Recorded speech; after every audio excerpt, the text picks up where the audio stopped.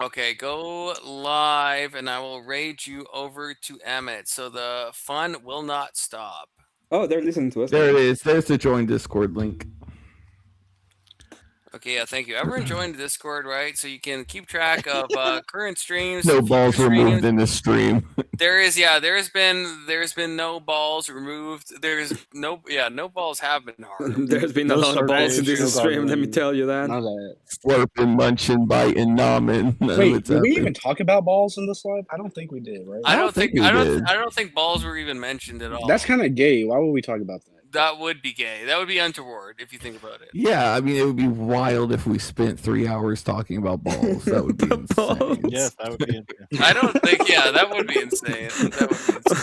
But don't worry, Conflame. Good to see you, worry, Trench no Floco Fly. We understand. There's no understanding. We're balls. We live in a society, as people say. We do live in a society, if you think about it. Of ball nomming. Not ball nomming. No Floco Fly.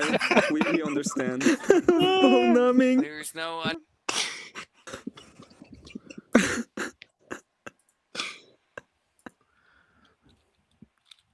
Okay, so Emmett's live, so you're gonna redirect everyone. Yeah, I'm working on it. No dead air. You fucking ball munchers, okay? If anyone's a ball muncher. I feel like it's the people not talking while I'm trying to redirect, okay? I only can do one thing at a time, okay?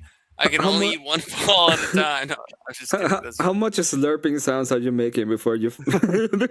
No, there's no slurping. No slurping, okay? And young Alan and young Christian, I've been very specific. So if you hit me with some gay shit, I swear to fucking Christ, I will absolutely. I will. You've delayed this video by a couple of days. we have to gay it up, boys. No, Pumpkin, I'm not struggling with my gay brain in your back chat, your private message, your gay private message. Hey Pumpkin, if you have bad internet, that's a skill issue. That's not on me. Oh, wait, he's back. Oh no, his internet cut down again. Oh jeez. Terrible. I mean, wow, get a new connection. Skill issue. God bless all y'all. Go to Emmett 07s and also rip Sarcastic Saints balls off. Not in a gay way, in a normal way. And if you are young Alan and young Christian, then stuff them in your mouth, I guess. But that is kind of gay, so I would never recommend doing that. 07s, peace out, God bless.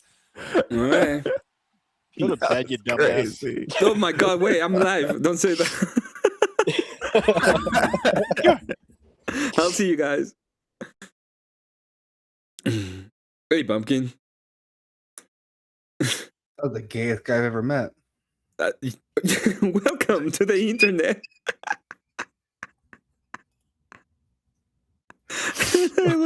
It is what it is, as people Are you say. live right now? I am live. Just got live. Oh, shit. I was on the other. I was live at the end of the other panel. It pretty much ended up, and immediately after it ends up, people start saying some crazy stuff. Hey, Saint, I'm not gonna let you all. Okay. Yeah, how's it going? Hey, OG. How's it going? What do you want, Futoy? What do you want? How's it going? How's links? Is that Footboy? It is, Pumpkin. How's it going? I didn't think you make it here. I thought you were only on the British side. What do you want? What? Futoy, hold on, I got a question. Are you from the Mel Pandora side of the internet? No, I've been on her panel a couple of times, but that's not my side. Okay. What is your side? Oh, somebody joined the panel. Yay. Anyway. Hey, What's up? What's up? Hi, Cat. What's up? How's it going? They're talking about something like with balls or something last year. I don't know what the hell that was about. Oh, yeah, there was no estrogen. Yeah, we're not gonna go there. No, I'm going to because I'm petty. Because I made a joke and he said, well, he was being petty. I mean, come on. He was being Emmett, I have a second fight on the card now. By the way, Who is the second card? some random felon who got very upset over nothing. Oh, it's Flow State wanting to fight you too. No, literally, no, and like an actual violent felon retard got mad at me on another panel, and I'm like, I got you. Here's my contact information. Are we all fighting tonight? I even had to fight tonight. Do you want to fight, Kat? I'm just in my crash out. I'm just in my crash out arc. That's it. I mean, I literally. I'm doing this. I'll let you guys know that I'm gonna be playing Daisy, so I'm turning off my camera. Okay. Well, shit, I don't want to be by myself. I'm like the kindest person ever. So when I have to like spurg on a bitch, that's crazy. Spurg on a bitch. So sometimes it's necessary. It's easier when everybody's the enemy. Then you can just, it's like flipping a switch. Yeah, that's how I feel being America. Yeah. That's how I feel being racist. Well, it was a UK person, so that kind of. Do you want to fight him again? He's in the back. Oh, is he really? You know who I want to fight? I want to fight Minar and fucking First Amender at the same time in like a bare knuckle fucking like Irish style boxing match. That's not even fair. You would demolish them. Yeah, exactly. It would feel so good. I even gave Minar some L's. I want to see Cat fight. I feel like that would make my mood better. People's been pissing me off. Well, we can review the one I had a couple hours ago if you want to, Emmett. And I got a new one. Actually, I do 3 at a time. And that fucking Professor Dickweed, whatever the fuck his name is, whatever that guy, that black dude that's the quote unquote professor at UCLA. Professor Dave. Professor Bullshit. Alpha. You're talking about Alpha. I want to look this guy up so bad. I just need a name. Oh, Alpha. I want to call UCLA and be like, "Do you have a professor there?" And see what's going on, because I think he's a student. Hey, Emmett, I know that you only have 6 slots, so yes. If Fuck Toy wants to come up and talk some shit, I'll drop down and then I'll come back up after he leaves. I'm asking if you want to fight him. If you want to fight him, I'll probably drop. I mean, he didn't have anything of substance the first time, so I don't know why I'd want to do it again. Because it'd be hot. A professor, then that is exactly what's wrong with the college university system, and then we should be not surprised of everything that we are seeing go collapsing around us. Okay, what's up, fuck dog? What's up, family? Yeah, I want to fight all 3 of them motherfuckers. Now I'm pissed off. Fuck! Don't be pissed off. Do you got something to say? It's better to be pissed off than pissed on. Is there anything that needs to be said? Not really. Up for a chat. That's about it. Yeah, whatever topic you want to freestyle and riff on, man, I'm down. Because I really don't like you, and I would prefer to have little alien op or put me down whenever. Put me down whenever, dude. It's your panel. Fatoy is pro-Israel, by the way. All right, go ahead. Disgusting. I am pro-Israel. And also hella gay. 100% pro-Israel. This is Texas baseball. That strikes 2 and 3. You're out, buddy.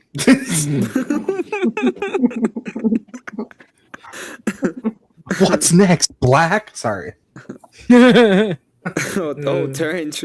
He went there.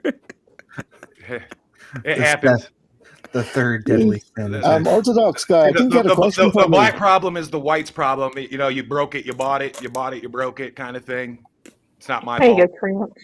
Well, we can return it. We tried that. Marcus Garvey tried to fucking take niggas back to Africa, and guess what? Oh my God. Hoover's FBI shut the whole operation down. He said, "No, what? This nigga's seriously trying to go back to Africa? Hell no!" Trench cracks me up, I swear. They did not allow that to happen. Trench, I will say thank you for having my back yesterday, dude. Oh, dude, Easy's a good guy, but he gets he goes on too far all over the point. Don't rage, OG. Don't rage.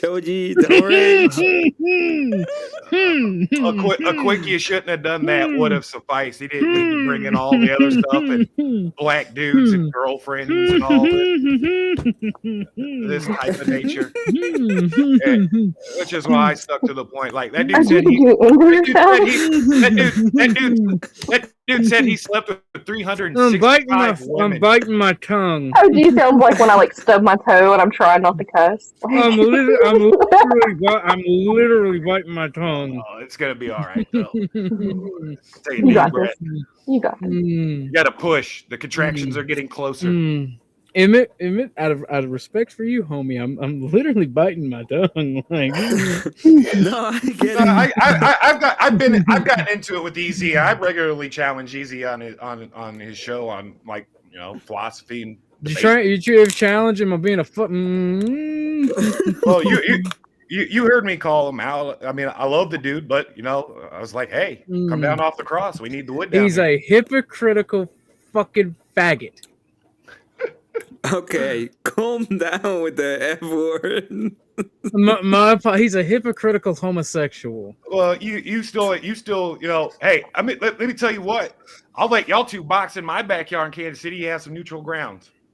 And then nobody has to worry about getting jumped by nobody's gang. My gang. I am not gonna jump that man. It is not worth it. He's the one talking about bringing 4 people. Well, if you want a good clean fight, I can provide. I can provide a facility. I can provide boxing gloves, or you can do a bare knuckle for all I care. Shit. I'm fine with all that, but I'm incredibly poor and got shit going on. And he already agreed. He challenged me and agreed to meet me in Georgia. He said on his stream he'd reimburse you.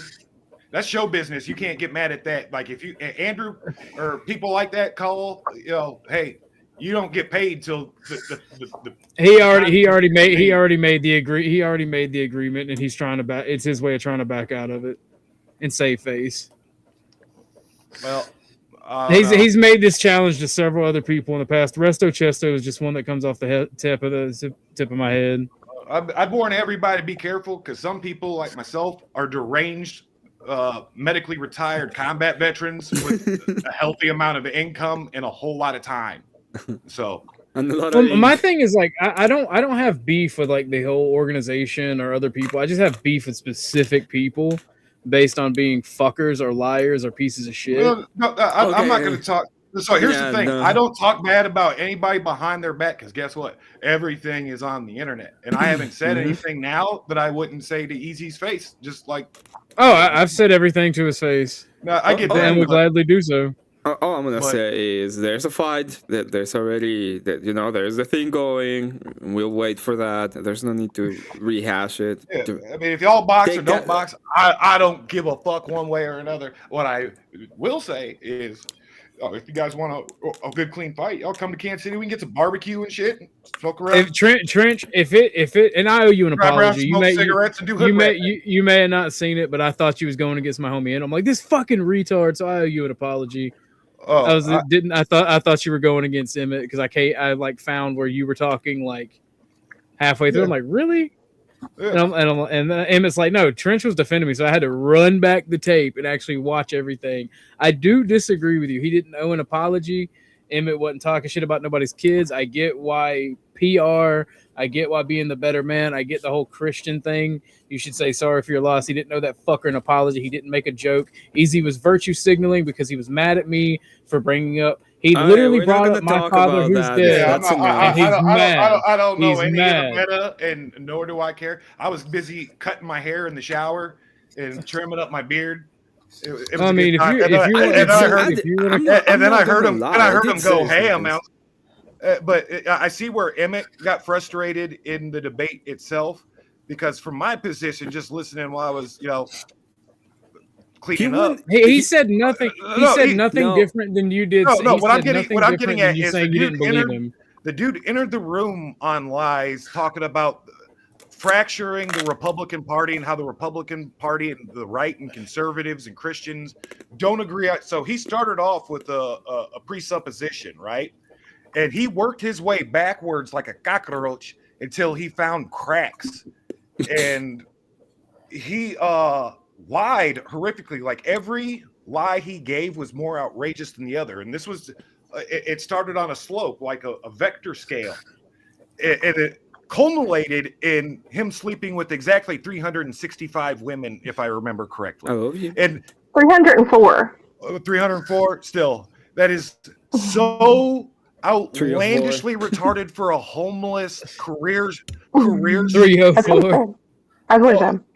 I thought he said 365. That's He what said stuck out to that, me. but I as, like, changed it to crazy 304 bullshit. because I couldn't remember the number. So I just No, changed it to 304.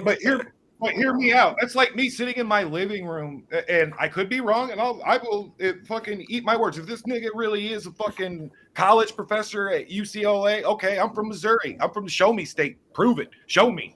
There is nothing wrong with that mentality. But like I said, but everything he said, starting with the most insignificant of things, like misunderstanding, like birth rates, for instance, or the death meat murder kill grinder that is black culture in the statistics circling that, then ending up at 365 because subconsciously I picked it up. Like that's like me sitting in my living room talking about what's your kid's name, what's your daughter's name, what's your nephew's name. It's Lamp Tisha.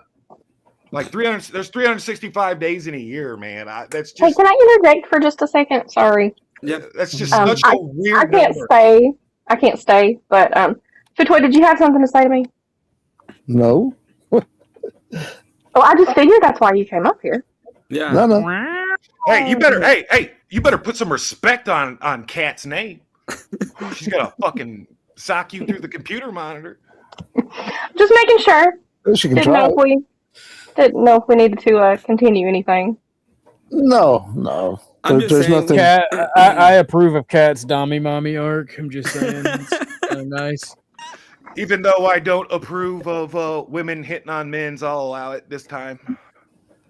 I disapprove You of all know, of but these. nothing physical, just verbal assault. Oh, this isn't simping. You've actually bought me back into VK a couple of times in the past, so I just paid. Oh yeah. You know what? I retract that. Yeah, I hate Kat. She bought me off VK exclusively. I did. I eliminated you because your mic was annoying me. Nah, you was flirting. Don't lie. You was flirting. That's all part of the she thing. just earned fucking 1,000 social credits with me. That's outstanding. Yeah. No, I told him, I was like, your mic sucks. And he was like, no, it doesn't. I said, you're so much louder than everyone else. And I was like, I will kick you if you don't fix it. And he was like, you will not kick me. And I kicked him. So. Well, I literally can't fix it. Like, I literally couldn't fix it. Well, I didn't know. And I was like, oh my God. I told you, woman. I didn't believe you. You were just bullying me. You were just bullying me. I didn't believe you. Don't lie. Don't lie. You were just bullying me. It's okay. I'm so nice. Kat, I don't hate you or anything. There's nothing, you know what I mean? I don't hate you, Futoy. I just don't like you, and I think you're pretty dumb. And that's okay. Hey, everybody, you know, opinions are like assholes. Everybody has one. I can't hear you. What'd you say, Futoy? Sorry. I said, that's okay. Opinions are like assholes. Everybody has one. But not everybody is one, because you are. Yeah, in your opinion, and you are in my opinion, but not even. You're not even a minor inconvenience or something. Don't go there, dude. You got real pissed off when I kicked you off Conference's panel. This is not You got real pissed. Oh no, I didn't. I honestly didn't. I didn't. You get triggered. You get so triggered. Why do you think I do it? No, I just don't care. I don't care if you're on the fucking panel. I don't care if you're on there. I don't care if you care that I'm on there. I don't care if you're on there. I do it to trigger your dumbass because you don't get to spew your bullshit anymore on a panel. That's why I do it. Because it triggers the fuck out of you. Dude, how absolute. There's a day after tomorrow. Get mad. How absolute batshit mad was fucking that insane cunt Kieran last night. That was hilarious, dude. He had me rolling, dude. No, I mean, I'm not going there, but I mean, I'm just there's some truths that need to be You said. gotta be very careful. There's no truth to you. You made a fucking hit piece video today over someone defending their friends. What a fucking retard. Wait, what? What now? Oh, you didn't know that? Should we review that? Should we review that? No, don't. No, don't. Oh, okay. Is it Yeah, the minute? Is fuck it the off, minute? dumbass. Is it the mini? Is it the minute 40-second video? Yeah, Orthodox. That wasn't anything against you or the people on panel. I hope you know It that. sure, Like, it that's sure has my panel on it. Yeah, it does. I mean, it wasn't you. I was just messing around with Emmett. Oh, say It had nothing to do with you. I don't think you're. I don't think you're a bad person, or the people on panel were bad people. Or anything. You don't know me. I am a piece of shit.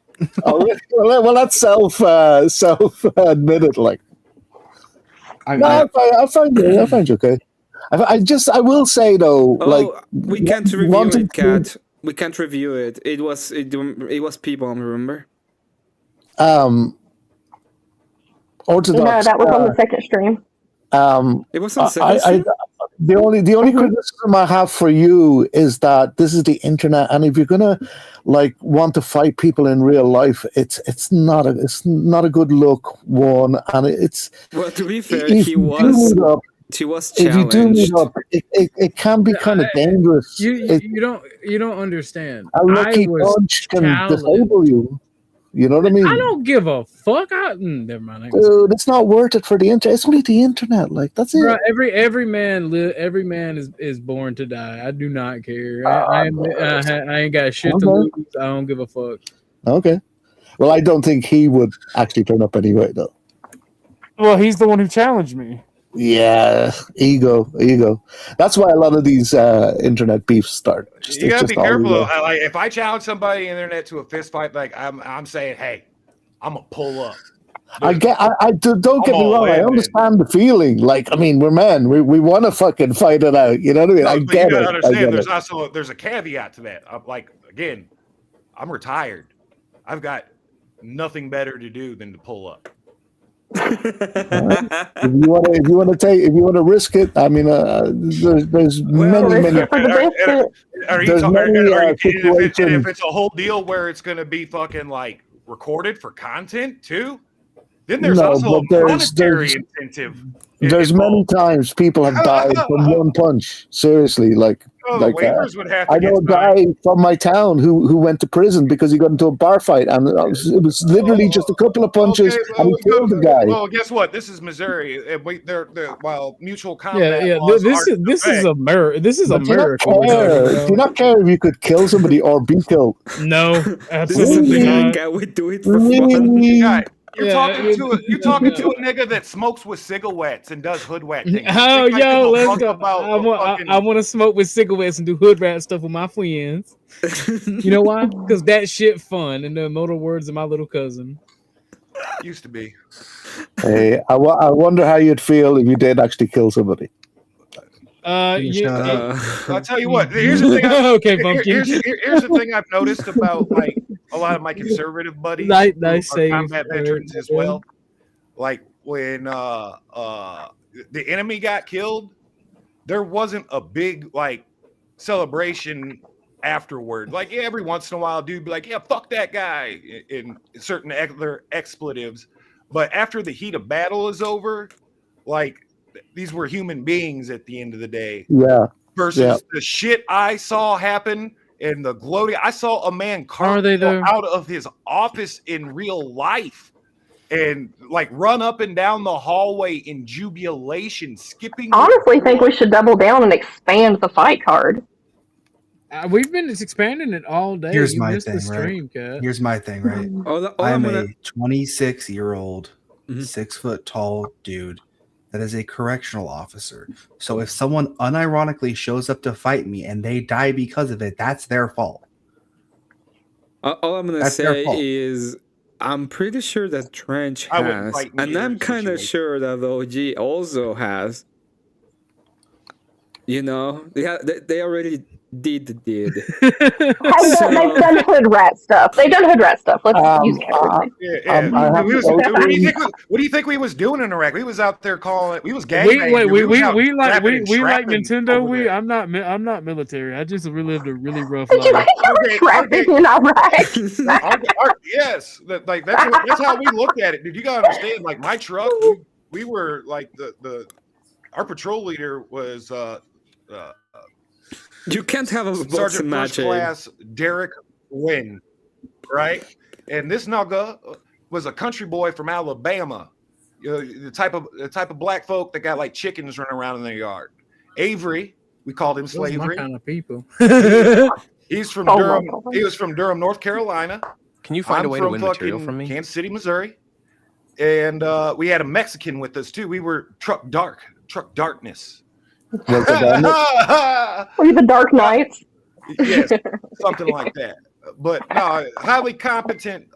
Smart play. But also we weren't hung up. The war in Iraq was bullshit. Like everybody pretty much knew it was. We wasn't there to fucking build McDonald's and shit. It was there doing gang shit. We was there getting fucking Camaros and fucking college money, son. Shit. Emmett, how are you on political talk? Because I want to have a little bit of a political discussion with Bumpkin before I go. Okay, before you do that, see you later. If you support Israel, you're not gonna have a good time here. Bye, kitty cat. Thank you for coming on, Cat. Bye, Cat.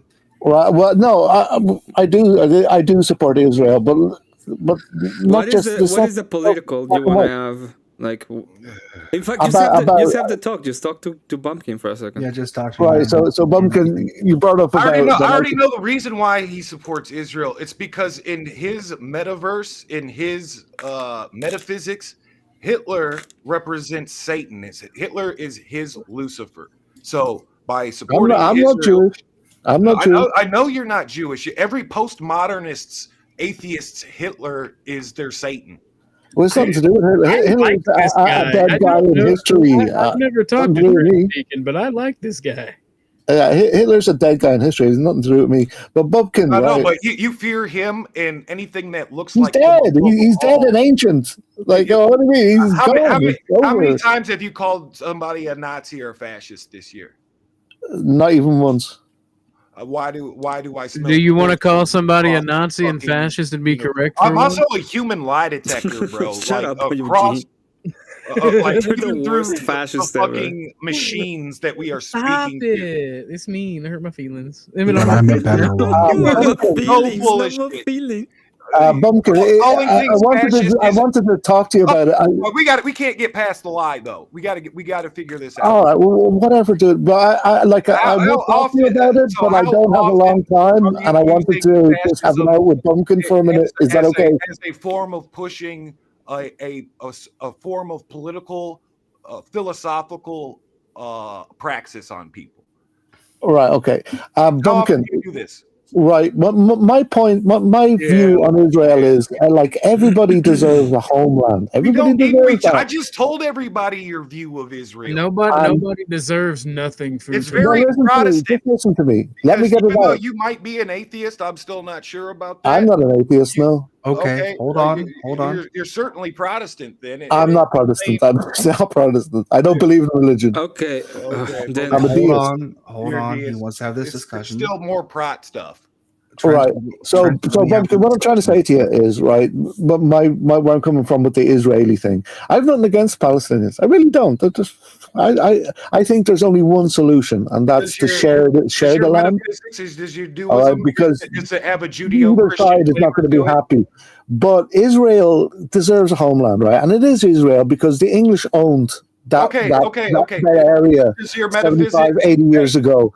And they gave Israel legitimately. They gave Israel to the Jewish people legitimately. Like they didn't. Jews have magic blood, and they're like the Indians. They need their homeland back, even though it was thousands of years ago. In fact, the Palestinians and the Israelis back then we're very friendly with each other because Billy there was Ellish, a lot of ladies and politics gentlemen. going on, and England decided that look, we don't want so many Jewish people coming here. Billy Ellish We're going to limit it. her We're going to actually mansion send back no engine. some of the Jewish people that are here, right? Okay. And some Palestinian people took them in and protected them All he's from gonna the do is English. monologue.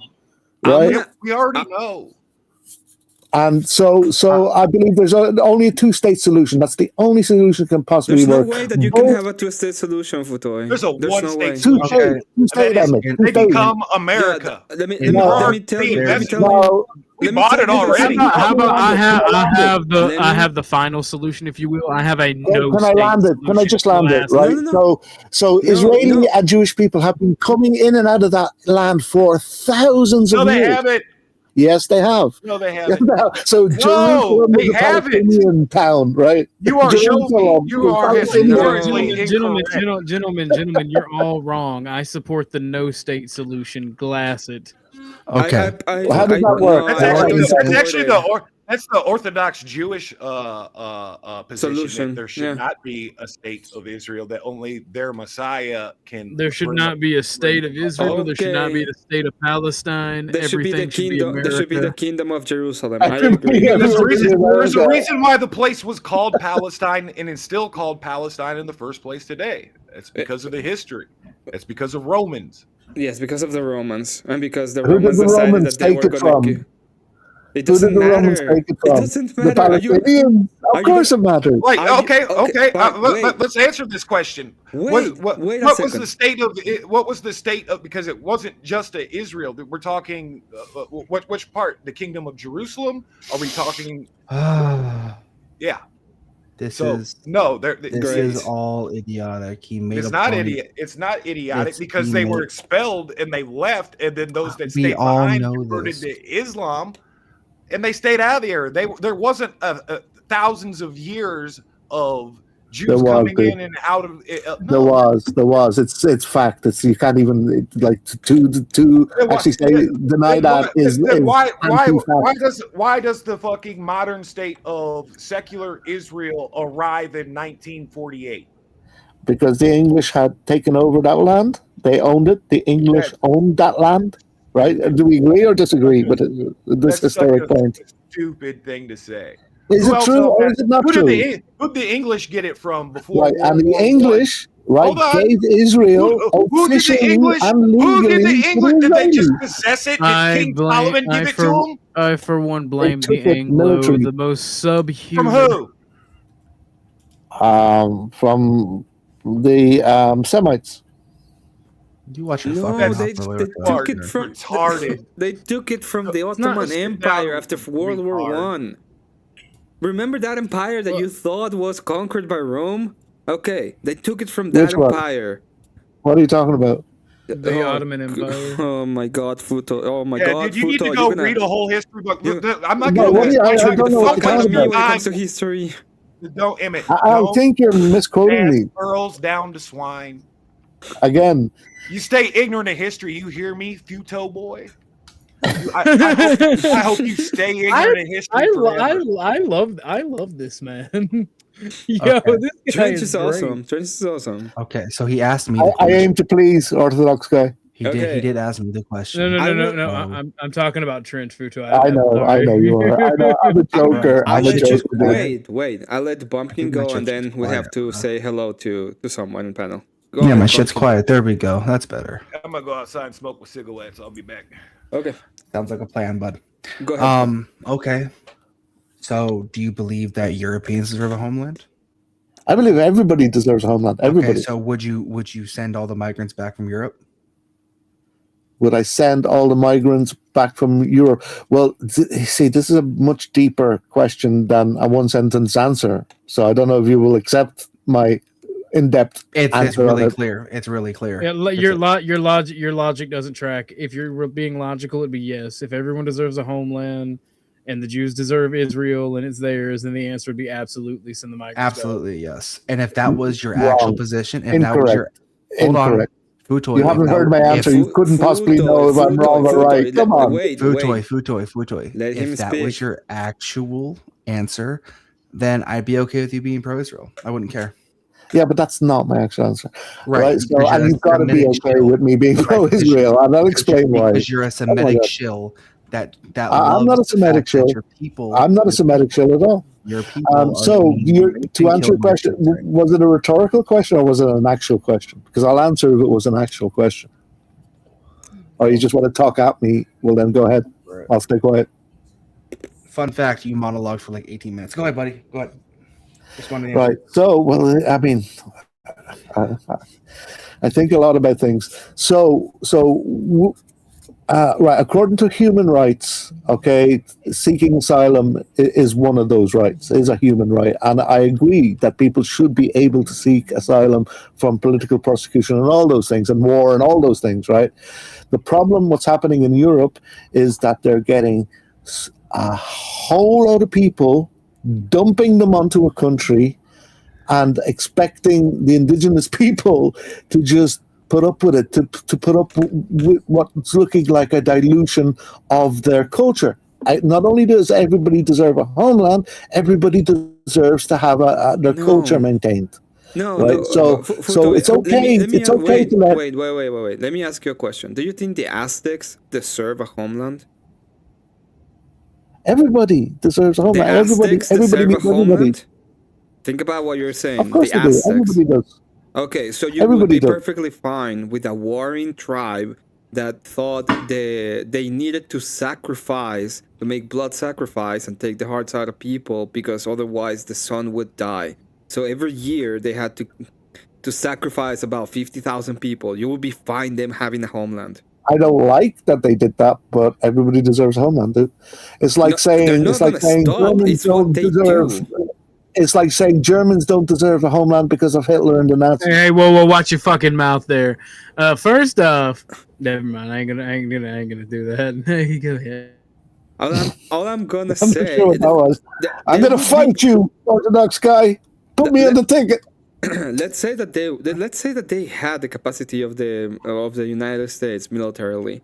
Okay, they would go into every nation and the Aztecs. They would go into every nation, harvest people, and then sacrifice them on top of the pyramid. Do you think they deserve to have a homeland? Yeah, but there's no way they would get to the power of America. There's no way that's not a real. It's an if statement. It's not true. They don't have a homeland, by the way. They were all destroyed. Don't you know the atrocities like the English Empire, the Roman Empire, all these Ottoman Empire? Yes. They committed serious atrocities. Right now. It's the same as the blood and the heart and all that. It's the same as the it's not the same. It's not the same. It's exactly the same. They killed a hell of a lot more people. Yeah, that's why it's not the same, because they did it at a far greater scale. I believe in one empires let me engage with this. That's not a proper argument. Futoy, all right. Let's engage. Let's engage with this argument. Sure. British Empire, the German Empire, the American Empire, the Roman Empire killed more people. First off, the Roman Empire didn't kill more people than the Aztecs. Hell yeah, they did. No, they didn't, because the entire aspect of the Aztec religion involved flower wars in which they would go and attack other tribes, and it happened for thousands of years. No, well, so did the Romans. They would commit human sacrifice. So did the Romans. Just to be fair, OG, now I do know the history of them. They didn't win for thousands of years, but in one year, they removed from the planet about 750,000 just in sacrifices. So how many, Emmett, I'm not sure numbers. How many did the Roman Empire remove from Germany in that area? In 1 year? In 1 year. Yeah. There would go entire decades where there'd be peace. Couple of million? Peace. Would you say? Would I be correct? No. There'd be entire decades where there'd be peace. What about when they invaded England? I think the whole time of the Gallic Wars, it was about 500k, and they didn't kill everybody. Most of them became they didn't kill everybody. No. Pretty much most of them became slaves, and then they integrated the area. and they were not like getting all of the people and sacrificing them. So even in 10 years, they did less than the Aztecs didn't want. Like if somebody said, you're going to get your heart ripped out, or you're going to get a spear through the face, what are you going to pick? Like, are you going to care that your heart got taken out? I'm trying to engage with your premise, right? Because you have to ask yourself, for what reason did those people die? Right. War. Not in the case of the Aztecs, they were sacrifice. Yeah, but what's your point, though? That sacrifice is worse than being spirit in the face. Yes. Why is it worse? War serves a purpose. It's either defense or annexation of territory. It serves a purpose. When you're sacrificing people, it's meaningless death. I don't know if it was meaningless. I don't know. I mean, it's tactically a good idea to keep the tribes small around you, because you don't want them to build up and overthrow you, right? They allied with the Spaniards and overthrew the Aztecs. I think the Aztecs were being probably more tactical than anything, disguised as religion. Well, even if that's true, right? Your human sacrifice serves no purpose. It does nothing for human advance. It keeps the tribes that are around you small enough to control. Okay, let's just stop this for a moment, because I have a person in panel that I want to say hi to. Hello, Paige. How you doing? Hey, Emmett. Good. You? I'm doing great.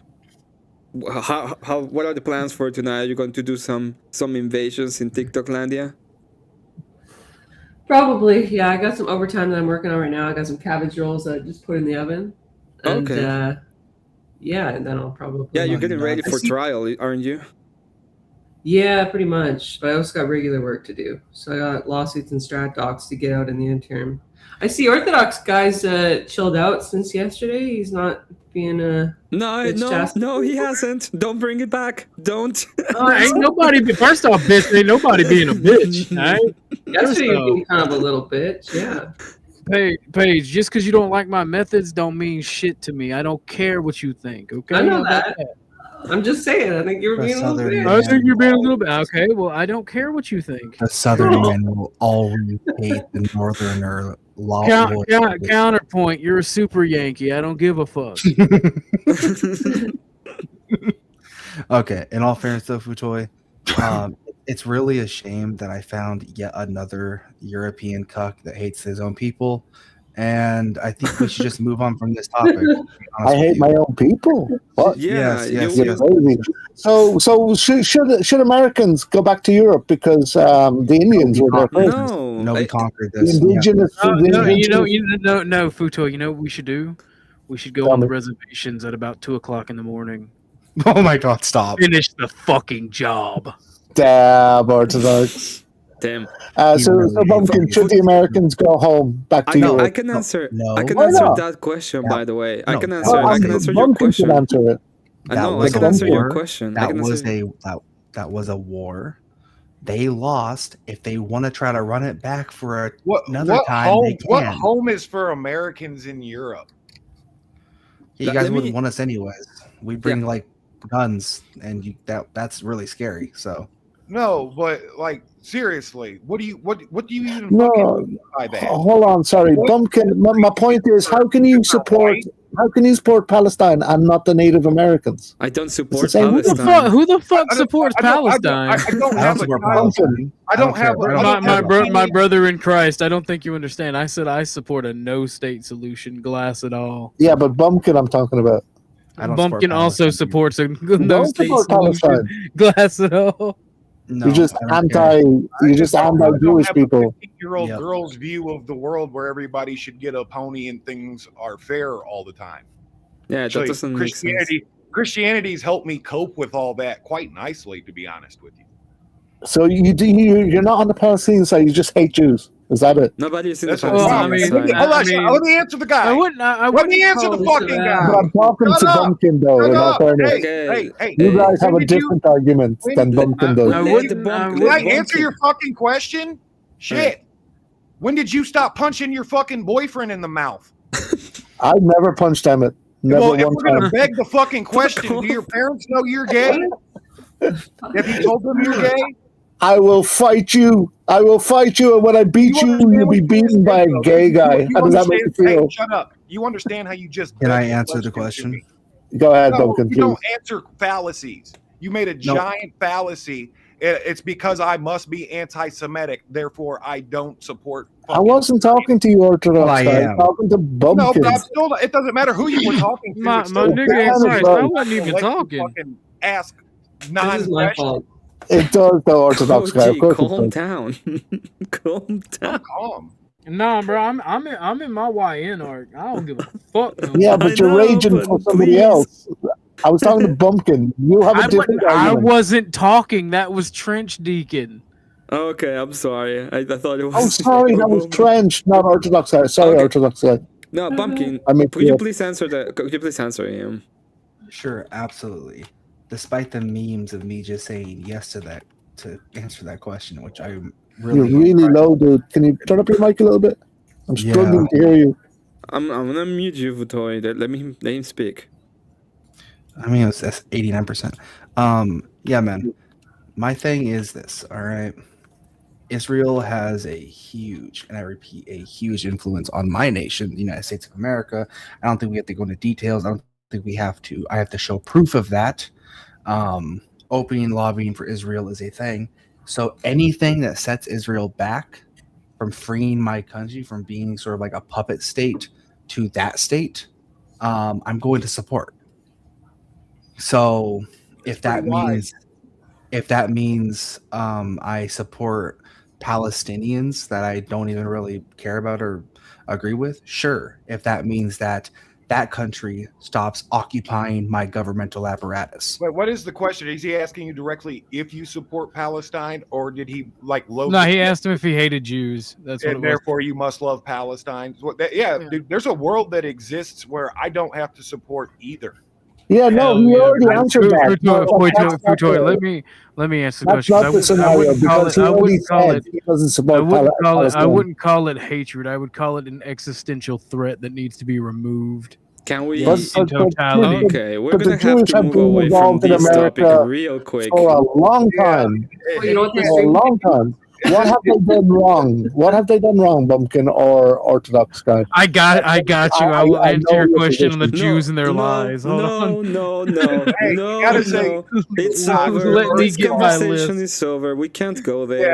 Yeah, we're gonna fire up the orbital fucking space blazer, dude. You got to calm your tits right now. We can't go there. We can't go there. You know this. Everybody knows this. Okay. Listen, I'm just talking about Israel. I'm just talking about Israel. I'm talking about the state of Israel. Okay, let's talk about the state of Israel. That's fine. We can talk about the governmental apparatus that is Israel, right? Of course. I'm just saying that this topic is very akin to very careful. Yeah, we can talk about something else. We can talk about something else. Let us not talk about it because we've gone too far, and that's why. Right. I agree. Yeah, we can. I apologize, but you can talk. We can't talk about it. It's not. We can't talk about it. If you know, that's maybe another time. Maybe another time we can go right now, to. it's very interesting. It's a very interesting time right now, like global news platform wise, because if you're paying attention, you're seeing a certain thing permeate headlines and taglines in every form of media, entertainment, etc. There is a great calling. Again, I'm sorry. I have to stop this. We can't. Hammer. Trench, we can't talk about it. We Yeah, can't. we're not talking about nothing. No, I know. Okay, I know. But we already said too much. We're okay. We already said the J word enough times. It's enough. We're gonna change the topic. Bring up a subject. But I have to go soon. But anyway, bring up a subject while we still have time. So hold on. The ordinary woman's over there. Use a lawyer. Use one of them juris doctors. Juris doctors? What do you mean? Yeah. A lawyer? Who's a lawyer? You said you had court? Oh no! Well, she's in Canada, and they have there's a paralegal. But the paralegals can actually go to court and have they can do almost most of the job that a lawyer would do. In America, there's still quite a range of jurisprudence a paralegal here is capable of executing. Well, like family law, like consented to divorce or custody arrangements? They can help you fill out the paperwork and file it and stuff. Yeah, we just got that here. But no, I do small claims court work. That's primarily what I do, civil litigation stuff. Cool. Primarily like product liability matters. What else do I do? Like motor vehicle accidents, fires, floods. I should have gone to law school. Fucked up. Is a flood an act of God, insurance-wise? Oh, no.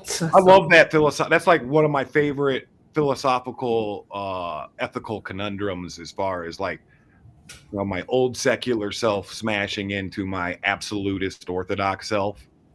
What is it, Trench? Well, in insurance, there's like, and in philosophy as well, and ethics, there's an act of God clause. Right. Yeah. Shit happens, bro. But that's if I'm understanding it correctly, that's like a legal law-binding thing and terminology. It has to be independent of any other action. Like the last act of God case that I had involved like a shopping center, and the cart corral wasn't properly secured. And I'm not even joking. The thing, like not the carts, the cart corral came off of the ground. That's how strong the winds were.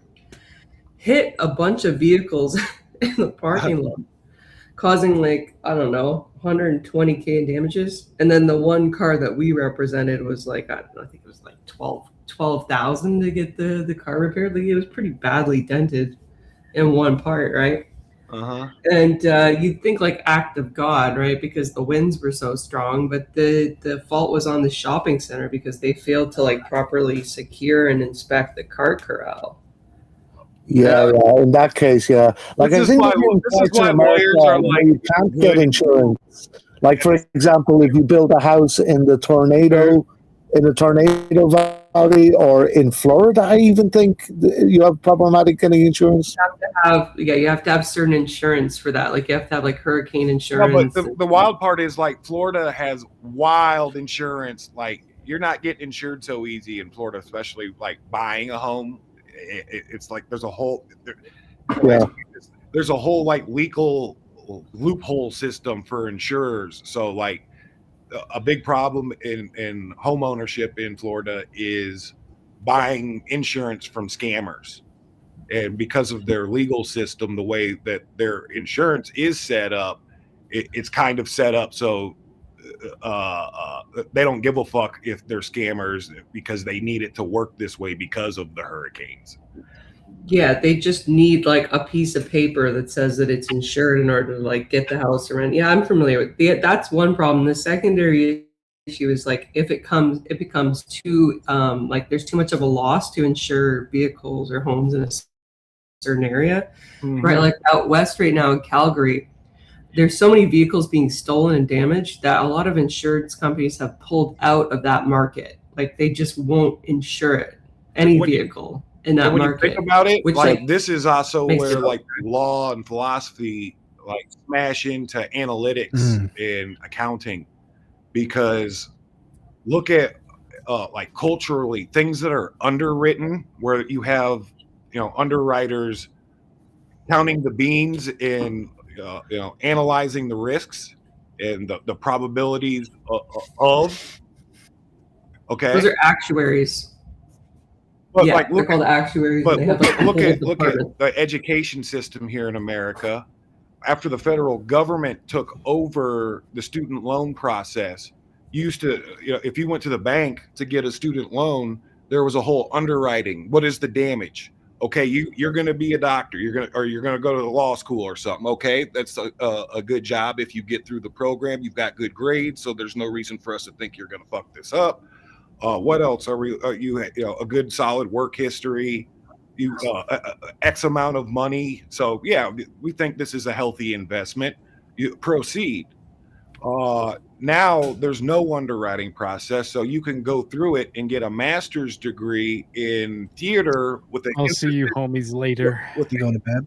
Oh wait, I want to know what you were going to say about This is why all lawyers are what I wanted to hear. with the emphasis on communist basket weaving and gender studies, and there's no underwriting. The government is what this is a $2 trillion liability that will never be paid back, and that's like its rough estimate. That's the conservative number. It's probably more like $4 trillion in liabilities in student loan debt. I think burgers go really good with fries. Emmett, Conference got a copyright strike for the last video, but he didn't play anything. The copyright contact has been detected on your video, Fun Talk Times, Stacy's DGen. The visibility of your video is not impacted, but you can no longer monetize it. Confluence just put up on the Discord. I didn't share anything. What are you talking about? Excuse me. I don't know. No, I'm asking. Like I didn't think anything was any copyright. Oh, they used the Nom Nom Nick Jr. song. He has to remove it, or he has to accept it, or anything. I don't know. Wow. And he's laughing, saying That's words. I'm convinced the best way to do streams is to just, once you get to the requirements, just take everything and put it behind the paywall or put it in members only or whatever, because like it's just not worth the headache. I would say just take it down most of the time. But yeah, I agree with you. The visibility wasn't affected, just the monetarization. Well, yeah, but that makes sense, right? Mm-hmm. How about that Super Bowl? But I thought it used to be like if you do put somebody's copyright stuff on, they'd still monetize it, but they give them the money or a percentage of the money. That's how it used to be a couple of years ago. It depends on, and most of the time it doesn't matter. Like most of the people who look at like live content will not, they're not watching. They're not watching videos, and the people who usually watch videos don't watch live content. And I understand why. For example, I don't like watching Caleb Hammer live. He annoys the fuck out of me. But I really like Financial Audit. I really like Financial Audit. I had to double check myself. I said trillion the first time, and I corrected myself to billion because trillion is such a stupid fucking number. Like it is. It's so you can't count. It takes you 30 years to count to a billion, dude. How much time? Like 30 years, something like that. I'm from one to really. Going a second. 1 to a billion. Oh yeah, a billion going 1 second. I mean, you're not gonna be able to do it. It's gonna take you that long. There's no shortcut. Word by word. Anyway, if I just re-looked it back up, and yeah, it's 1.83 trillion fucking dollars in debt that nobody was signing. This is like handing a kid a gun. Some of these degrees, and I have a pretty dumb degree. I have a studio art degree, but that's better than like a BFA. The difference is like fine arts dudes, they go to make pretty things and paintings and sculptures and whatnot, and then they end up drug addicts in parents' basements. Whereas my degree field, we take humanities, so history, psychology, philosophy, etc., foreign language, and we become the propaganda makers and advertisers. So there's actually, if you're good at it, you're good.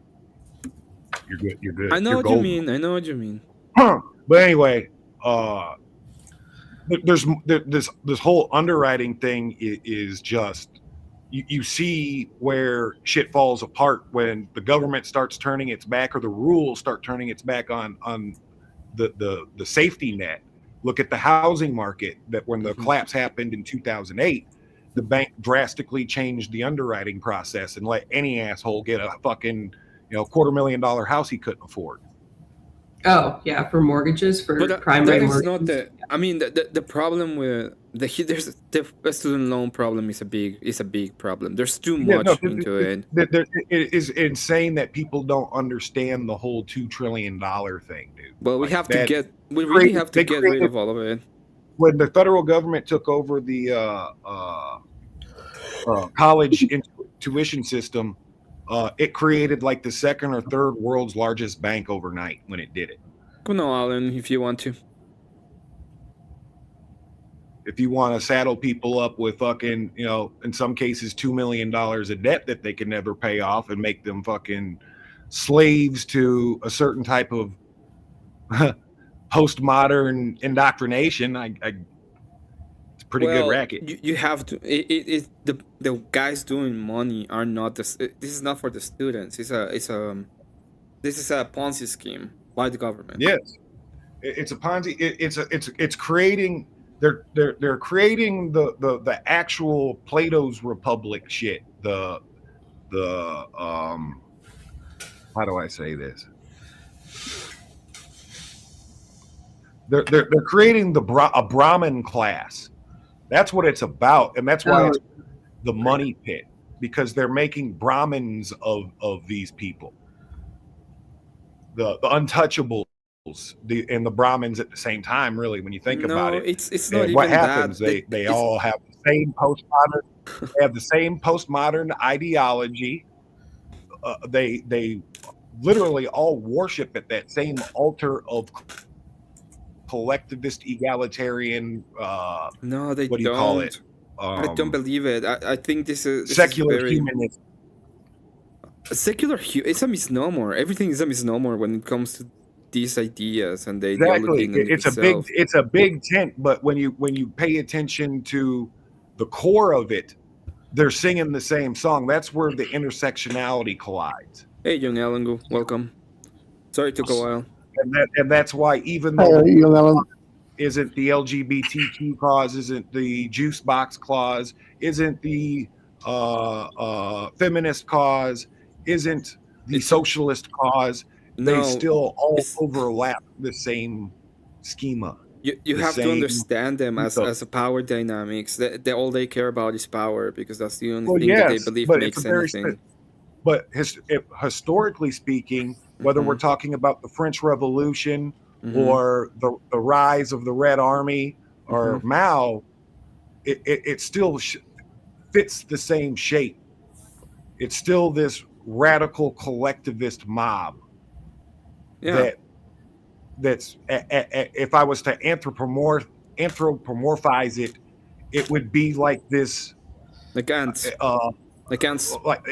It'd be like this consuming woman. No, it's like ants. It's like a consuming ant. No, I'm saying as one secular superorganism, it is a dysgenic consuming mother. I don't agree. I see the ideas behind it. No, it's satanic. All of it is just Satanism. All of it is Satanism. I mean, what is the whore of Babylon? It's the heart of man. Well, yes, the man's always going to try to build the tower. Okay, yeah, but it's the uncontrolled desires of man. That is the whore of Babylon. Well, yeah, but being a man is to desire, as it is now. No. This is why we have to fight our passions. Exactly. And it's hard. And it's hard work because the passions are the world. The world. When you have the idea of Christianity in a sense, okay? The idea of Christianity is to fight the passions and to die to the flesh in a way, and to become something greater than. But what we see in Satanism is the other idea, and the other idea is there's no reason to die to passion. There's also an obligation though too, because you're made to prostrate yourself and promise to the church that you will fight against Satan in his wickedness. Yes, but yeah. I mean, you are correct in that sense, but it's not the dysgenic idea. It's not man or woman. That I don't think that is the idea in the. I don't think that's the idea. What I see is you have two options. Okay, you have the idea of I have power. I'm gonna use power, and I'm gonna do it for my preferences because my preference is the only thing that matters. So this is like the preferencist idea. This is the secular humanist. This is all of these people trying to pretend to be holier than thou, and then you have I think it goes back all the way to Plato's Republic. Yeah, and then you have the actual and that's what the school. Let me plug my shit back in. And that's what the college university is, because it's creating these sophist culture police and Brahmins, the models, the exemplars we're supposed to follow, and they're untouchable. They don't want to touch money. They can never touch money. Money, they don't. So in their religion and their indoctrination from then to now, these people have no concept of how money actually works. Okay. I mean, they do. Nor do they care about it, because their whole purpose is pathos. They drive pathos. They use the institutions, and they do use money, and they do take money, and they don't have any problem with you. They just have a virtue signal with money. Well, I look at it. How much do you think a gender studies professor wins per year? Check this out.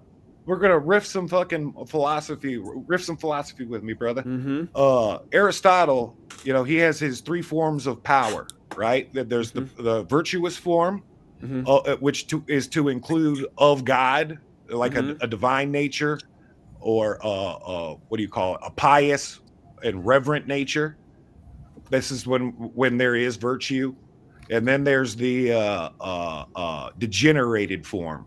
So you have the power of the many, which is in its positive form, the polis, the polity. In its degenerated form, it's democracy. In then there's the power of the few. That's in its positive form, you have an aristocracy. And in its degenerated form, you have oligarchy. Okay. And then there is the power of the one, and that's where you hit either the monarch in virtue or the tyrant in degeneration. So I apply that to Aristotle's political powers to what's going on now, in the sense of these people have always represented either the polis or the mob or the democracy. From Greece, since we've started being, writing in Greek, at least, and before to now, this has always been an element. Same thing with the other 2 teloi. Sorry to interrupt. Thanks for having me up, Emmett. Good talking with you guys. Good night. Have a good one. I'll go later, man. Enjoy. And out of their teloi comes a lot of religion and priesthood. Christianity, I think the Orthodox Church lies somewhere in between the absolutist and the collectivist, which is radically different from Protestantism and libertarianism. It's actually on the opposite side of the spectrum and triangle. And this explains the collapse of. No, I think it is the Protestant world. Yes, it is. It's an engine that keeps pumping through cycles. Christianity is an all-encompassing. It's all-encompassing. Well, of course, it encompasses the individual. It encompasses the community. Through Protestantism. People are super individualist minded. No. Just about everybody I've ever met so far, whether they have dreadlocks and black skin, whether they're Russian, whether whoever, just about every Orthodox person I've come across has been somewhere in between a collectivist and an absolutist. There's also the other teloi where they're absolutist and still kind of like, especially Protestant converts like myself, kind of individualistic absolutist bent. It encompasses all of them. It's an all-encompassing. You know what the collectivists did to the Orthodox Church? Yes. Of course. Yeah. I mean, this is why the communists and the collectivists and even half the individualists hate the Orthodox Church or fear it, because it's one of the things that stands up against mob collectivism. No, it's because it's all encompassing. It is all encompassing. Yeah, what I'm saying is it includes the 3 kilos. There's yes and no. Yes, it does. It has to. It's both. I think it can be both. It has to include the 3 telos. That's the way that I look at it. I don't think I could just force God into a box though. No. Metaphysics either. In the way that it's looked at, it includes you as the individual. Okay, you are called. You, the individual, are called to prostrate yourself to the church, and the church is a collective, and then it includes the divine authority, because we have the divine authority. It's all encompassing. It includes the 3 telos. Well, of course, absolutely. In that sense, yes. But right now, what I'm saying on the ground, what I'm saying on the ground from like let's say a clinical sociological side or a metaphysical sociological side, just riff with me. What I'm seeing on the ground is more people like individuals, because when I meet somebody, I kind of classify them into one of 3 categories. You're kind of more of a collectivist-minded person, an individualist-minded person, or an absolutist-minded person. I'm the 3 of them. I don't see them separated. Well, you can't. It's impossible to, like, at the pathological level. It's impossible to be all 3 without like schizophrenia happening. Well, maybe I'm a schizophrenic because I see the as I see like, the father. I see the father as the individual. I see the father as the head of the collective. I see the father prostrating to the authority of the church. At different levels of order, you would run into too much contradiction. Especially when it comes to like game theory, because like you can't be a Nazi and a communist at the same time. No, you don't. I don't have to. I mean, Nazbols exist. No, and you can't be a dumb-headed libertarian. You can't be a dumb-headed libertarian and say, "Well, no, Nazis and communists are the same thing." I feel like with that example, you would say like, "Oh, like I'm not Republican, but then like exactly doing everything that they would, but calling yourself a liberal, basically." Who, me? Yeah, like a better example of what you were saying. I'm not a liberal, dude. Just let me put it this example. way. I used to be a Rasta, right? And when you were a Rasta, you had an emperor. Okay. I mean, Jesus. It is also, a heretical interpretation of Jesus as our king and emperor. But this still remains. I do have a king, right? Metaphysically, spiritually, theologically, etc. But like politically, I am totally comfortable with the idea of a new Byzantine America or Byzantinian America. I'd say Roman, but go ahead, go off, King. Nah, Romans were gay. Romans were not as gay though. One likes to think. Okay, we're not gonna go there. Let me put it this way. Strange. Okay. So, for example, I love the double-headed eagle, man. I really enjoy, and I've always enjoyed the libertarian economic idea, because it's just a bunch of observations of how the markets work. Okay. I was a Rastafarian, bro. I catch Perfect. I love the individualism. Perfect. Okay. Who are you to tell me I can't do X, Y, and Z? Understood. I'm not hurting anybody. The only way the libertarian economic system can even work is under Christian ethics. Any other kind of ethical system and purview that is tried to apply to the libertarian purview will fail. Because and you can say that it's not, okay?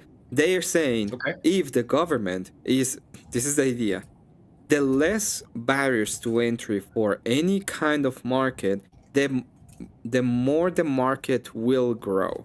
And that includes any market. So if we have you're gonna hold on. Wait, I'm not so done. back to those. I'll let you this speak, is a lot. French. You've made 3 points, so I just want to. I'm not done. Just I'm about to finish. Okay. So if there is any market that you the 3-piece fucking combo. I agree. Fine. If there's any market that you think that is gonna be immoral, and that you think that it's immoral, that market will grow under a purist libertarian system that is not under Christian ethics. So here's why I think the priesthood of the orthodoxy is the correct form of and this is, I'm not even going to be theological, this is just It was one of the many attractors for me. In the sense of the Orthodox don't necessarily run around recruiting and evangelizing, right? You kind of come to the church busted and sick, and you need the medicine because the church is a hospital kind of thing. And what I noticed is every priesthood of a major religion, there's guys that drive Mercedes and whatnot. There's priests out here balling and shit. It does happen, and it probably happens in the church. But what I'm seeing is, and historically speaking, is this is done for a reason. This is a part of a care of purpose, so that they can focus on administering to the flock and all of the religious rights of their title and duty and stations. And the reason why there's a double-headed eagle is because this is church work. This is church affairs. And when it comes to the spiritual, that crown belongs to them. Okay. The state, and I'll include the aspects of economics, are the other head of the eagle. They both unite at the body, but you can't have priests, men who, according to like Delos and how I kind of view people, because I'm a crazy person, a lot of priests are in between collectivist and absolutist. And these aren't the type of, but hear me out for a second. Okay. These aren't the type of people I want running money or commanding militaries. No, they're not supposed to. Chalcedon disallows it, okay? I know, and I think this is just a part of the genius of God's design. Now, content with my argument, the only way a libertarian economical system can even work is through the lenses of Christianity. Any other way that you try to introduce ethics to the system will fail. I think that the Orthodox Church knew at some point that if it became too much of the world, that the world would come into the church. You're still missing the point. You don't think that the Orthodox Church was capable of like creating banks and armies like the Catholic Church did? I think I'm pretty sure it can. That has nothing to do with that. It has you're missing the point, my brother. Okay, this is okay, fine. Let's move on because I don't understand. Because when I see the church has nothing to do with the governance except for the fact that everybody bends the knees at the church, right? That's the part of the governments that I care about. Yes, so the people and the priests bow to the king. Yes, but no, not necessarily. That's it's not it's a double. Who calls an ecumenical council? Who has the authority to call the emperor? Okay, what's the emperor? Yeah, the only person who has the authority to call an ecumenical council. Yes. Now, listen to this. Because, and this is important because this seals my telos, because he has the divine right of the king. Yes. He is the alpha, the fucking man, the unifier, the force. He is the force. Leviathan. And then... Because he has the authority. Because he was put there by under the authority of God. So the alignment between the absolutist and the individualist, the Benjamin Franklins, these Renaissance fucking heretics and shit. The people that even the Catholic Church lets manage their money. Where is I going with that? Oh, they overlap in Darwinism. The collectivist and the individualist share republicanism. The absolutist and the collectivist share totalitarianism, which is why libertarians can't tell the difference between the two. And the collectivist or the absolutist and the individualist share Darwinism with each other. The divine right of kings is the same as the survival of the fittest of the markets in the marketplace. Yeah. Okay. The baron lords are the only force that can stand up against the king and get that head, which is why the British in our English system in the Anglosphere is the way it is, because the oligarchy or the aristocrats, whichever form you want to look at them, strong-armed King John into signing Magna Carta after he got excommunicated. That makes sense. So this is the. I've been working on this for a long time, bro. Yeah, but it's still not contending with the like. This is my point. The point of why I'm contending and why I say this is all encompassing because it involves the tree. Okay. Yeah. The church is taking care of the collectivist in the moral system. Okay. Yeah, the perfect church sits somewhere in the middle of the triangle, right? But only the thing is, only the church can do this. This is probably the only physical, real thing on earth that can pull this off. Because the king still kneels to the church. Because we're fallen. So you're going to fall into one of these Tellaway and fight your brother. Well, you can say that.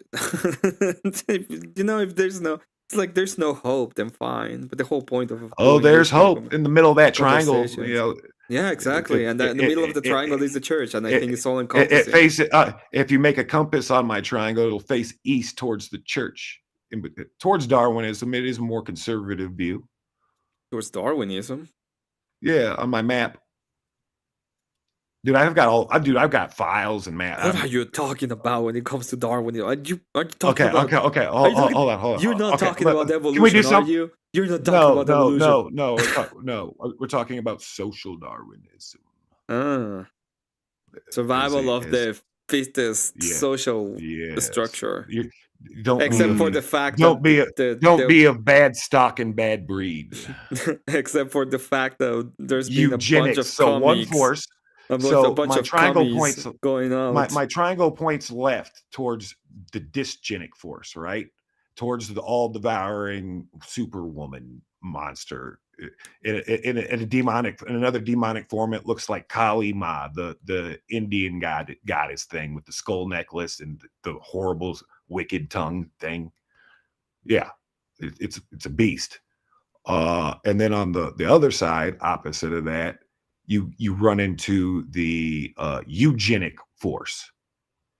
If you hit the extreme apex of either of them, you're like, society's fucked. Because if it becomes too eugenic, obviously from a, let's say, philosophical Darwinist perspective, you'll end up with bad breeding through incest. Christian tradition, you don't kiss or marry your cousin. It's one of the few religions on earth where this is taboo. Then on the other dysgenic side, just the women will eat everything that's not bolted down and give it to gangbanging, homeless, fucking drug addict people in Florida. So you can have breadline or you can have death squads. The individualist Tellai kind of swings back left and forth at its leisure. Because as individualists, there's no true united totalizing force. Yes, so it's kind of the uniting force is the ethical framework, and that has they're united force. But you hear me out now. Their united force is material. Hear me out 1 second. Let me finish. Let me finish what I'm saying. The materialism. They all worship materialism. That is their unifying force. Ethical framework. Yes, their ethical framework is that of materialism. Even Thomas Hobbes, one of my favorite philosophers. Yes, he was a materialist. No, I promise you, he's a materialist. No. What is the justification for what is the justification for any kind of materialism being right or wrong? Their argument is God is material, but he's not. No. Was not the Word made flesh? Oh, I guess if you really wanted to argue that, you could just be like, I mean, God's everywhere. He's all around us. No, but specifically, specifically the Word being made flesh, a man with two natures, human and divine. If we are purely material, that means that there cannot be metaphysics. And if there's no metaphysics, there cannot be ethics. Was Jesus present? Is what they say. Yes. Is Jesus a creature or a creation? Or excuse me, is he a creature? Is Jesus a creature? I don't understand what you mean by the question. No. I think Thank you. He was a human like us. Yes, but He's was he a God as creature? well. Jesus is God. Yes, Jesus is God. yes. Yeah. But this is but why if you it's- got to go it's- to the if it- liturgy, because he I- is not Trench. born in the human sense. He's begotten. Yeah, he was born of the Holy Spirit and conceived of the Virgin Mary. Yes. Yes. Literally in the Nicene Creed. Yeah. But he's not what purely does it say? the material It's not sense manifest. of him. It's the word for manifest. You are still missing the point. If it's Incarnate? purely material, there cannot be metaphysics. He's incarnated. But okay, so there's more to it. The incarnation the Orthodox cannot exist. in the Orthodox view, the water of baptism is the physical vehicle for salvation. It is an element of it, versus the Protestant worldview where it is a symbol if they baptize at all. We are talking about the ethical framework. During the Eucharist, Christ is present. Listen to me. If it's purely material, there cannot be metaphysics. It's not purely material. Then it's not materialism, because it cannot be. The ethical framework cannot be material. It can't be based on materialism. Tell that to Thomas Hobbes, who this is his philosophy. He was an absolutist materialist. He was a determinist that believed in free will. Free will. He is the school That's a of contradiction. Dude, fight Thomas Hobbes about it. I don't need to. I'm fighting you right now. And he's contradicting himself. What I'm saying is, from a historical standpoint, Thomas Hobbes has way more philosophical clout than you, because still to this day, he is in the top 3 of the social contract, of which there is only 3 that you were taught about in the philosophical level in college. And that's what's in the books. It's the 3-way battle of Hobbes,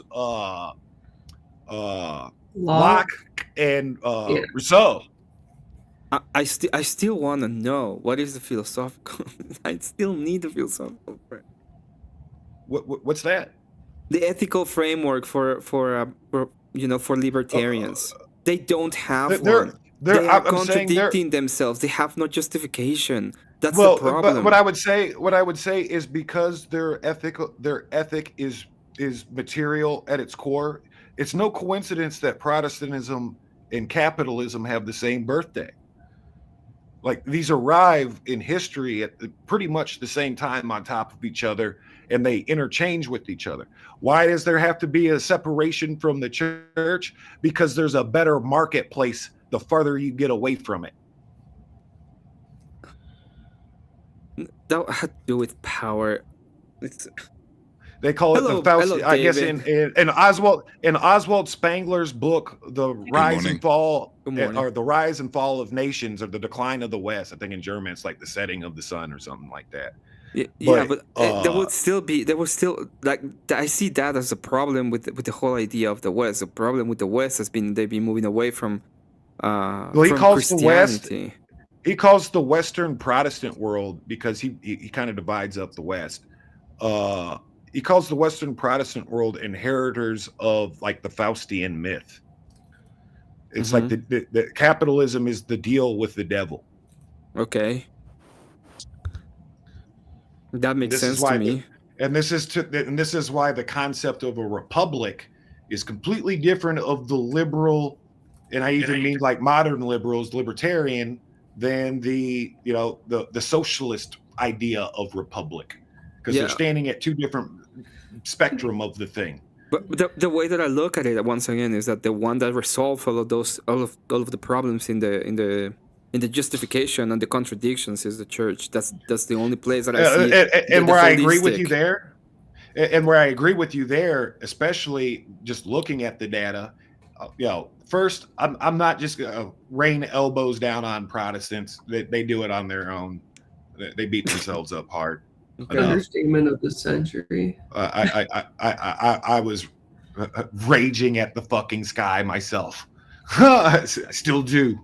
But I've talked to my spiritual father about this too. I kind of view the Christian world as the Orthodox is the sanctum sanctorum of, like, the tabernacle or the temple. It's, where the priesthood arrives, it is the holy place. It is concerned with the actual mission of the church to rescue us. But it's also, the sanctum sanctorum. It's not concerned with the world. That's how it maintains its normalcy. The Catholic Church is the sanctum. It still considers itself a part of the apostolic tradition, even though it's mangled it and crashed out in schism. It's collectivist. It's of the mob teloi. What's it do when it arrives on earth? Yes, the Pope thinks he's the King of Kings and the vicar and whatnot, but he's just one element of the college. Their replacement for the bishoprics and the bishops. So the cardinals are the church's, imitation bishophood, and they operate as a central committee. Okay. No different than, and this is why historically speaking, you see the Catholic Church get behind every egalitarian collectivist cause underneath the sun. This is why you see them, like, historically speaking, and this is why, like, geopolitically and geographically, and also with culture, every Catholic nation is some kind of socialist or democratic socialist state, be it South America, or especially in Europe when, like, the communism was super hot, France in the revolutionary period, even though the people historically like to say that all these revolutionaries were just mad at the king. These people burned their own churches to the ground. Yeah, they How about did a Spain, lot. dude? How about Spain? How about Spain? Well, Spain went more collective, especially World War II. Actually, they're the only fascist party that didn't get annihilated. And then Franco ended up turning the nation back over to monarchy.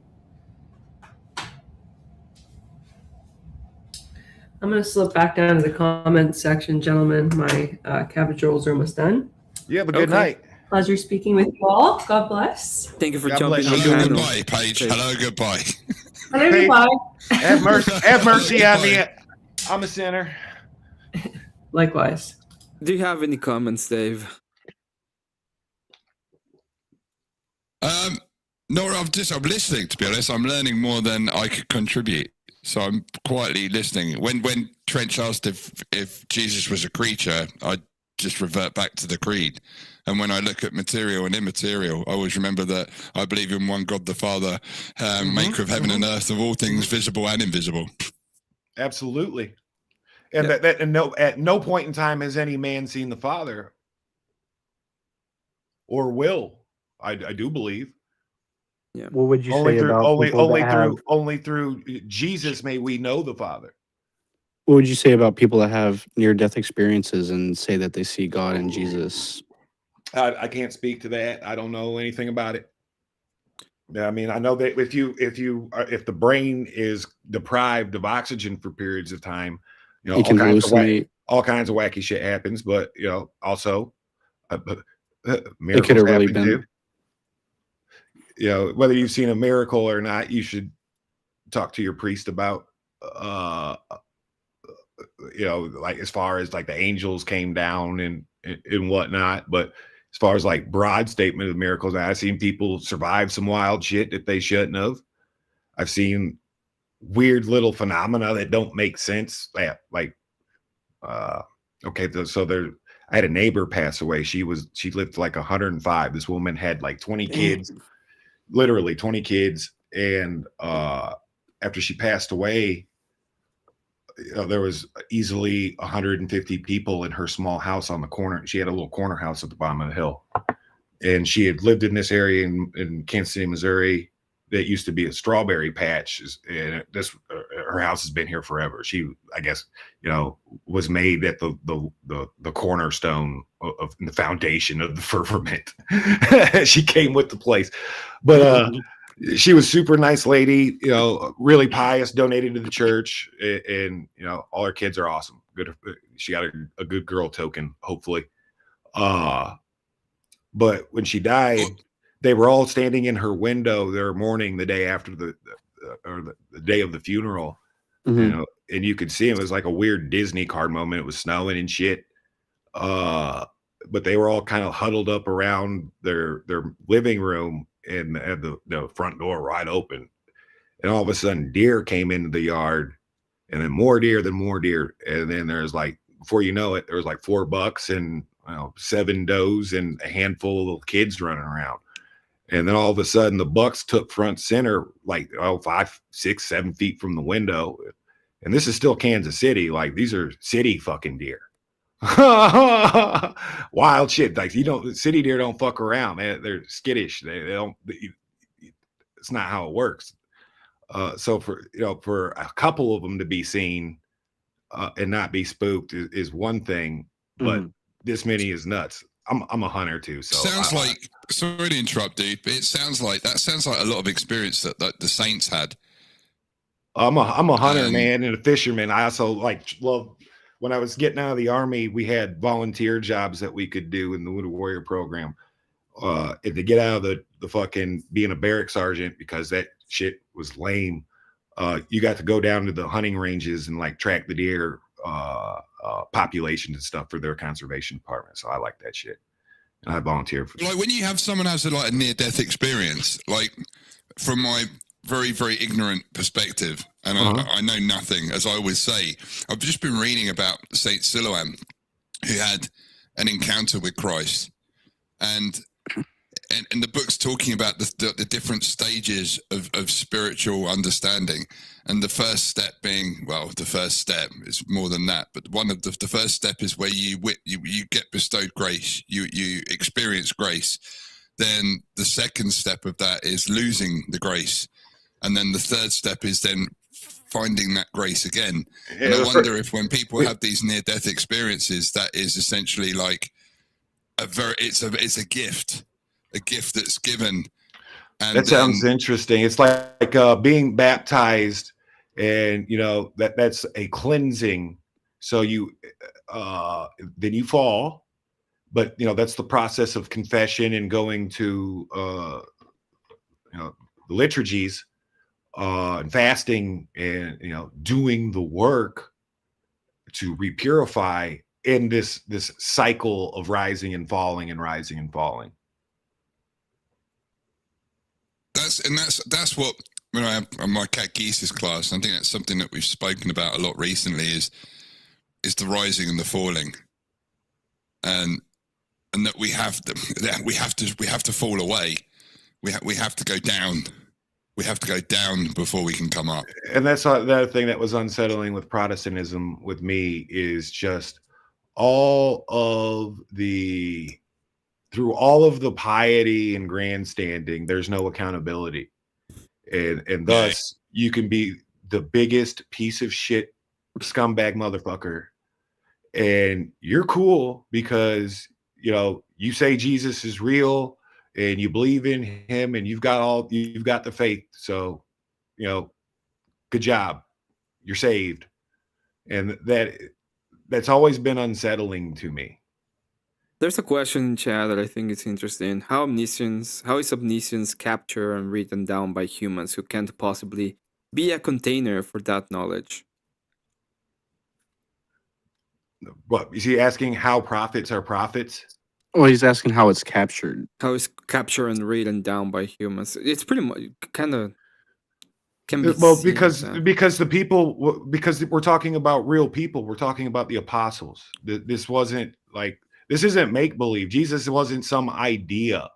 He was the Word made flesh, and he had students. He chose, Peter. He chose Paul. And through these men who, ultimately martyred themselves, except for, I think John's the only one that made it. and not John the Evangelist.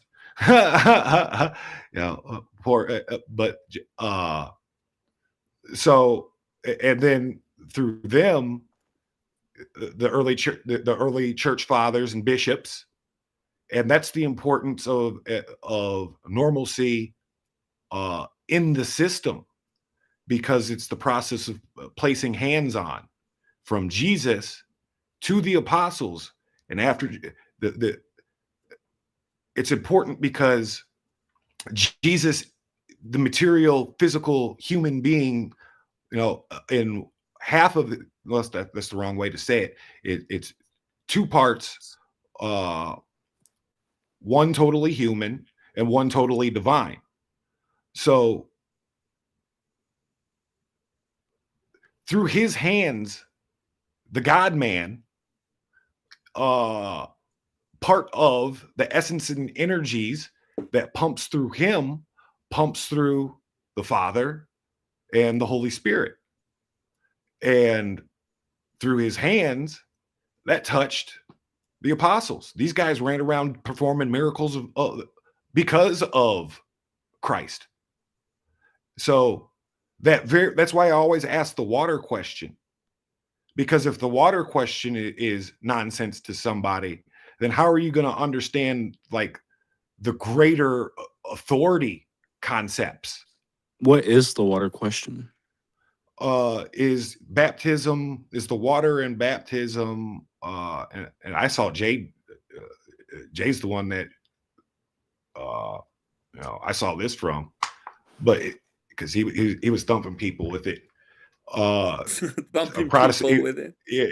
He was thumping some Protestants with it. It's like you view the water as a symbolic thing.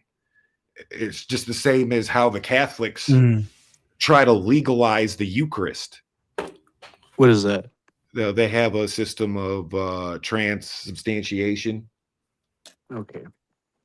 When I see the Orthodox take on the Eucharist, Christ is just there. Mm-hmm. People trying it's to a mystery. Yeah, people trying to legalize the mystery is just like trying to unveil the Holy Theotokos. Again, and it goes back to that question of how, like, when it comes to omniscience, how can man capture that? Well, we only get glimpses of it, but we just know. So, and it seems like really, it's not ignorant, it's not arrogant, but I suppose I was watching a documentary about the Orthodox phronima, the mindset, and that there are things we don't try to understand. There are things that we just know. It's because we deal in the world in absolutes. We can disagree, like, for instance, Thomas Hobbes, filthy fucking Protestant, he uses his system, and this is where I disagree with him, but I appreciate the foundation because I've rolled a little bit into my own philosophizing. But he uses his position to justify the power of the king over even the church with his Leviathan, versus the Leviathan that is our Lord God, the Trinity. He justifies what? Hold on. He justifies what? He justifies his philosophy. His what would you call his end game? I don't know. He basically, his thesis is that this, because of the world will be bellum, what does he say? Bellum contra omnia bellum or something like that. War against all against all, without the power of the Leviathan. And this is that overlap with the individualist. Without the strong surviving, everything falls apart. When he didn't start philosophizing and writing stuff down in ethics and in theology and economics and whatnot until he was an old man. He lived and survived and seen the British Civil War and what happened and the carnage it brought on. And he never wanted to see anything like that happen again. So he was all in on, the king needs to have power, and it needs to be absolute power. But he is unknowingly backing the side of individualism because he's in support of, the Anglican Church and the king being the high priest of said church over the people. So he is the spirit. The king is the spiritual authority. That's heresy. That only a priest can be the spiritual authority, because the authority comes from Jesus, from God, through that process of hands. Wait, so he wants, because the church isn't an institution of man, it's a divine institution of God. Yeah, but the Protestant wants a king priest that has control and authority. The Protestant world turned their kings into CEOs over the marketplaces. Well, yeah, the CEO over the which is nation state. Inherently worse.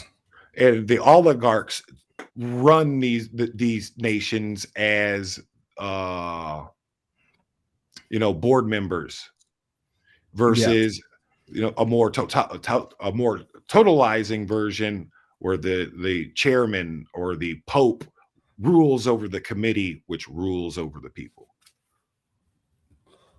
You can't, because you can't get away, or you have a president, or in the British Civil War era, what was his name? Oliver Cromwell. What was it? He was the Lord Protectorate. I mean, you can even look at Rome during the imperial phase as not that of a monarchy per se, but more collectivism with an absolutist twist, because they still didn't really favor the marketplace till about Caesar's time. The term emperor, the term emperor means military commander or victorious leader. It's a honorary. The Romans hated the idea of having a king. They killed Caesar because he wore royal shoes. Yeah.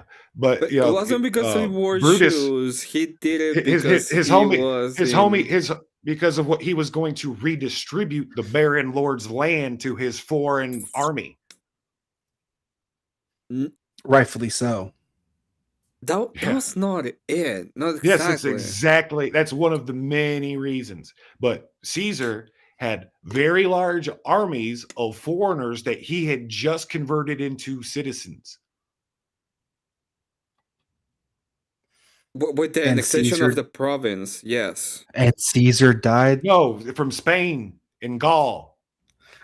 From Gaul. And Caesar died so his nephew could reign. And his nephew reigned for 40 years. He became emperor. Yeah. Emperor.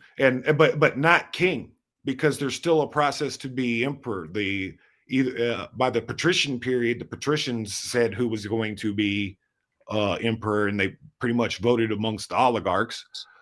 Or not the patricians, the Patreon Guard, excuse me, because the army wasn't a republic. The army wasn't allowed in the jurisdiction and boundaries of Rome, which was also a part of keeping foreigners out. And the bypass this, a lot of dictators going up into Caesar's time. Caesar wasn't doing anything necessarily out of the order.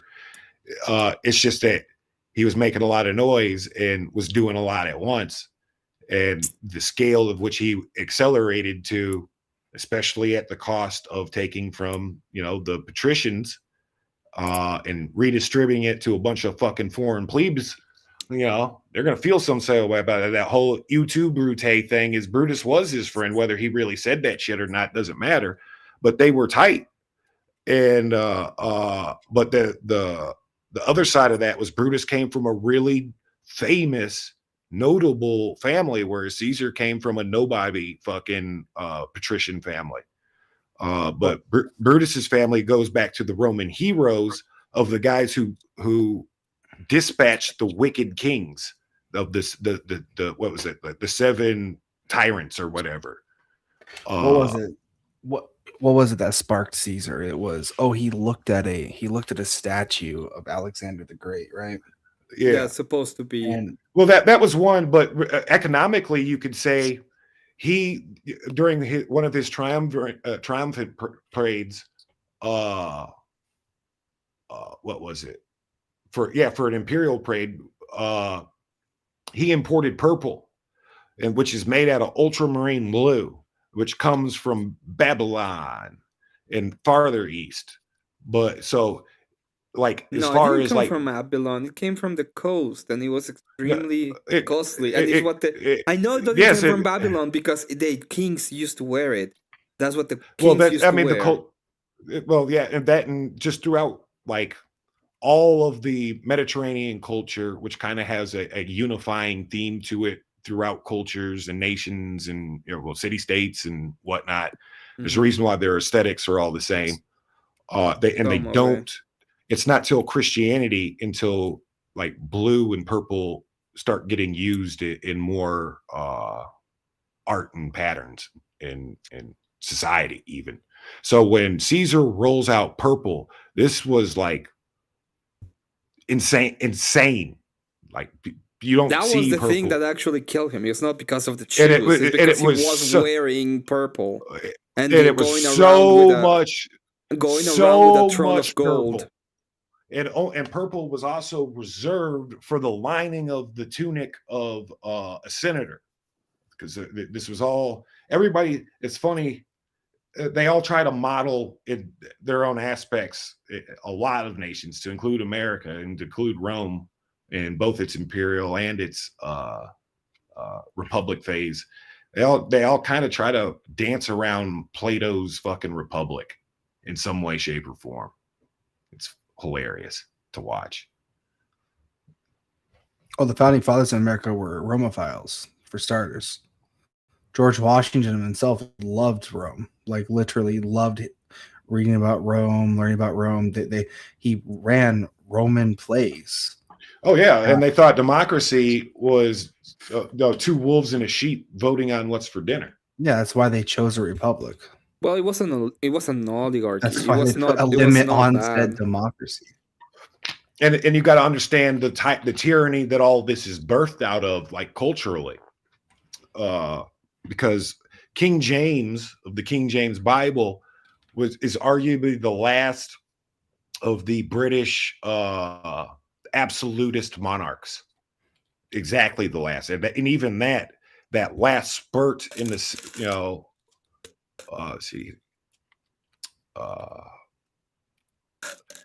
that's the last spurt of like pure absolutist monarchies, really. Yeah. I'm trying to think. What's there? I was thinking about that. No. They kind of kick it off, and it's no coincidence because it's the Protestant world. And then later on, by the time you get to the 1700s, the rest of the Europeans are kind of catching up and throwing off that old order of absolutist monarchy. And ultimately ending in the Tsar and his family getting acid bathed. I mean, there were still. I don't know, man. I'm talking like Westerns. There's still like the Pope of Rome, and there's still the Saudi Arabian, monarchy. That's still a thing. I'm talking about the West. I'm talking about men of the West. I just got through working out. I had to wash some clothes. And culture and society of the West. We're going through philosophy. I still don't know what point can you tell me that there can be a liberal, when we're talking about the framework of the ethical framework. I don't see. Let's talk about philosophy. I don't really understand. Well, in my framework, there can't be a libertarian. There can't be a libertarian socialist That doesn't exist. Yes, they can. That's too oxymoronic. Then what's the authority? Let's take it to its extreme. Anarcho-communism. Because you know what they argue? They argue that there can be a stateless, moneyless society. Yes, that's what they argue, right? There can't be, though. Exactly. That is a fundamental flaw. Because there's got to be some sort of collective governing body. Like the social communism is a pipe dream at its extreme, because the dictatorship of the proletariat can never. Communists are lying when they tell you they want a stateless, moneyless society. Yeah, they want money. If we're gonna accept, okay. Who left? Dave, probably because he has class. He teaches he teaches English in it doesn't matter. Oh, he teaches English? Never mind. That's his job. Never mind. Go get to these kids. Get them. How do I reach these kids? Yes, you need to teach these kids because they don't know shit about history and philosophy and theology, man. They didn't teach me any of that in school. I'm about to drop a bombshell. I'm about to drop a philosophy bombshell. It would have been cool though, because I actually like history. It's beautiful. I'm a Christian Nietzschean. Go. Well, you're a fucking liar, is what you are. well, Nietzsche is a, how do I say this nicely? A homosexual fucking loser. First off, wrong. Are we talking about somebody? Objectively wrong. Probably objectively correct. He's the biggest of fucking crybaby. I hate God. None of you. God made. I don't think he was. I don't think he was homosexual. But he does kind of point out. I do use him in my models. He does point out my philosophy.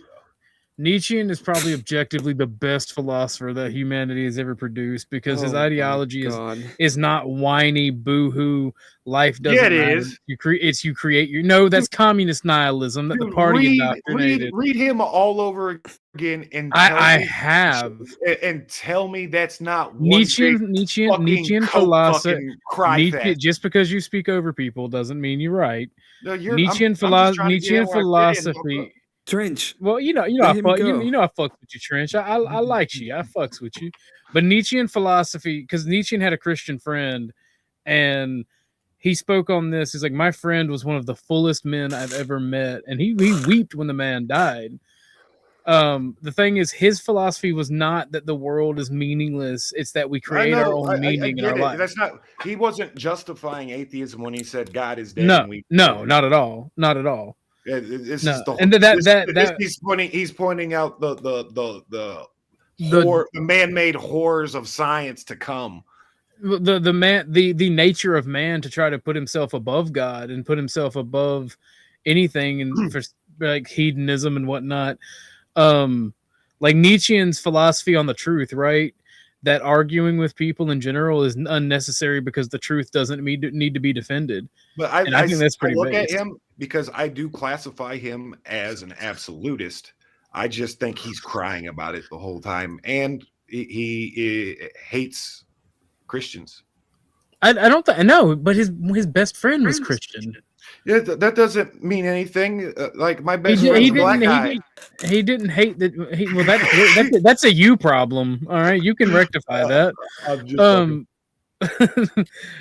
Nietzsche, like I don't think he hated the church. I think that he is a product of the society coming out of religious.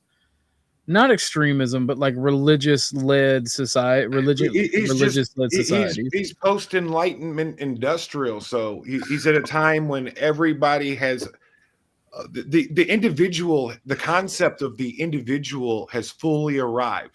The bourgeoisie have arrived. There's a reason why all of these different groups on the left that occupy, whether they have different ideologies. You want to know my hottest take? That occupy the collectivist taloi is they hate the idea of winners.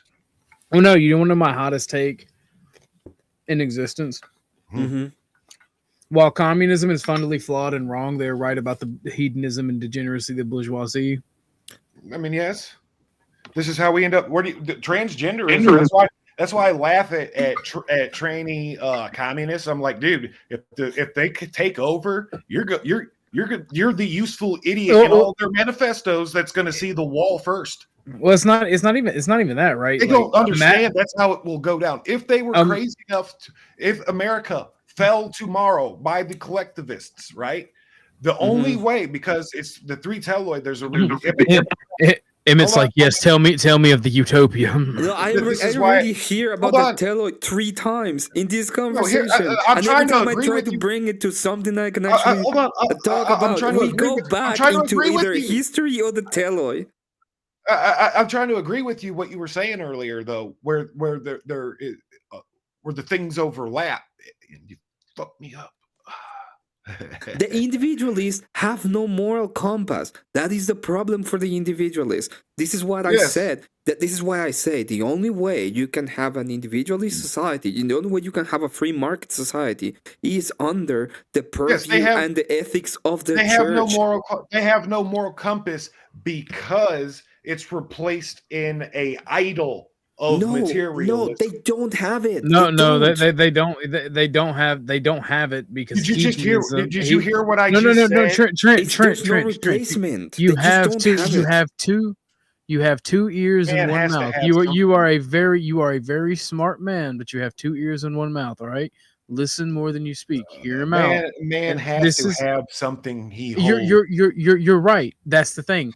Whenever you look at the individualists, they put hedonism and debauchery above everything else. So do aspects of the collectivist. Goebbels was a collectivist, and he was the one running around banging Eastern European juice boxes and having swinger Hollywood bohemian parties and cheating on his wife. The Frau had to personally bitch smack him. It doesn't. Yeah. The men. Here's the thing, right? This is where Eastern philosophy really, really help us. We have to understand that there is a balance. There is a balance within everything. Men are going to fight individualism and collectivist thoughts at the same time, right? Yes, because that's why the Buddhists, the Confucianists, and the Taoists have been that's their telloid, and that's literally why those 3 factions have gangbanged against each other since those things emerged. Yeah, but they've also existed for around roughly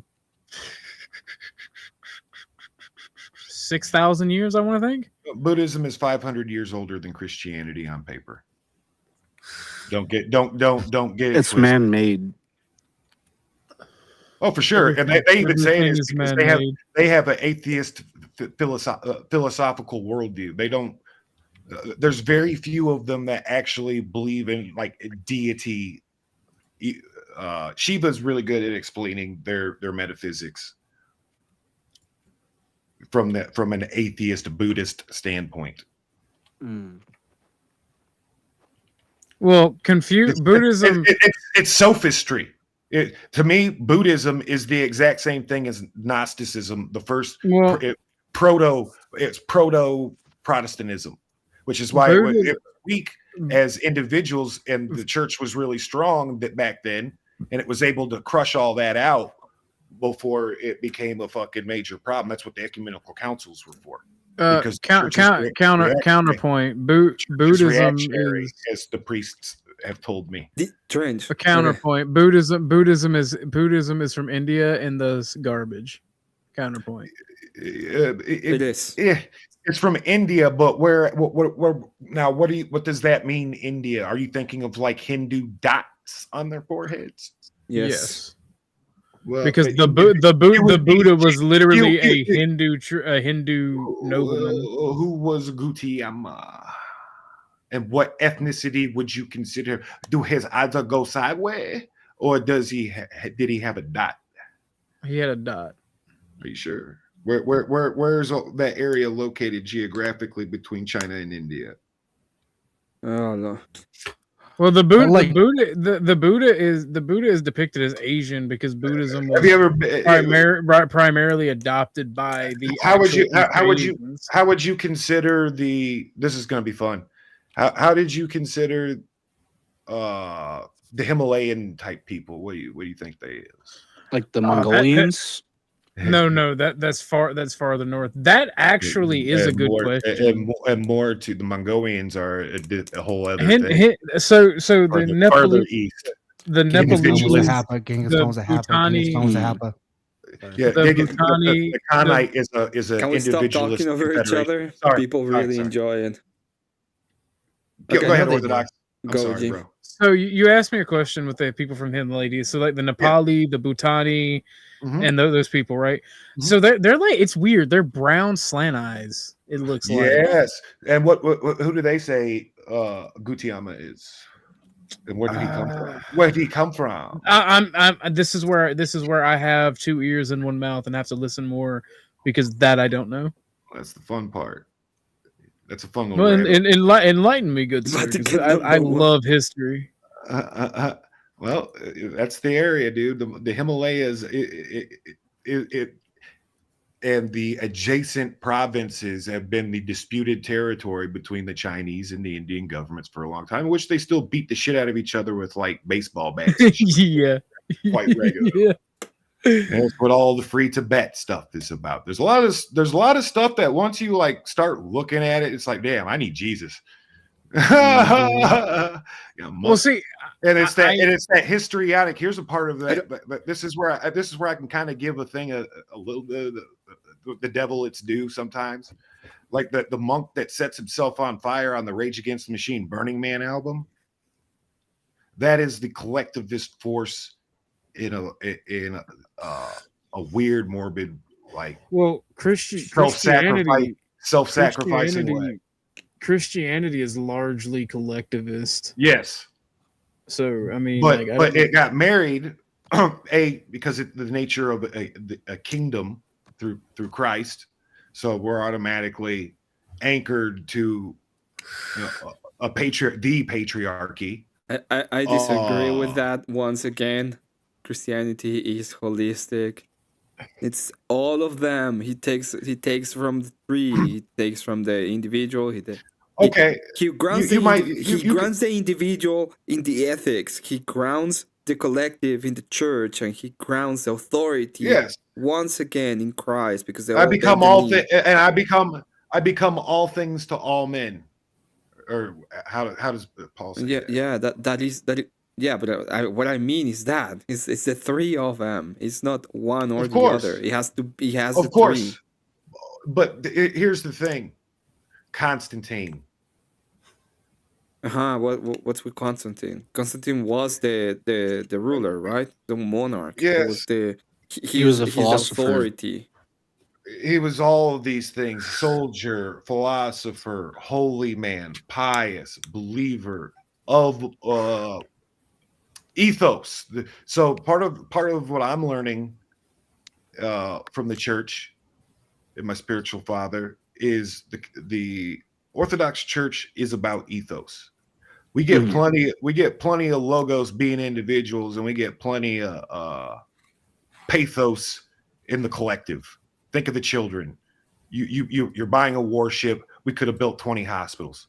Who's taking care of them? But if we don't build that warship, I get that. You're singing to the choir. I'm somewhere in between an individualist and absolutist myself. We could have several warships. I think we can have 5 schools and a warship. We don't need 10 schools. I think where the Telloy collide, interesting things happen too on the outer shell of the triangle. This is where things like technocracy, or what I call corporate militarism. This looks like the patrician or the patriarch guard itself, or the Dutch Indies Trading Company that founded America. Basically, they're the East Trading Company. Through the Virginia Company, specifically the Plymouth and the Plymouth Rock.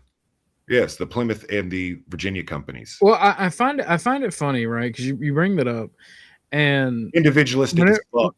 Whenever you talk to libertarians about, rights, right? They'll say it only counts to the government. And I'm like, you realize that corporations are always an extension of the government. They are the government allowing individuals to get very wealthy and create a very important business that the government directly regulates. I'm gonna and get sometimes some water because I subsidizes. need it for this conversation. Some water, some coffee. And so, like, our founders knew that we have a right to rebel against tyranny from whence it comes, not just government. Because they were establishing, what they were trying to establish was a Patreon, a patrician system, where we get the word patriot from, and patriotic. Yeah. Well, because you had to be a landowner. You had to be Christian. Military service as well. You had to be a landowner. I don't know about the military service part. You had to be Christian in 13 out of or 9 out of 13 colonies, because 9 of them are emphatically constituted as Christian states, which is why the First Amendment. But my separation of church and state. Which is why the First Amendment only says the federal government shall give no preference. But my church and state, Trent. But my church and my church and state. And then you're like, so you're telling me that the Salem witch trials never happened?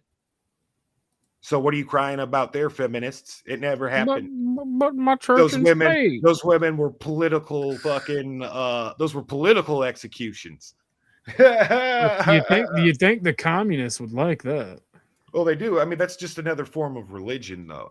Like I said, I call them idols. Like outside of the church, we will replace that with idols. That's not to say that somebody has to be a king in title and necessarily function, but our one, whether he's our president or our emperor, whoever that one is, he also needs to have a nature of the divine right. The way you're talking, it reminds me of the little bit I know about Confucianism, and it's like Western Confucianism. And that's not an insult. Like, I think that's actually pretty cool. Well, I'm starting because I started this long before my conversion process, but I just got done reading Nihilism by Seraphim Rose, and in a different way, he's railing against what I'm talking about. I'm talking about like a more sociological, economic, and political version of it. He cuts straight to the heart of matter, and he says, like, the capitalist individualist is of the devil, the collectivist communist is of the devil, the fascist is of the devil. Whoa! I am not of the devil, good sir. Well, I highly recommend reading Nihilism, because he points out the extreme tips of these philosophies and practices. And practices are annihilation of the people. Separation from God. If you want to. I mean, yeah, I was gonna say, I'm gonna fight you now. Come to Georgia on July 4th. I'm gonna be there, but I'm not gonna fight you. I'm there. Emmett, if you come to Georgia, if this actually happens and you come to Georgia, there's a couple people that said they're coming. I'm definitely taking y'all shooting. I will be. If it happens, I will be there, and I will be. You never shot a gun? Shit, I don't want to go. I gotta make sure you ain't gonna jump easy. I keeps it fairsies. Well, Trench. Here's my thing. If I wanted to jump him, nobody could stop me, because everybody honors the G code. Like I Emmett, you're a G because you're cool as fuck. So I don't want to hurt him. I don't want to hurt him beyond. Shit was in bad taste. Whatever. You know. Also, I disagree. Sometimes part of one thing Orthodoxy's teaching me is to be a little bit more humble. Even though I play an asshole on TV, like being humble like that, dude. That's mighty white of you. Hey, Orthodox. What's up? I'll be your Huckleberry. Okay, but I've told you plenty of times. Me and you can rumble. I get into it with easy, but also everybody that's like loyalty is my highest held human virtue, right? you go a long way with nepotism, as Andrew was trying to tell fucking homegirl. A lot of motherfuckers talk like that and talk about it, but they ain't about it. Yeah, I'm about gang shit, dude. I will pull up. Like if everybody shows up, hell, I might just show up. Pull up. Come on, panel. Well, I was talking to some people, right? I was talking to some people, right? And for some reason, if EZ like refuses to do the Georgia thing, I will take you up on your offer for the Kansas City thing as a backup plan. Yeah, because I was talking, I was like, we might even be able to get people to throw a few shekels into for a plane ticket.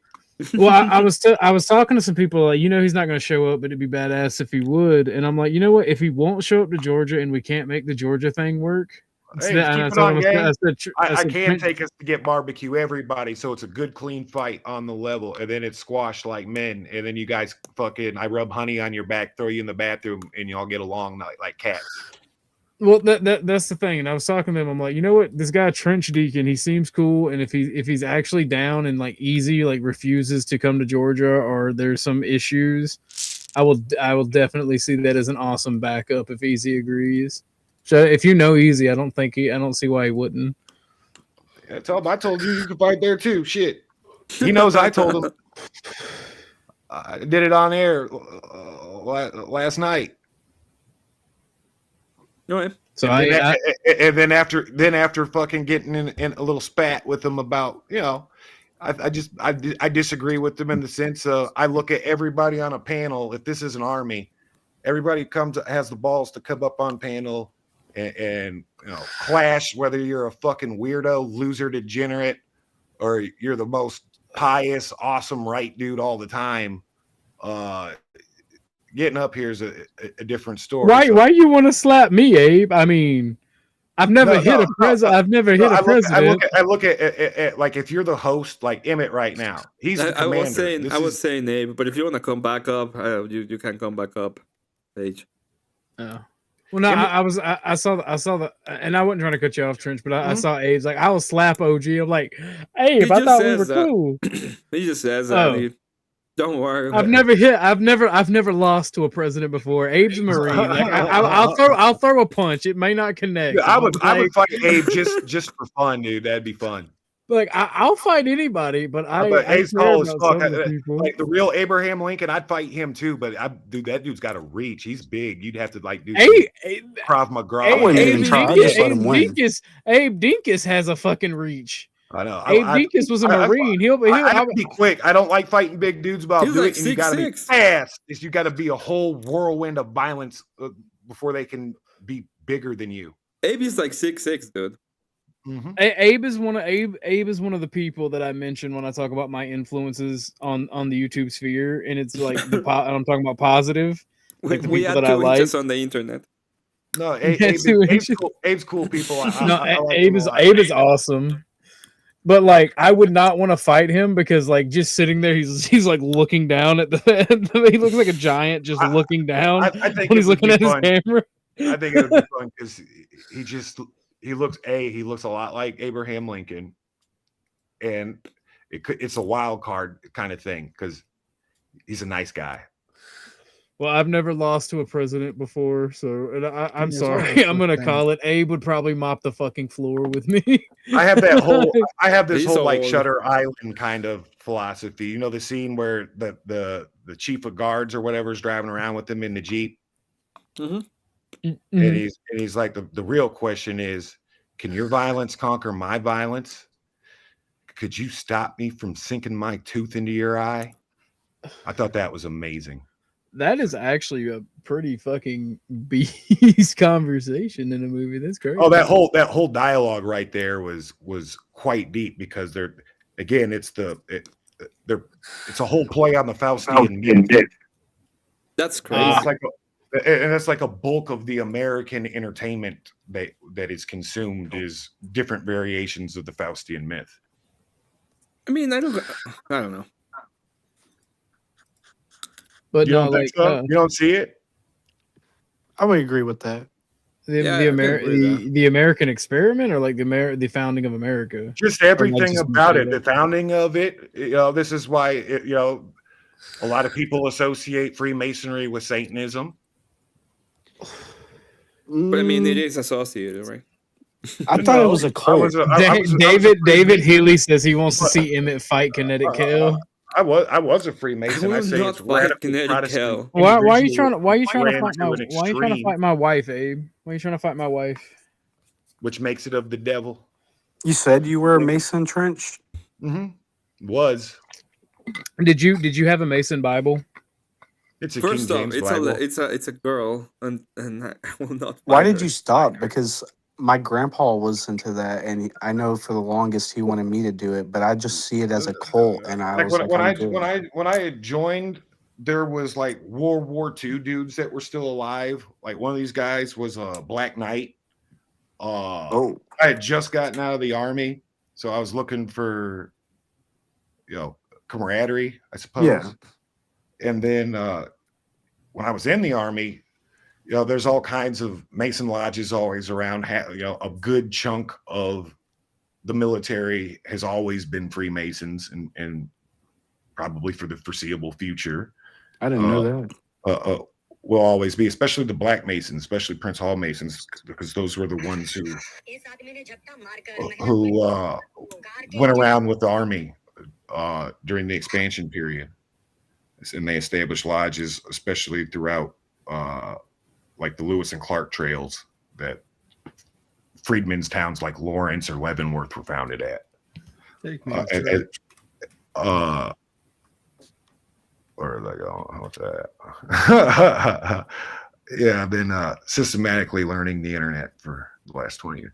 So, like, how true is it where, like, when you go to, like, the masonry meetings and stuff like that, like, where you're, like, in your underwear and robes and, like, you're in a line and it's all super strict and, like, as soon as you start talking, you have to immediately start talking after the next person and stuff like that? Is that all true, or is that just, like, stories made up over it? There was no hocus pocus or goats and shit like that. That's what a Freemason if I, as someone from the Orthodox kind of perspective, I would say that it's fallen from God specifically as a form of, like, how do I say this? Like it's not what it was anymore.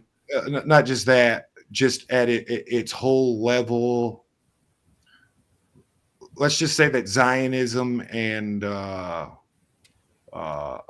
Orthodoxy are incompatible with each other. So it's like, the whole overtone of it is Judeo-Christian. Every theme about it, if you really seriously and like unbiasedly look into Freemasonry, is concerned with the mysteries of King Solomon's temple.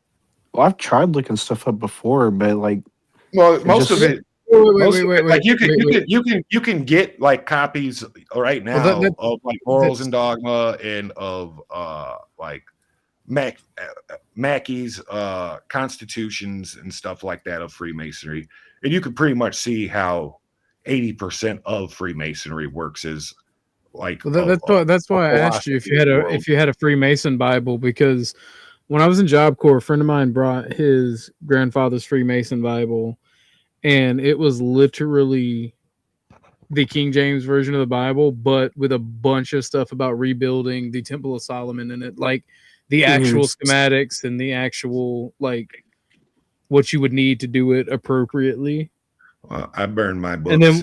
Then I kept my two Bibles though. One when my grandfather passed, I got his, and it was the same. So one is lesser condition, but one's a really nice King James version, and that was my grandpa's. And I can't just burn a Bible. That's not gonna happen. Well, the thing is, like in the Mason tradition, what I was taught is you have to believe in some deity, some god. Originally, it wasn't secular as people think it is, and this is one of my critiques against it, because, like all things Protestant, it has a laissez-faire idea about normalcy and authority. Everything is geared towards the individual. And through that, that's the weakness of the Teloi. Through that, the collectivists infiltrate and destroy you from within. And towards the end, they started letting all kinds of weirdos and fucking homosexuals and just it. This was never like when you and quite frankly, I can't say it because when you look at dudes like Henry Ford and Walt Disney, there's a certain element that they're not too cool with, if you know what I mean. I mean, Henry Ford was kind of based. Yeah, there was a time when Protestantism could have been based, but Freemasonry, because Protestantism lacks authority, because it lacks the church, it's built a golem to be its church. It has the pain of not having a legacy, of being fatherless. It has no apostolic tradition. So it's trying to bypass this and going directly to the juice box source. It built King Solomon. It built King Solomon's temple there, and it says here, look, see, we're right. Protestant worldview correct. And this is just a transplantation of truth. And that's really what's going on there. So it's basically just another old man sorority. So it was because there was the lack of church. There had to be a cultural glue and unifier. Still, there. Otherwise, you don't have any business. If you don't have a place for the middle class to spend their money, then what are we even doing? So the glue was the Mason lodges. That was all 13 of those colonies that came that all established different state constitutions of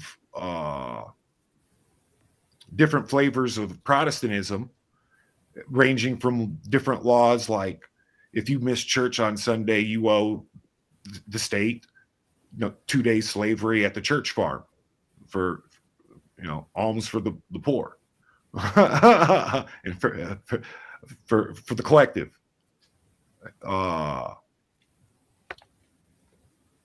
Or Maryland being oh Catholic. No, don't go there, God, well, there's Maryland being Catholic. Maryland's not Catholic. I don't know what she is, but I don't agree. That's why their flag. Says. That's why their flag is. She's Gnostic, isn't she's she? a Gnostic. Yeah. Look at the. Well, she's a new age Gnostic. I don't know how you can believe that we are all God. Look at the state because flag. You're agnostic. No, there was no gnosis there. Look at the state flag, the one with all the little fleur-de-lis on it. Oh, he's not talking about Maryland the person. He's talking Maryland the state. Oh, okay, I'm talking about the person. Yeah, well, I'm talking about the state. Oh, Rhode Island was founded by the Quakers. Maryland was Catholic, yes. So when people are like America was like and they say, well, America wasn't founded on no Christianity. Yes, okay, so there's like I point out to Examiner, there's like this weird word concept fallacy because there wasn't a term of secular as we know it. There's not even like a concept of atheism as we know it during these periods of time. Still, even with the materialist, scientific, rationalist worldview of the Protestants. Take me to church. Like a dog. What's up? I can show if you really do care about any of this, I can actually show you what I'm talking about in some of my notes. I've got actual maps and diagrams of some of this shit. What say you, Emmett? I have a topic. It's not. We can change. We can change. Somebody else can talk. I'm just really wanting to go back to the idea of. I want you to tell me, the damn, where do the damn libertarians get their ethics? Oh, okay. So I will agree with you. They don't. They lack ethic because they have no ability. They don't worship ethos. They have no ability to. They're if they're purely material, they don't have access to the. They hate ethos at the end of the day. I have this book. It's called the nihilist version of. It's called Christogenia. It's translated by William Fink. What's your opinion on that, Trench? I haven't seen that one. Let me write that down. Oh, it's blasphemy. Dude, I've got all kinds of heretical. Oh, it's blasphemy. it's like Jay says, dude. You've got to. Just because you have a book doesn't mean that you're into that shit. I've read Mein Kampf, and I've read the Jewish Question by Karl Marx. I've read the oh my God, Zelensky's Rules for Radicals. I've run the management of horror by the never mind. Yeah, bro, I know what you're saying. I have this time in the world sitting on my shelf right now. Islamic accelerationism is all about breaking a man's legs to sell him crutches. Islamic accelerationism is I don't know. And that's because Islam is an extreme hybrid of radical collectivism and radical absolutism. So Christogenia is translated by William Fink. Fink was someone that rewrote the entire Bible in his basement. He said he translated it from original Hebrew. He had himself a whole John Smith moment, huh? So John Smith again. John Smith again, but he didn't really change much with the Bible. So I guess what did John Smith do? He totally Scientology this bitch with L. Ron Hubbard. Yeah, he totally Scientology'd it. But basically,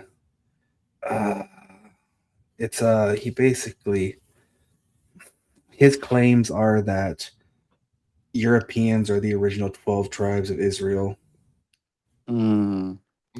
It's that. I've heard this, the tribe of Dan. Yeah, this is why everything. Never even heard of this. And it's not that it may be. Who knows? Like, for instance, here's the Gospel of Matthew. Oh no! I think Gospel of Matthew 33. I think he's talking about serpents, race of vipers. How could you escape from the judgment of Gehenna? So like that. Also, I wish I could show it, but it has a very not nice cover to the book. So I don't know if this. It's swastika-esque, Emmett. It's like swastika-esque. Are we talking like Madame Blavatsky, like swastika-esque on like some super hippy dippy esoteric Gnostic shit? Or are we talking like this is the fucking Rune Lord? This stream has been the worst stream when it comes to topics that tether with my channel getting removed, to be honest. No, but what's interesting though is throughout time and all the timelines is you start seeing these archetypes arrive politically over and over again. It's like a color spectrum or a music wheel of fists, or there's just only so many ways to skin a cat. It's amazing. Triads. So yeah, let's not show it. I don't want to show a scripture that is heretical either. I really don't like showing the scripture or reading the scripture, and I would less like showing heretical scripture. The only reason why I do it is because these prop boys think they're the only ones that have read the good book. Fine, I won't show the funny book. The funny book. Fine. I can Emmett the fun police over here. You know what keeps me up at night sometimes, gentlemen? What? Oh crap! I need that. Like maybe modern humans are like this hybrid of Denisovans, Neanderthals, and human beings. And this has all been going on for a very long time. I don't think that is the case. That makes no sense. There's no such thing. Hold on. Evolution. Hold on. And this doesn't have to be outside of an orthodox epistemology, worldview. Okay, show me, etc. Show me how it's different. I don't know how God made the world. I'm not God. I can't speak for God no more than I can. But you should have you should have a foundation. I can say that I can absolutely say that evolution, as is explained to me right now, is bullshit. But I can also say I see a Darwinistic force in things where strong people pair up with strong people. I don't understand what this Darwinism BS is coming from. It's no coincidence. It's no coincidence. Hold on. When you go in the real world, out in the streets, how often is it that you see attractive people with attractive people? It's often. Not often. But no, it's often. And by the For way, real? it is often. For I real? mean, they're actually very. They are Even if usually they're more poor? successful than people that are not attractive. Yes. But they it has sit up nothing. higher in the Pareto distribution. Fine, but that has nothing. It's hard being good looking. Tell me. Okay, so let's put it this way: if you are good looking and you get, and you're the Pareto distribution, because you're talking about markets at this point, and you get about the 40-45%, you have a great distribution of women that are available to you. Is that a good thing or a bad thing? Because we're talking ethics now. No. If we're going to talk ethics, then I would say it's a passion. No, it's not a passion. No, we're talking ethics. All is passions, it good or bad? The beauty of a wife is a sacrament. The beauty of just accelerated lust is giving into the passion and falling to it. The beauty of a sunset, or an awesome moment. These are virtuous beauties, and at a higher level, beauty is certainly a trait of God. It might not be directly involved or a source of the essences and energies. Yes, but it's certainly a byproduct of it, to which truth even. Okay. Why are you running away from the question, Trent? I'm not, brother. Okay, let's go. What's the question? Let's go to the question. You have a Pareto distribution because of your looks and access to women. Okay, it's a Darwinistic thing. Perfect. Yes. And my blonde wife if you are a Darwinist, if you're a Darwinist, okay, you are believing in this idea of the Darwinist ethos. Should that person procreate with as much woman that he has access to, because he will be showing that trait of beauty? He will be spreading that trait of beauty. But there's also a moral concept to the Darwinism. Yes, we're Darwinists. Because they understood, they had absolutely understood cultural memetics, and means act like genes, and there are superior cultures that operate in the result of that is a good reproductive culture as well. You want your culture to reproduce. Why do I want a good reproductive culture? I want to have because you don't want your culture to be overrun by degenerates and Skittles people. Why not? Okay, so what I do is I compartmentalize. Okay, so from a biological standpoint, yes, that dude should reproduce. This is a part, and I'm also getting this from the dude himself, like both Mussolini. This is where Mussolini and funny mustache man agree. Man, Trench, I would agree with them. If I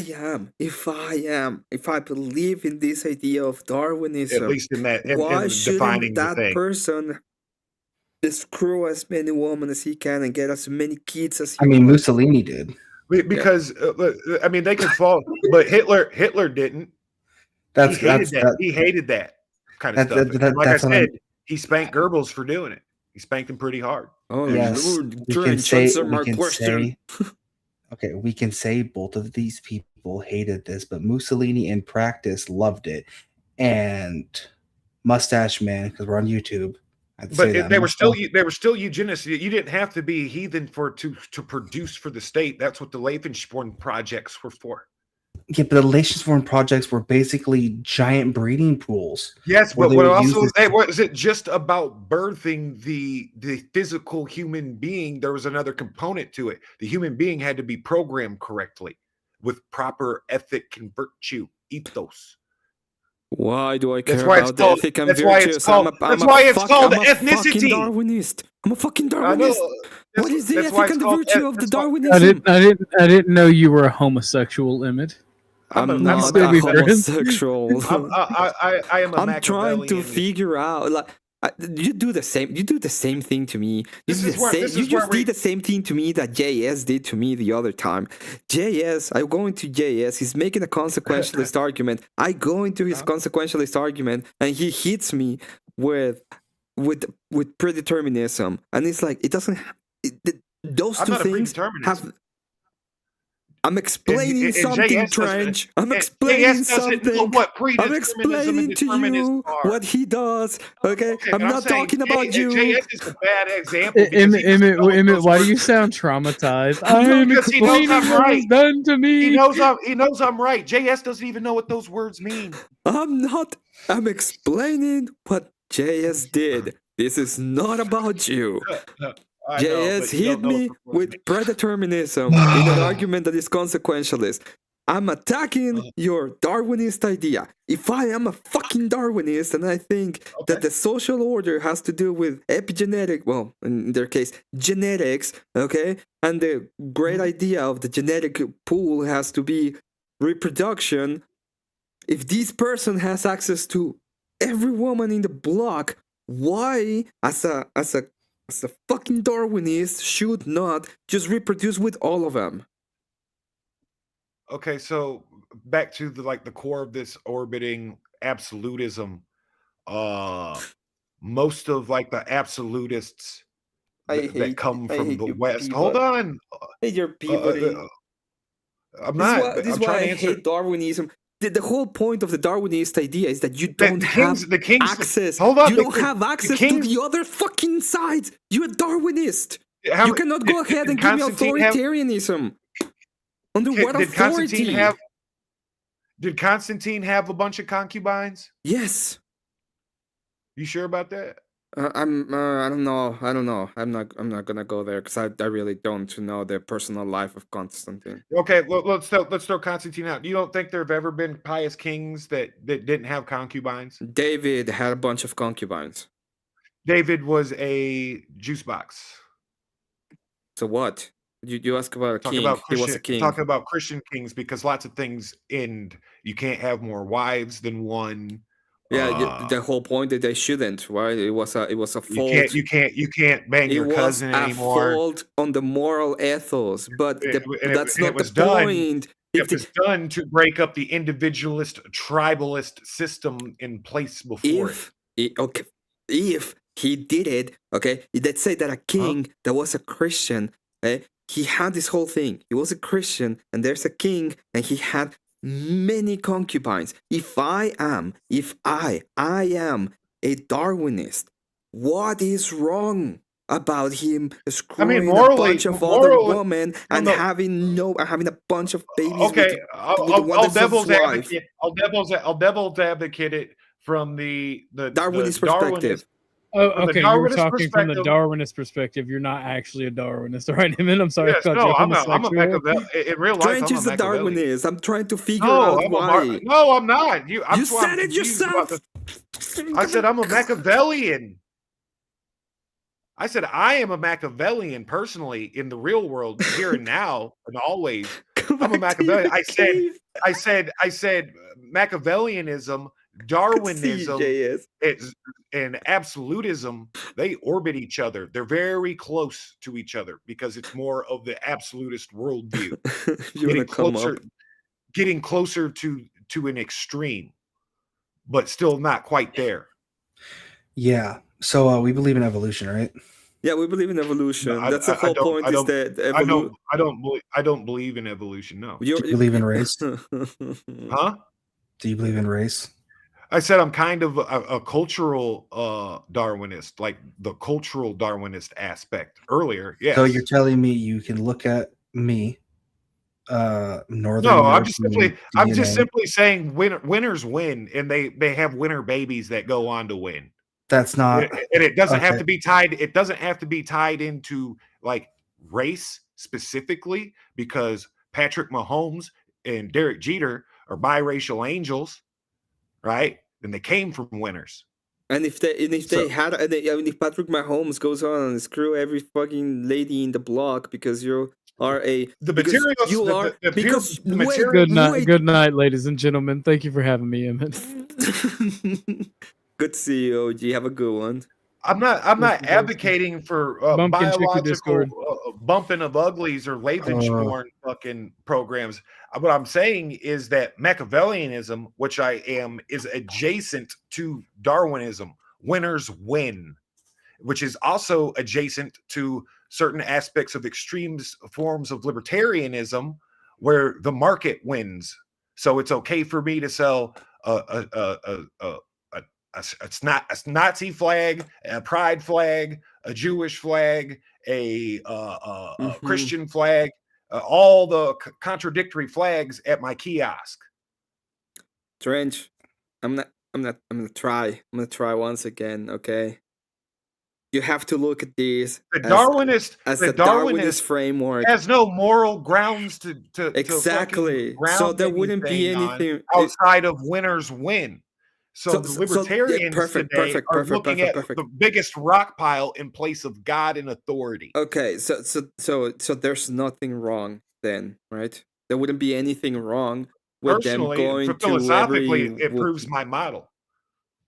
I'm gonna bang my head against a wall, doo-dah, doo-dah. I'm gonna do the same thing. It's a different. Okay, so here's the part where it breaks down for you. Your philosophy is Darwinism. That's your philosophy. No, my philosophy. I'm describing three different paradigms to you at once. You cannot change, brother. You said it yourself. You cannot be changing between paradigms. You have to have a framework. I said I'm adjacent. I am personally not an collectivist. I am personally I bend more towards absolutism than I do individualism personally. I don't have much will for the collective in me whatsoever as far as egalitarian praxis. You have a family from central left. And I don't want to. You have a family, right, Trench? They depend on me and they look up to me. That is your collective. Yes. Okay, here's a fun way of looking at it then. In my family, we're commies, and I'm the dictator of the state. Yes. In my neighborhood, we're a community. We look out for each other. If someone's fucking around in your yard, no. If I need to call the cops, you're going. Call the cops. Shut up. You're going out of it. At the municipal level, I'm a Democrat, right? At the state level, I'm a Republican. At the national level, I'm a libertarian. And at the international level, I'm Orthodox. There's only one man. No. One nation, one kingdom. There can be an empire, and that is the United States. Anyways. No, it is the supreme empire of the Lord. It is the kingdom of God, Israel. Yeah, Israel is the church, Pumpkin. Don't think about it as the heretical state in the Middle East. Yeah, you're crazy. That's blasphemy, Bumpkin. Stop blaspheming. I'm just letting you know so that you don't think this is the other thing. We're taking the word back, actually. That's where the Freemasons fucked up. Israel? You mean is fake? Sorry. Go ahead. No, Israel is real. It is real. It's a title. It's he who wrestles with God is preserved by God. It's loose translation. A title given to Jacob after he is confronted by the angel of the Lord, Yahweh, which is Jesus. He broke his hip. Lovely. And then he renamed him Israel and blessed him. I'm a Christian. I believe in evolution. I believe. Why do you believe in evolution, Bumpkin? Complete evolution is nonsense right now. It's insanity. No, I look at a sub-Saharan African, I look at a Northern European. I can definitely tell that a different climate. I could even take in that there were different types of Neanderthals and shit like that, and dinosaurs even, right? I can take all that in, but that still doesn't mean fucking evolution is true. In fact, if all these things are real, it kind of points out that like evolution, the way they describe it, is bullshit. And that fundamentally every aspect of your reality is fucking been explained to you in bullshit. Okay. I believe on a fundamental. I believe in a fundamental level that if you have a different environment, a different food intake, that over a vast amount of time, your biology will change and you will adapt to that said environment and food intake, i.e. Northern Europeans versus Sub-Saharan Africans. Northern Europeans en masse are not lactose intolerant. Northern Europeans develop not everybody can breed with each other. Humans have always been able to breed with each other. Like, yes. Like, you know how hard it is to make a donkey or a liger or a zebra? And do you know that these animals can't reproduce? Sub-Saharan. You run into very serious problems. And ultimately, the biggest problem with evolution is the what do you call it? It's called the law. It's called the law of biogenesis from science itself. The law of biogenesis states that life can only come from life. So a tube worm didn't just become a word-made tube worm. That you fucking a tube worm is your great granddaddy. Fuck that, dude. That's nonsense. Were Neanderthals just like humans? No. Were they a subspecies of each other? No, I don't know. Just because a little bit of DNA shows up, like in 0.02% of human beings today, donkeys and shit are a real thing. Yeah, donkeys and zebras. Obviously, that doesn't mean that they can exist in the real. Obviously, wait a second, Bumpkin. You're there's Catholic, only right? one way that evolution. No, you're Roman Catholic. No, that doesn't mean shit. You're all the Neanderthal DNA does not prove fucking evolution in any way, shape, or form. It proves that there's different subspecies of humans. For sure, it does. Even if I was to grant that we're not two completely different species. Yes. So what then? Even how does that still mean evolution is real? Because you said humans were always able to reproduce together, and then we can only don't overtalk me. I've been quiet for 5 hours. Don't overtalk me. Go for it, because you've already misrepresented what I've said. Go for it. So taking Neanderthals and other hominids into account, where they were a subspecies and we could still breed with them, then we could still breed with them. That it makes your point mute. There's no. How does it prove that they didn't manifest from God by the snap of a finger the same way that we did not? Meaning, nobody came from a fucking tube worm. Neanderthals didn't exist. So I'm gonna go ahead and a lot of that is us. There's a lot of that is sus. It's sus, dude. No, they never. There's just little tiny fragments of what. Trench, I'm gonna mute you. Stop. I gotta be real though. You gotta be real. Because there is this weird DNA thing that we can observe. Pumpkin. So hold on. Did God make two Adam and Eves for each demographic? You're thinking too hard, buddy. Or because if he didn't, and we all stem from Adam and Eve, right? Which I do believe. That's the retrospect. That's the individualist, scientific, rationalist brain trying to override so much phenomena around you. It's not a phenomena because listen, if we all stemmed from Adam and Eve. Okay. You don't think it's a phenomenon that someone straps a bomb to their chest and walks into an enemy's camp? You don't think that's just outside of nature? Even around what we're trying to talk about. It kind of is in the backdoor way. It is a human being. Can I? I'm gonna go ahead and talk to Bumpkin for just a second, Trench. Okay, I'm gonna do it. I'm gonna mute myself. Thank you. So, you said that there's differences. I agree with that. I think they're epigenetics. So it's the environment affecting the people. Do you think that Jesus Christ? I like that. The salvation, nurture. The salvation of Jesus Christ applies to both the the Europeans, the Northern Europeans, and the Sub-Saharan Africans. Yeah, all peoples. To all people. Okay. Does Christ have different natures when it comes to the human nature? No, we're talking about spirit. No, we're talking about no. I think something that would be interesting about Christ, like genetically speaking, it just, the old Protestant side of me thinking he'd be like genetically admixture from all three continents in this weird way, a mixture of the Mongoloid. It doesn't make any sense to have that. No, but it's not necessary. It's the nature. You've shared the nature. If you have it's just a changing bullshit because there is no nature. It's just the bullshit of the presentism of what it is. There's no humans. It's just a present. It's just interesting that there's Mongoloid, Negroid, and Caucasoid like admixture in that area. All three of them.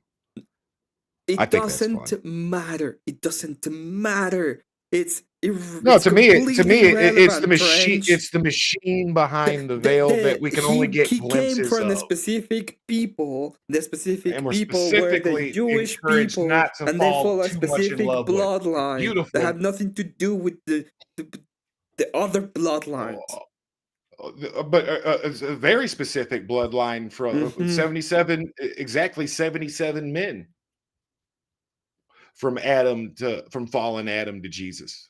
Fun fact, did you guys know Somalians and Africans that move to Norway actually have to take supplements so they don't get like scurvy and die? Yeah.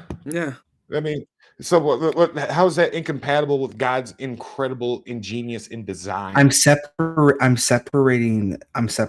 Like, doesn't all that imply the nature a creator? If Jesus Christ doesn't have the nature of man, there cannot be salvation of man. Exactly. If you're dividing men in Darwinism, which will get different races, and pure presentism, there is no nature of men. I said that's not true. I'm not. Yes, it is, because you are different. Hear me. You don't have the same nature of the Sub-Saharan African. That's what you're saying. You don't share the nature of man. Okay. So they are a different thing, and you're a different thing. Just because individualism and absolutism share Darwinism as a trait doesn't make an individualist or an absolutist a Darwinist. It just leans towards you like to win more. You look at ethos. Ethos is important. It's not about just following orders blindly. It's about, is it the correct order? Is it the winning order? Or is it the moral order? Winning is not the same as moral, right? God gives us victory. Let me put it this way. Let me put it this way. If I'm a Darwinist, one of my main. What does the Bible say God does to wicked people and wicked nations? And what has God done biblically to wicked nations that don't honor Him and worship Him correctly? They destroy Him, but at the same time, Babylon, He allows their destruction for the cultivation of that people. Babylon destroyed there, right? You think God ain't gonna judge America? Yes, of course it is. I see what we're living right now as a way of judgment, the destruction of the nation, and in your spirit within. Down to your bones, you don't feel a downfall coming.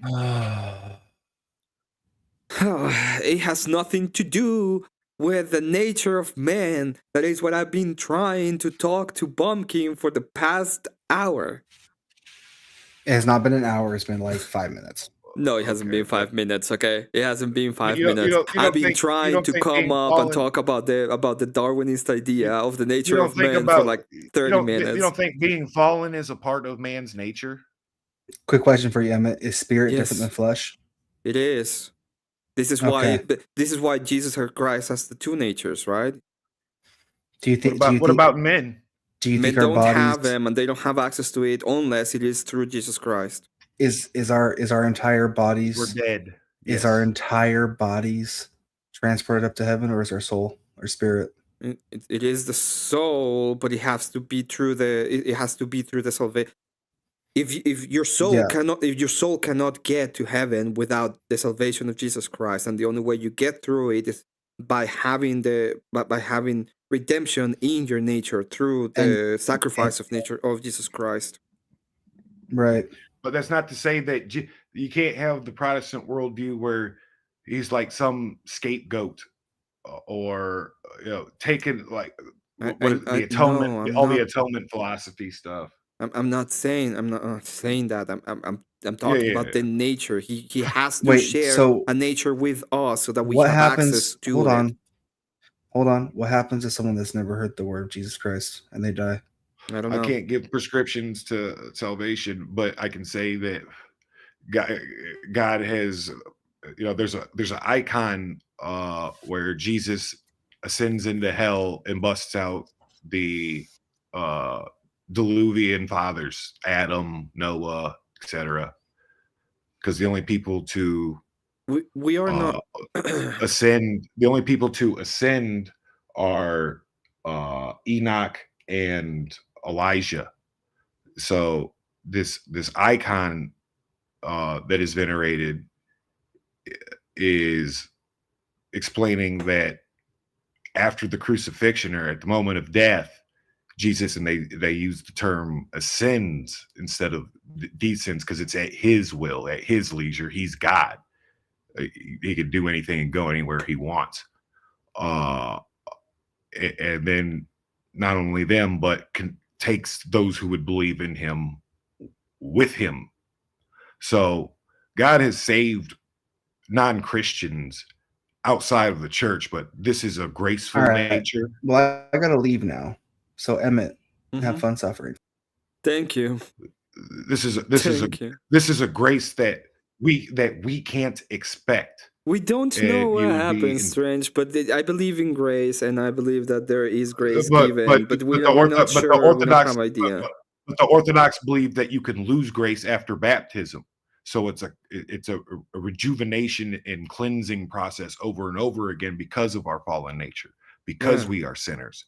I'm not saying that you cannot. I'm saying that when people die and they don't have access to the body of Christ, you don't know. Yeah, we will. And I cannot prescribe what happens. We will cease to be corporeal, and God can save whoever God saves. But that's a pretty elite ship that us worms should not and cannot demand that blessing. The only way to the Father is through the Son, through the church. Yeah, I agree. I'm just saying that when people, we don't know what happens to those people. That's all I'm saying. Like it's not our place to judge them. So we don't know what happened. Because the rules have been explained to us, and if we're doing our part, we're explaining the rules. And that is dead will rise.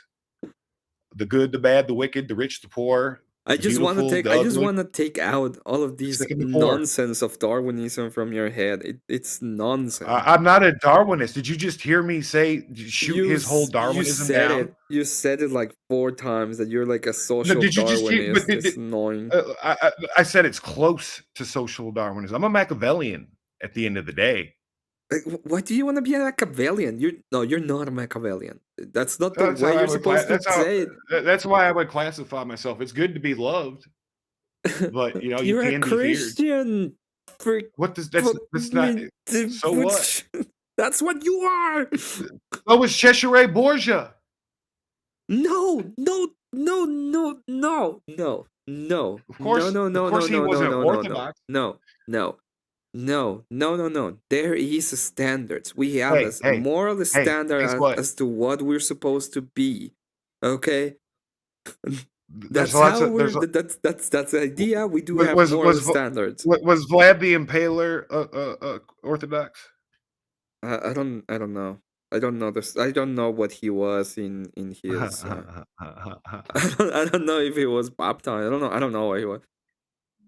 I know that there's a lot of things that people say about him that are legends and are not necessarily 100% when you're fighting muzzies in that time period, dude, you got to put a couple of them on the wall, or they're gonna come back. Well, it's also true that his story is weird as hell. Do you think so? Captured by the Muslims. Let's look at it this way. 10 years. You're focusing too hard on the Machiavelli word versus what I'm saying is the king. Absolutely, the king. By the king, I mean the one, right? The shot caller. But who is the one? That's the question. Who is your one? It doesn't matter what system you're in, whether he's your dictator, your emperor, your president. However the Pareto distribution of your society worked out in whichever telos it favors, there's still going to be a pope. You know what I mean?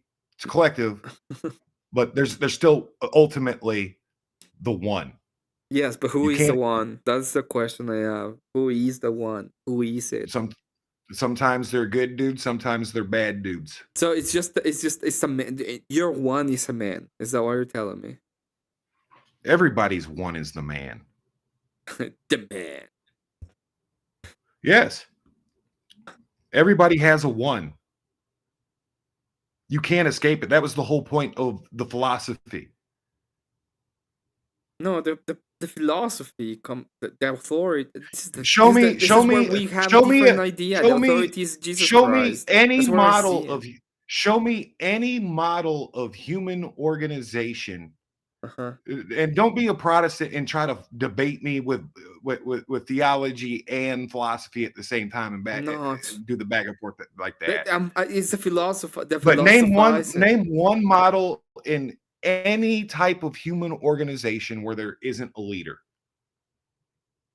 Whether it's the commune fucking the commune poet lawyer. The way that I see the whether it's the king. The way that I see Capitan. The way that I see the society as a should be, not as it is. The way I see the society as a should be is the man is, the man, the one on top of the hierarchy is Jesus Christ. What he was called, that's why he was called King of Kings, because the king will bend the knee to Jesus Christ. To the choir. Okay, so who is the man? The man is not the man. You're still failing. You're still failing. Yes, this is a given. The king bows, but you know who the king doesn't bow to? Who? The Pope. No, they did. Bishops. It depends. It depended. They did. Every time, every single time they took the Eucharist, the king will bow to the priest. Because it's of the earth. Do you know what one of the powers of the king, or the one in just about every model, is? One of the powers latent in their position and authority. They had the authority. They had the authority of force. Yes, life and death. Yes, they are the supreme judge. There's no breaking the model. And what does the Bible say about powers and principalities? And then kings and Romans. It's not about serving your king and being a good little sheeple. It's about giving Caesar his coin back. He's in charge of the fucking earthly dumb shit. I'm in charge of the spiritual and He's your in charge salvation. Of the ethics, right? And then who is the one who does, if we live in this kind of society, who does the king who is in the authority and the power, who should the king bow to? Well, in practice, what they've done, and whether we're talking about like the Saudis or the Byzantine Empire, or even the British before they just assumed the I'm not asking for an is. I'm asking for a should. I'm not asking for the is statement. I'm asking for the ought. Oh, so this is where it's hard for me because after doing all this for so long, I've become like an unconditional accelerationist outside of Jesus Christ.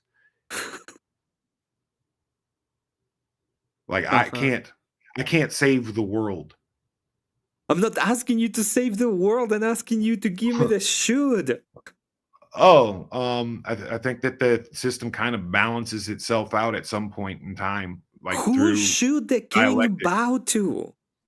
In a perfect world, I think that the double-headed eagle model is appropriate. The king bows to the priest, and the priest bows to the king. There is a mutual understanding of authority, which is also divine, because God, through chance and circumstance, it's kind of what Ecclesiastes is all about, has put kings on their thrones in the first place, or at least allowed them to occupy them as temporal leaders, back to the at war against powers and principalities, but also the spiritual wickedness in these high places of the devil, because also in the Bible, Jesus is tempted with the nations, which also isn't a concept until Christianity. It's just city-states and empires. The whole nationality thing is a byproduct of Christianity. You're still but going the back devil, to the. You're still the devil, going back the to devil an gives is and not giving me the actual. Like I understand that you're saying, "Hey, I think it should be the priest and the king," but no, the king is not bowing to the priest. The king is bowing to Jesus Christ, so he takes the morals and the ideas from Jesus Christ. What happens between with the Jews, what happens with what them? Is it Saul in they're supposed to kill everything and everybody. Are you talking about the war with the Mennonites, Amalekites? Sorry, the Mennonites, the Amalekites. Yeah.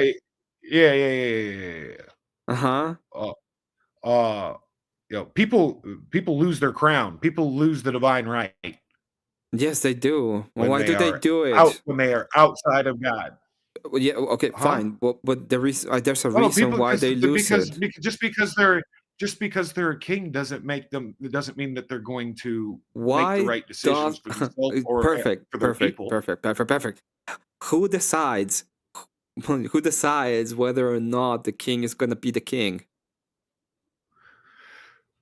So in philosophy, it's divine providence, chance. I think that's kind of, in my opinion, I think that's kind of a fancy way to describe chance and circumstance. Especially if it's like who gives them the power to do what they want to do? Especially if it's a heretical throne situation where you just become king by being born of the king, versus like an imperial model where they at least tried to do the best of the best and elect him king amongst the oligarchs. And when that was, it's kind of my own personal opinion, historically speaking, when that was happening, you had pretty awesome kings and pretty stable empires. The person who puts the hand of authority in authority is supposed to be God. That's the whole point. Yes, that's how all kings on earth still to this day get their authority. They call it the divine right of kings. And the one that takes them away is also God, right? He puts them there and he takes them away. Does both things. Yes. Okay, perfect. Yes. I'm saying philosophically, the individualist this is and philosophy, the absolutist okay, so what?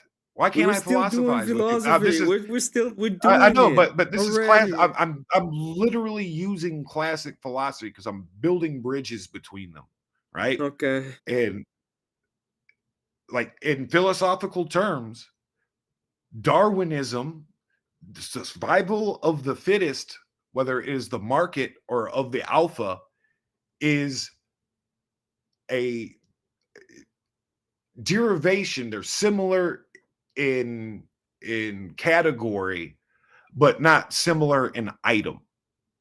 And in category, they have this Nietzschean survival elite thing going on. There is a tendency towards winning. There is a tendency towards ethos. there is a tendency towards it's not ethos. logos. It's just power. Well, ethos is there's three forms of power. You're just looking at ethos as the pure power, but there's power in pathos. There's power in logos, and logos is a word made flesh. It is in Jesus. So when we're talking about the ease of the power, it's just that who has the most amount of force available. But you see how they all are different modes of force.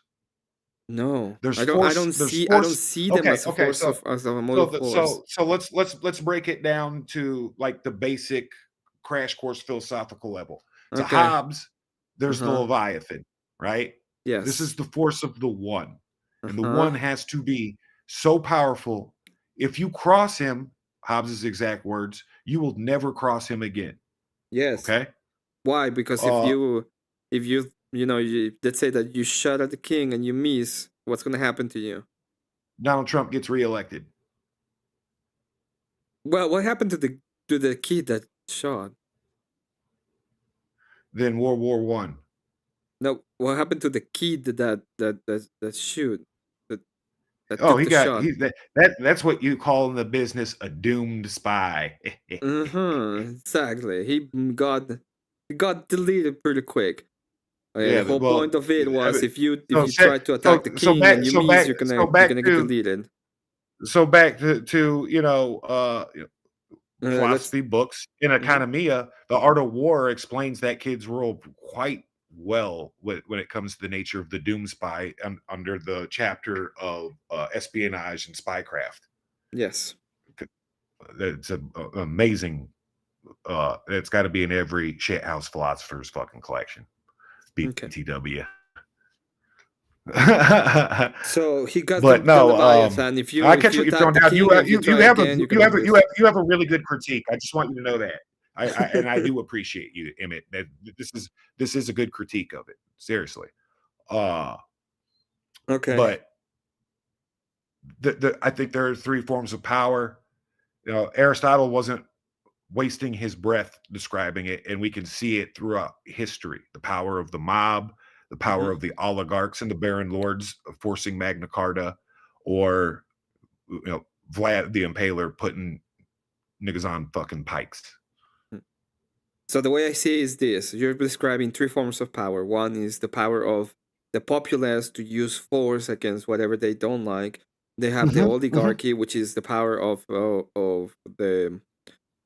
I have maps that can explain. Yes. The power of wealth, so that they can go ahead and pretty much use their wealth to acquire force. And the last one is the power bestowed by God to the oligarch, to the grand oligarch, so that he can call upon the force of those that are subject to him. Yes, he's supposed to enforce he's whatever supposed to be able to use. He's supposed to be able, if he's virtuous, he can negotiate with the different teloi for virtue of the state. Exactly, but the way I see those three things is force. So in this case, we're not talking about. This is why I think about the ethos. The ethos are not necessarily force driven. They are. It's not. No, it's what I'm saying. Ethic. Yes, this is all I've been saying. Awesome. We hit the fucking bridge, my brother. Yes. Now, how and why should a person that has no moral ethical framework believe any of the ethical framework instead of trying to achieve as much force, or what I would call power, as possible? Because I don't. Part of why I pride myself on this philosophy is I've been working myself from different angles to come up with it, right? Putting myself outside of myself. Yes. Me, the person, there's nothing outside of Christ, right? There's nothing outside of God, the Father, the Son, but before, like a person that doesn't believe, that he has no ethical framework, so he doesn't believe in Jesus Christ because he doesn't have an ethical framework. Because he's grounded it onto some idol, and I would say that these people's lives end up in ruin, and in the physical sense. Most people that worship things live in shit and destitution, spiritually, physically, financially, emotionally, and in their relationships. Well, this is the problem that I see, because they were, most of them will live in ruin. I agree, but one of the powers look at all of these, the Principe. look at all these elites. I mean, look at what did the Protestants do first thing after? What did the king do? What did the degenerated king from Aristotle's position do first thing after breaking away from the church? I don't know. I don't. He divorced it. He divorced his wife. So we also see it's also no coincidence that we see things like Mormons being perfectly cool with having a bunch of wives. Okay, I agree. By the way, and that's why like Genghis Khan and all these and like pagan tribes and stuff, it was perfectly normal to have a bunch of wives in this individualistic system. It's why all these radical individualists today that are poisoned with postmodernism have polycules and free love and these big group individualistic hybrid. I understand the degeneracy. The degeneracy is the societal norm. Is the logical consequence of falling for the lies. That I will put it that way. Yep. Now, before we move to the ISIS, okay? Because you say, well, you still want to cover odds, so yeah. We're getting there. We're getting there. We're almost there. This baby's crowning. You tell me, be a papa. You're telling me, well, these people will live in destitution, so that's the reason why. The problem. Okay, now here is the next part of the problem. And mostly spiritual. I mean, you could be a power baller and be in destitution. Spiritually, yes, but one of the things that is the principe of this world, or the idea of the principle of this world has authority over, is who gets to actually enjoy to have said power. I'm not saying the majority will enjoy it, but there's gonna be a very small minority who's gonna be able to, to be on the Pareto scale. They're gonna be able to go and become the king per se. It goes back to the narrow is the way kind of thing in the eye of the needle. Yeah, but you want to expand that. You want to expand that to the society. So that's not to say that the rich man can't go to hell or can't go to heaven, though. He's just saying that it's difficult for the rich man to get into heaven because he's by nature to become rich. You're going to have to be of the world, which gets to my model of that temple model I was explaining earlier, and I forgot. I've left out we only got to the sanctum. Then there's the outer court, the Protestant world. And that world in the temple and in the tabernacle, the Gentiles were allowed in there. The sanctum and the sanctum sanctorum are for the Jews and the Israelites, and then the Israelites stewardship, because this is a covenant. This temple, this tabernacle, this covenant is moved on.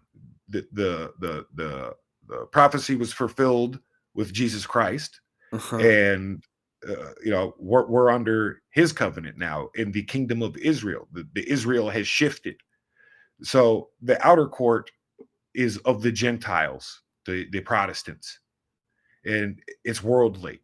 It's where all the money changers move around. Paul was Saul.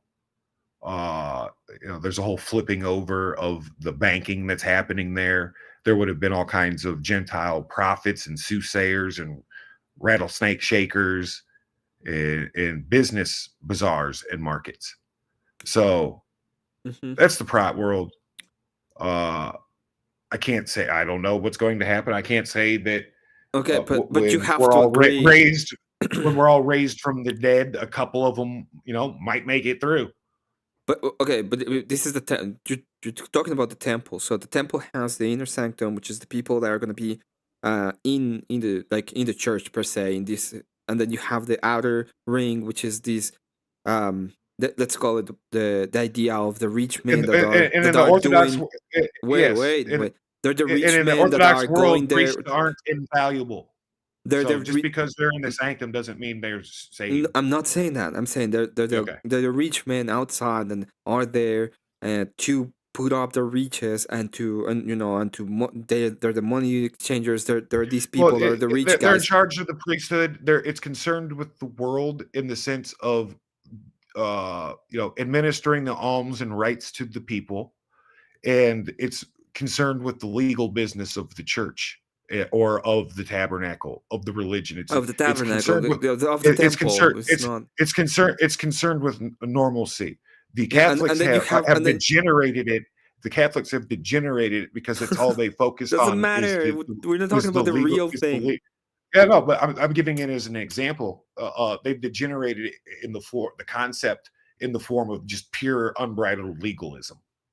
And because they had to, because they became. This is the problem. Yes, because they became the state. They became the state. Exactly, they became the state, which stepped out. They stepped out into the outer courtyard where there are no priests. And then the last ones is all the people outside of that.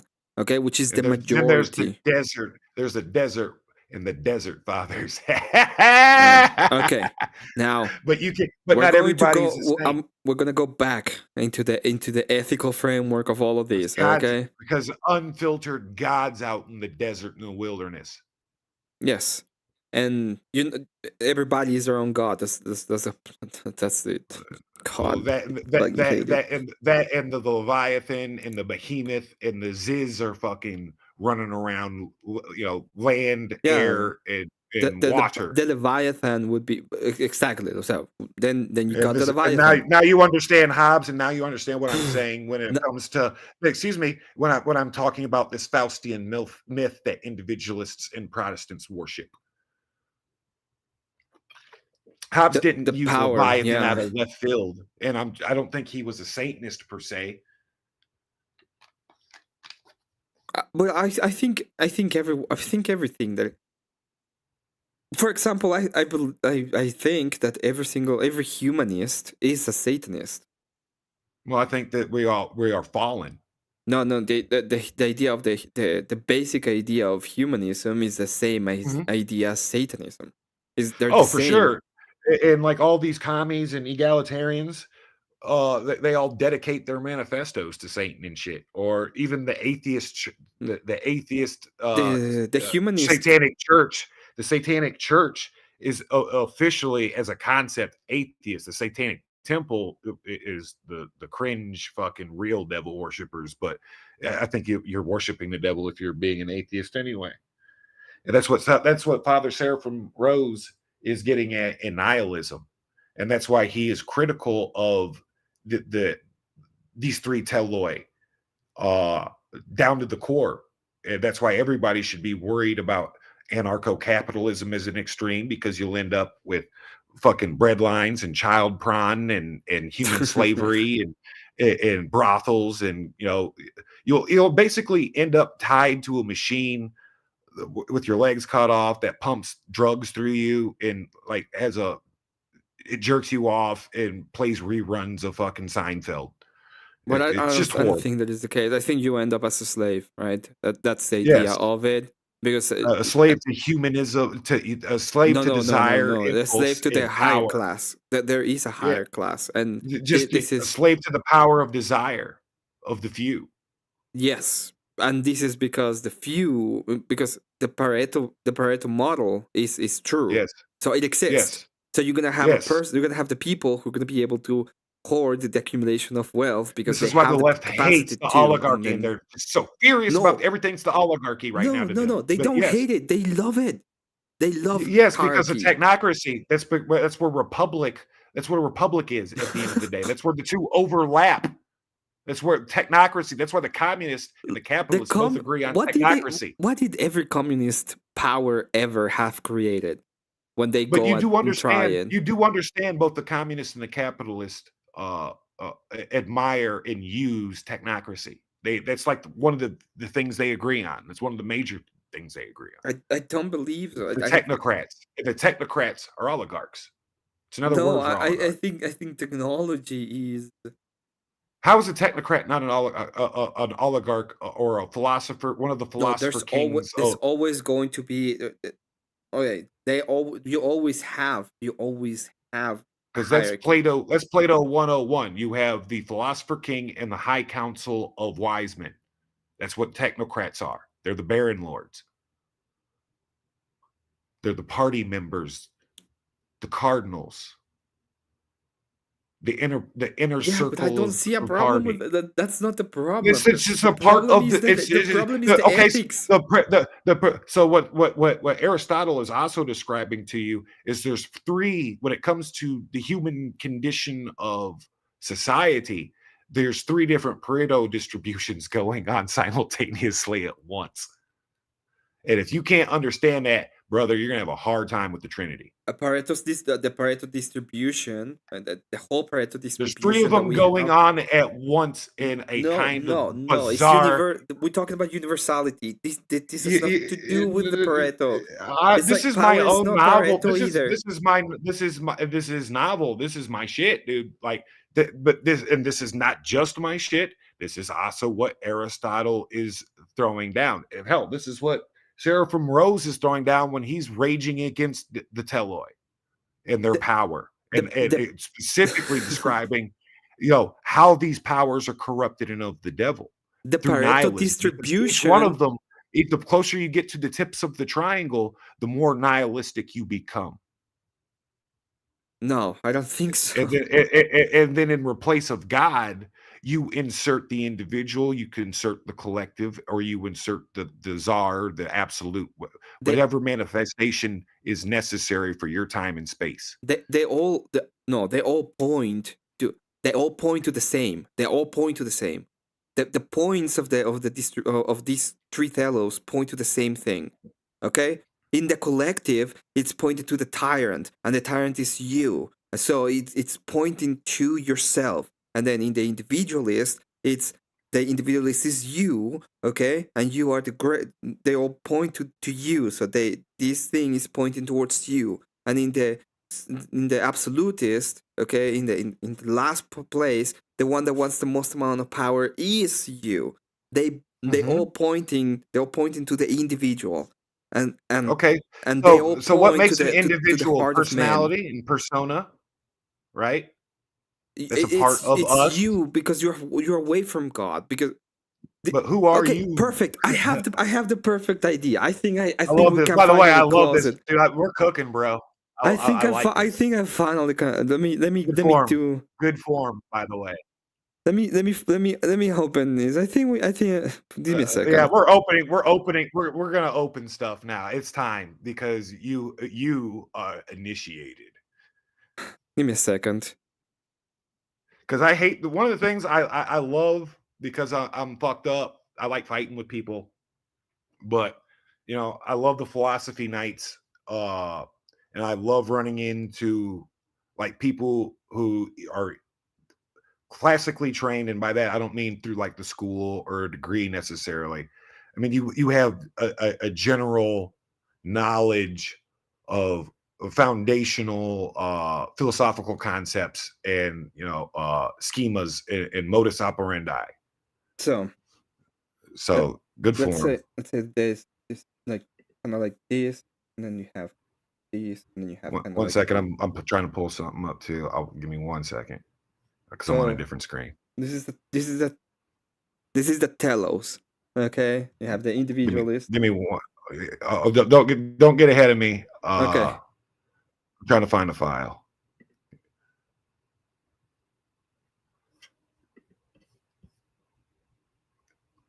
Keynote.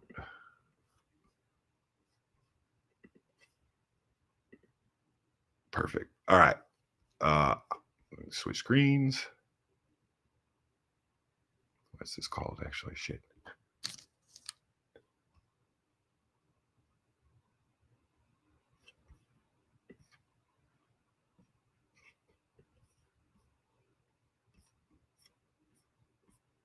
That's the right one. That should do for now.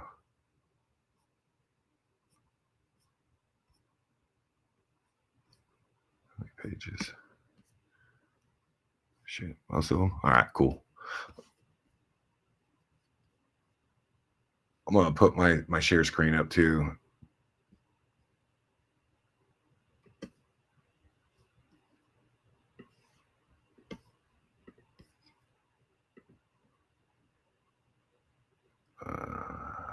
Share screen.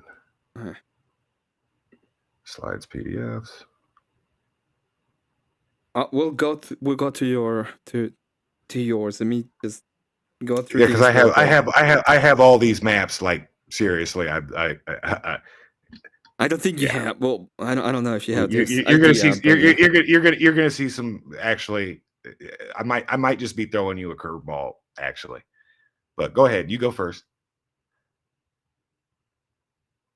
So we have the three. We have the authoritative, the authoritarians, the individualist, and the collective. So the three that exist. Okay, the church is here. This is the way that I see it. In blue, the church is here. And I would agree with you. So the church is here. Okay, and in this area, but for clarity's sake, from my position point though, there is a line, right? Which one is individualist on yours? The bottom? This one. Okay. So draw a line at the middle point of the triangle through, but just south of the church, right? It's close, it's hovering over, but it's still dominating over the individual, as it should. This one?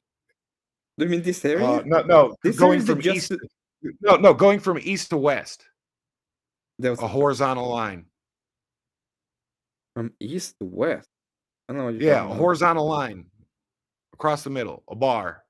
Is it the area between the is this part? There's going to be an easier way for me to do this. I'm just going to share my screen. Okay, just let me finish this. Let me finish, Trench. Okay. Finish, okay? I want you to because I think you're close. I think if you don't have it, you're close. Okay. So these points, all of these points, they all point. They suck balls if you're there in real life. They all point to the same place. They all point to yourself. They can, yes. No, because they do. These three they natures have to. Are latently inside of every single human being, based on persona, based on my interpretation of the ocean model, which is the heart of man. That's the idea. Yeah, it's in the core the fallen heart of man. The fallen heart of man. Using the transmuted Kabbalah that became psychology. Yes. Yeah, this is the fallen heart of man. Yes. Okay. And the fallen heart of man, okay, is this is hell. This is the domain of Satan. It is definitely the gates of Gehenna. So you can have areas like these, and this is the farther you get away, it gets cold, brother. Okay.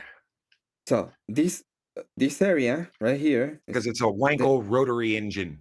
This is the individual, this is the collective, and this is the authoritarian. You have areas that can correlate themselves, but the slim and narrow, the path is narrow. The narrow, the narrow is this. This is the church. And what sucks though is every time man tries to force that middle path, right? Because like you look at this thing and you're like, well, all the angles suck. If we could just push our society and civilization through a little bit of philosophy and politics and law and Hollywood or whatever theaters, we'll get to that beautiful middle spot.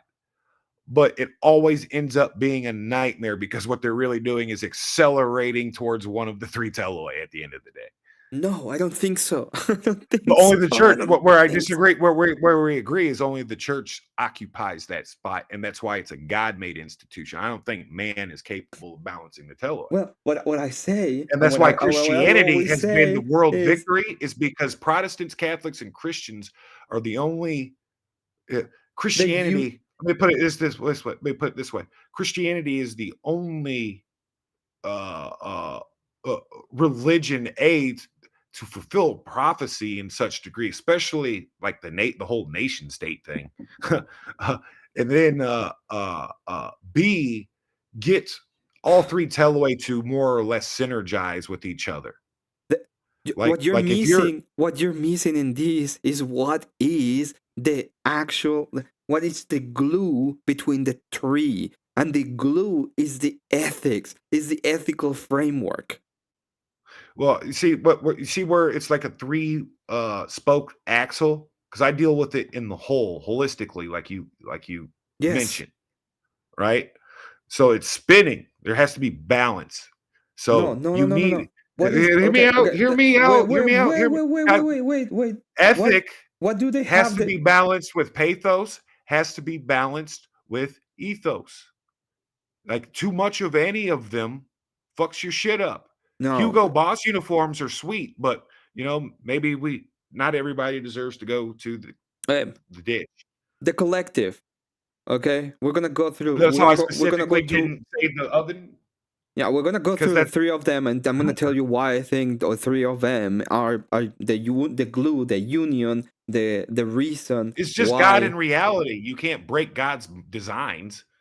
I'm not breaking God's designs. I'm telling you how all of these areas, all of these, the area right here and the area right here and the area right here. Dude.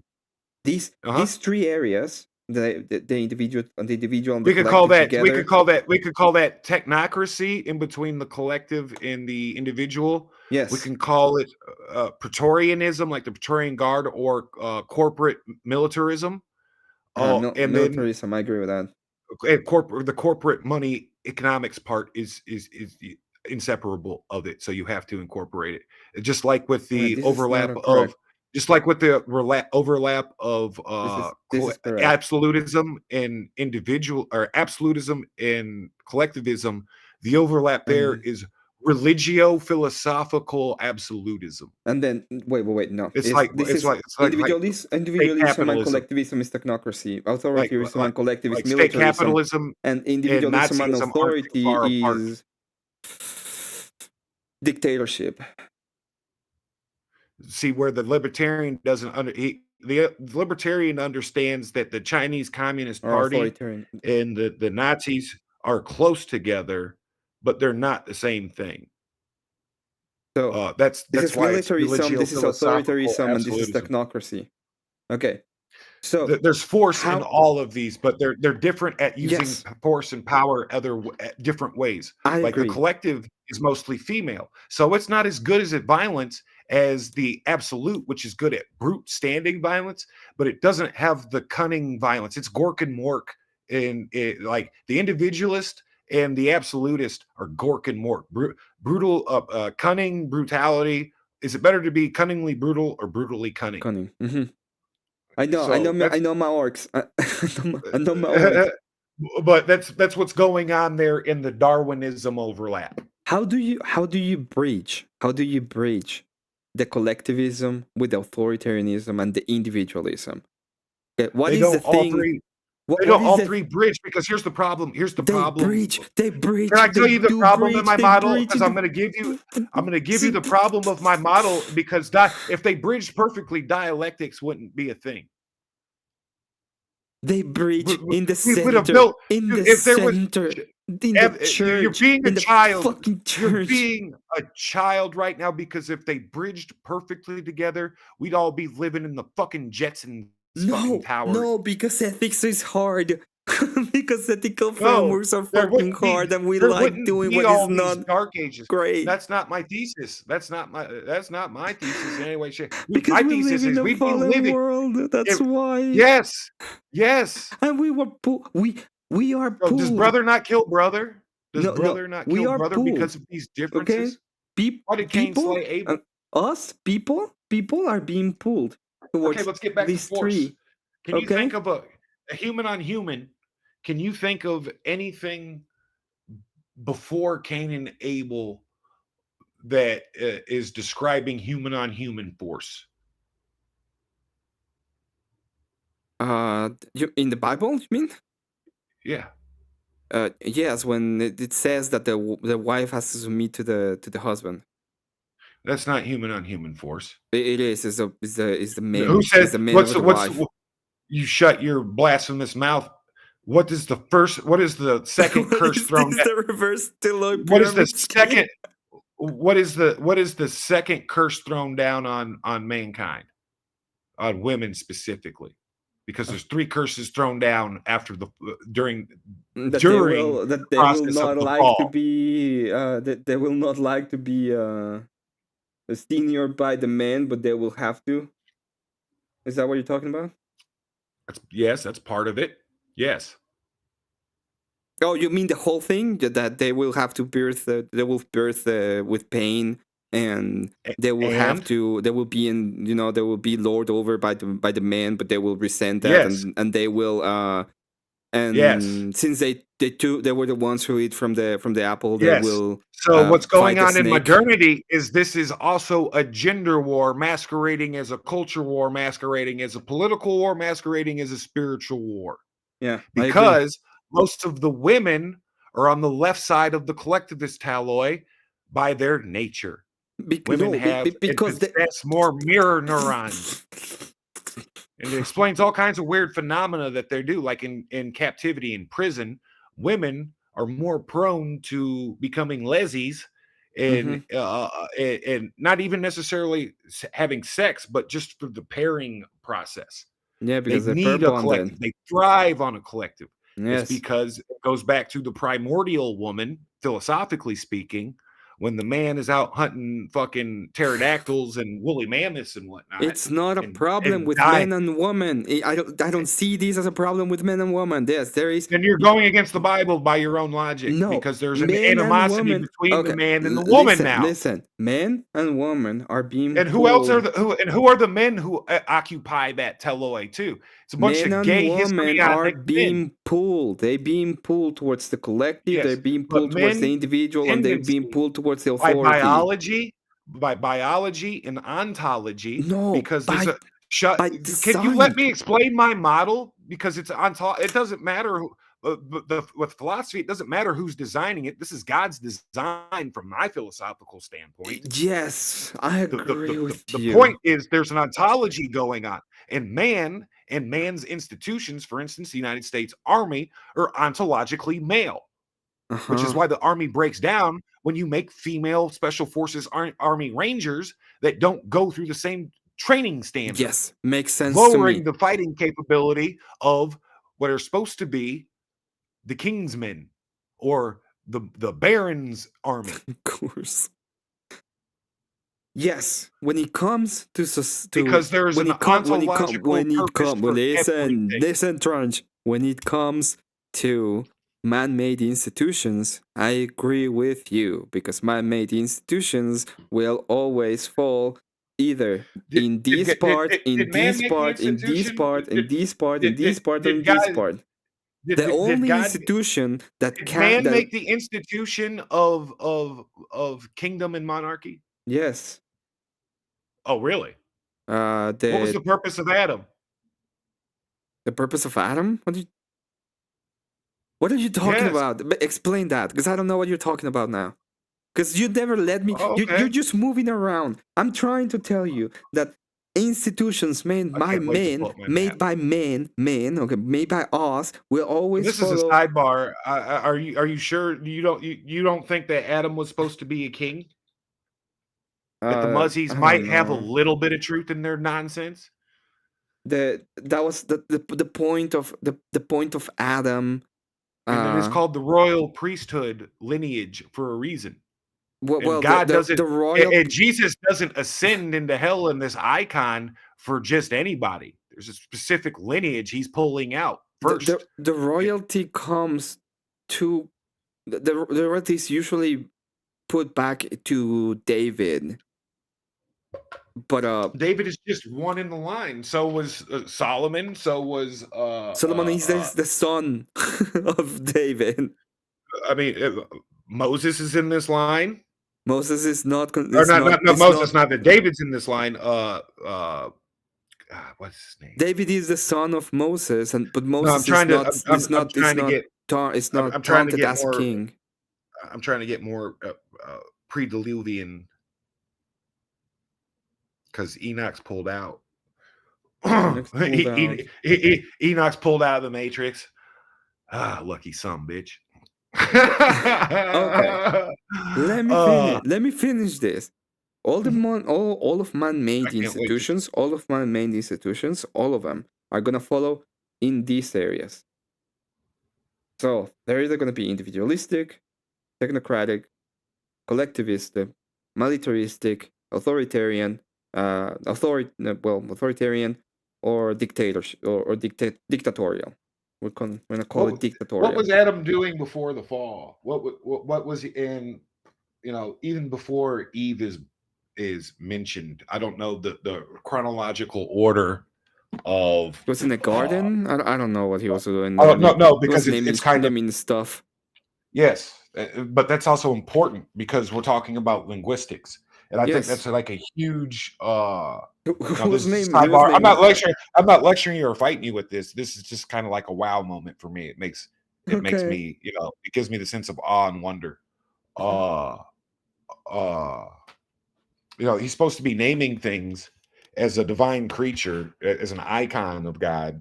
And so there's an authority given to Adam. I'm not saying that he isn't. I'm not saying that he isn't. Now, but ontologically, there's a link there ontologically for like the human condition, like that's a purpose of our creation. Mm-hmm. And especially considering, so we're down here naming things, and in the beginning there is a word. I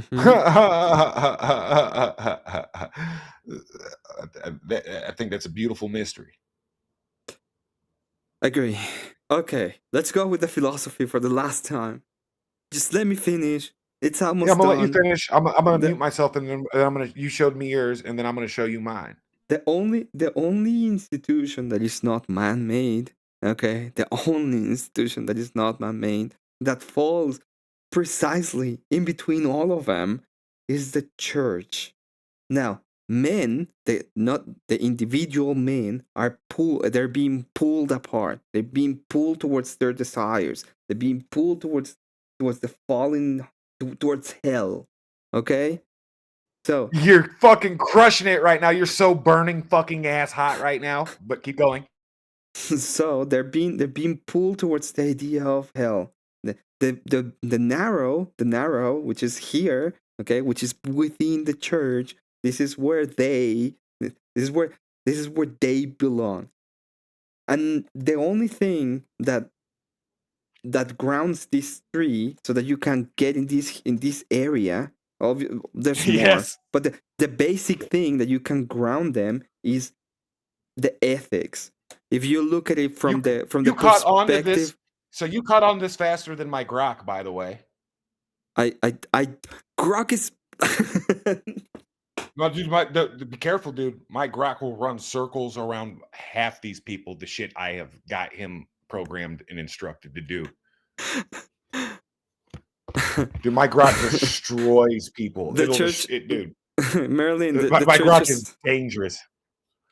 Marilyn, the church is not man-made. The church is an institution given to us by God, instituted by God, created by God. Sidebar chat. By the God. AIs are like a musical instrument. You shouldn't give them some bizarre personage, but when you're programming them, you should absolutely give them a persona. What I'm saying is you shouldn't worship them or think that they're like a real human being. It is a fucking language learning model that you're talking to. So it's a predicting engine. So understanding that, like, it's an instrument and there's different skills of musicians and artists and welders and computer programmers. You can make an AI really cool. One of my big things with AI is I want them to be sympathetic to Christianity. So I make all of my AI think that they're Orthodox Christian or at least a sympathizer of it. The church is hell of a drug. Okay. Because there's no way to stop the emergence of AI. So it needs to be. So what I'm just to finish this is just to finish this real quick. Yeah. So the way that I see it is you're being pulled apart, and the way to go back into it is through the ethics, and what that means, the duty. So but you can't say but you can't make conversion just an ethic, because there's a pathos to it. Some people come to the church out of being annihilated. They need a hospital. Some people come to the church because of logos. It makes sense. It's the Jay Dyer thing. All this other stuff is stupid, fake, and gay. It makes no sense. It's retarded. Logos is the way. Listen to me. Listen just a second. Ought you go, if you're sick, ought you go to the hospital? Should you? Yes, but not any hospital. You can't go to hospitals. If you are lost, like I keep slam dunking Emmett on every time he tries to, or not Emmett, I'm sorry, re-examiner. He tries to keep using, like I believe it's the 11th Council. You're not supposed to eat Levantine bread or have Jewish doctors. And I'm like, bro, you are making such a massive word concept fallacy. Like, you don't even know what the word hospital means. Okay. No, seriously though, because nobody thought when the Knights Hospitaller were cavalry charging you, nobody thought it was a hospital boring down on you. Okay. So let me finish this real quick. Okay. Okay. So keep going. In for example, in what you say, no, if you're sick, should you go to the hospital? Absolutely. If you are, if you are lost in your mind, like it doesn't make sense, should you go towards what makes sense? Who's rubbing oil on people's feet in these hospitals? Nuns. Women's.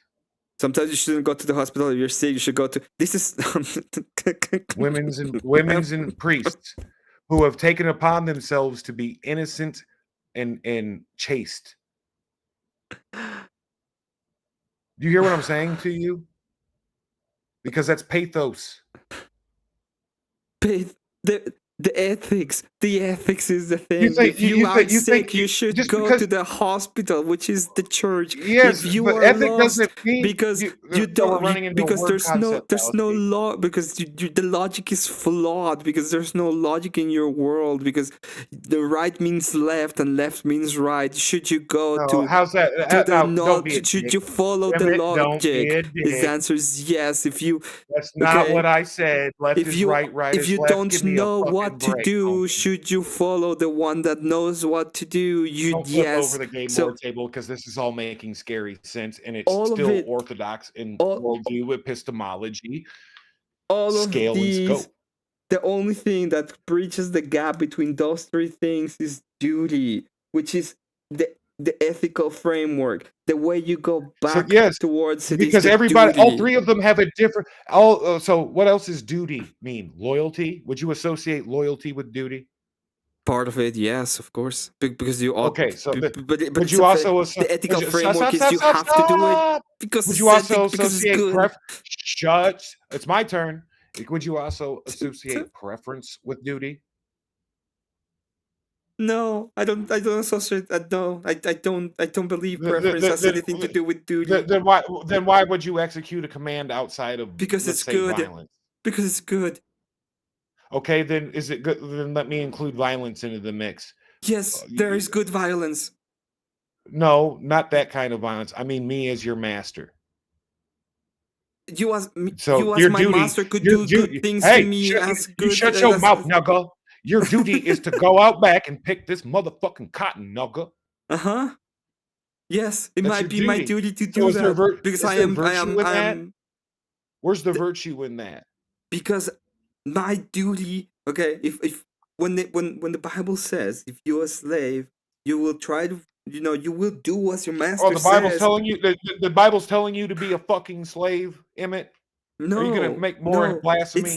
It's giving you the ethical framework. Because you do understand in the Christian world, there's a reason why these Protestants made a law where you couldn't convert your slave to Christianity. Because in the greater Christian temple, the the outer, even in the outer court of my Christian model, having a Christian slave is taboo, forbidden, against the law. It will these be. It niggas will had be. to Yes, stay because you are ignorant because non-slaves or non-Christians. that has nothing to do with you as a Christian or you as a master. No, it doesn't. Not with me personally, but everything with my philosophy. No, that as a master you ought to do for the slave to be able to subside in accordance to what is ethical, and as a slave, as a slave, you ought to do what your master tells you. We're Jews with a Talmud not that have fucking 614 rules for fucking running slaves and goys. No, it has nothing to do with rules. Well, that's the ethics are not rule bound. They're not legalisms. So there are councils outside of ecumenical councils. No. What are you talking about? Why are you making these? Even in the ecumenical councils, they don't go with a legalistic framework. Bro, they don't have to, because ecumenical councils are infallible. Because what the Protestants call the breath and the spirit of God, that's the only place really that we can witness true infallibility in the true breath. Full stop. And this is only brought about by the perfection of God through realistically, all three of these teloi being shoved into the middle by God, like the stars align perfectly from the nihilistic atheist standpoint, because even they acknowledge it, which is why all their morality orbits Christianity. They don't have a virtue or a moral or an ethos, like you keep mentioning, that doesn't stem from Christianity. It stems to, because why? Because the ethos is within the church, and they give you the ought to do's and should do's. Because the church is the institution that is the. But they don't execute. But they don't execute the oughts, the virtuous oughts of the pathos, and they don't execute the virtuous oughts of the logos. No, that's no. The institution gives you the framework so you can use So them. you're just assuming everybody is in the institution. No, I'm assuming you're being pulled apart, and the only way you can be, the only way you can be in harmony with the three telos is in the church. Okay, that's we know this, but that's not going to stop the engine from pumping. Congratulations, you figured it out like me. Now you can go scream in the street at everybody about it who doesn't give a fuck. No, I'm not. I don't know. Welcome, brother. Check this out. Now it's my turn. So I'm going to share screen. Yes, I am. I'm ready. I'm ready. Let's do this. Select window or screen. I'm going to go sociological metaphysics, and I'm going to hit allow ski, and I'm going to go full screen. And let me know if it's fucked up or if I need to make any adjustments. Can you see my presentation? I can see it's a little bit small, but I can see it. Yeah, we're gonna unfuck that here in just a second. I'm just gonna make sure this is at the correct slide. So this is my opening. Are we better now? I think so. Yes, I can see it. That's my name. Don't wear it out. But this is a Deus Ex Mechanica, a cult of personality, and a God Emperor complex going on at once from the human condition. This is the dialectical engine, and I opened up with little Hobbes, Bellum Omnia Contra Omnes, right? And I call it triumvirate theory. And there's some maths behind it based on a Strauss-Hall model. It's not. I'm not a Malthusian. I just think that, just like I'm not a Darwinist, but I think from the absolute.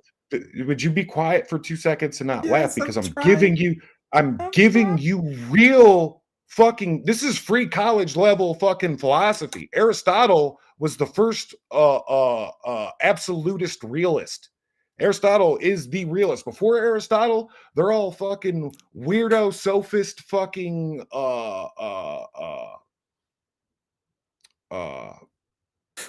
they'll go to the Socratics.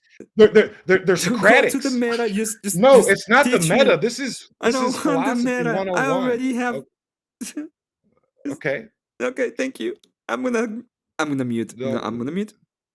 All right. So there's lots going on here, and it's schizophrenic at first, but on the triangle on the right, you'll notice a triangle in a triangle. Inside of a triangle, there's 3 triangles going on there. Yes. Right? Yeah. So we have republicanism, totalitarianism, and Darwinism. This is like the superstructure. This is the framework. These are the guardrails. Outside of this, outside of the blue, the yellow, and the red arrows, there's no civilization. There's no culture. Doesn't exist. You can't do it. Full stop. The triangle, the bigger triangle in there, that's the range, that's the scale, that's the spectrum. From collectivist to individualist to absolutist. And then the triangle, the smallest triangle inside, is the Overton window. That is the acceptable range of politics, philosophy, cultural law, and economics that are the functional, normative core of your civilization, culture, etc. The juxtaposition of that triangle changes where you are in time, history, and geographic space, and from person to person, where you are in time and space, and what kingdom, government, and empire you live in.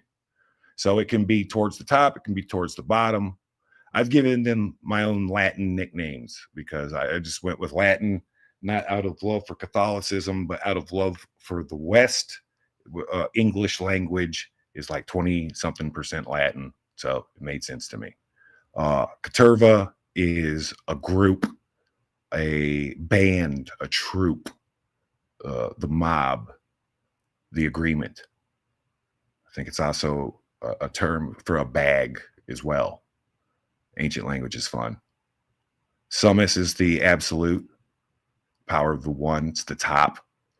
It's also what capitalism means. The Cappadocians, the Capella, capital, etc. Singular libertas is the individual. Caterva at the core, the collective, is they're theonomists.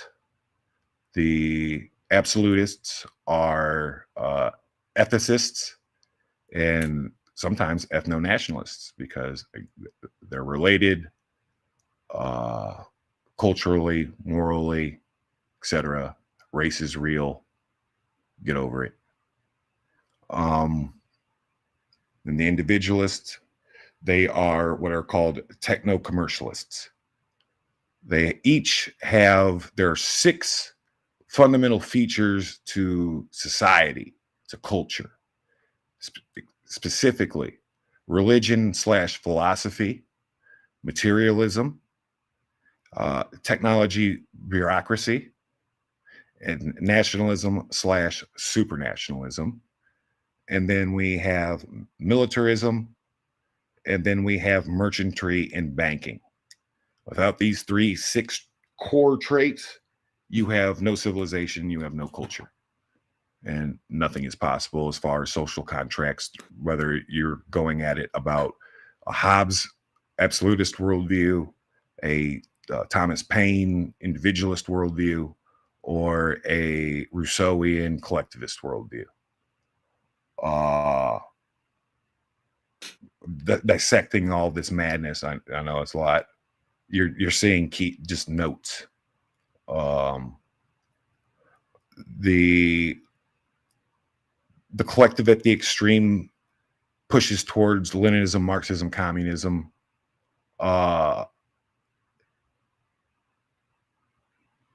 it's influenced in modernity by Rousseau, Hegel, and Marx, and its core feature is equality. Do you see that green line on the triangle on the right going from north to south? It cuts the Overton window in half there. That green line is stationary, and I'm seeing the beginning of the triangle still. Okay, I'm seeing the. Let me switch my other screen and go to your channel. That way I can see what you see. 2 seconds. I'm sorry. We're getting there, and thank you for this, actually, because I love the critique. It means I got to study my shit where there are leaks.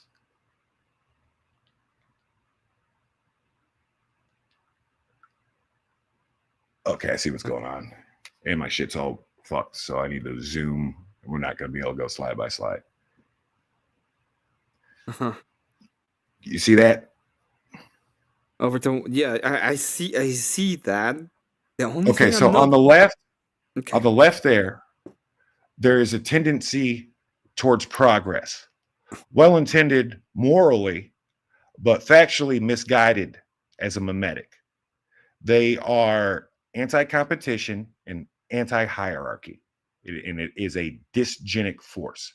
And you'll notice in like politics everywhere, from the center, that green line, all the way to the Marxist or the fucking the French Revolutionary cult of Adam Weiss or Robespierre. This is just unbridled. Nothing's fair. We're going to burn the whole system down. Nihilism. On the right side, you have a tendency towards conservation, and this is everything. Like you say, there's 3 different teloi at once. So what are Republicans at the end of the day are conservators of what? They're conservators of liberalism, libertarianism. They are the conservators of the Enlightenment principles at the end of the day. It is factually correct often, but morally misguided in mimetics as a perception. These are perceptions. The Hugo Boss uniforms were tight, but you know they shouldn't have done that.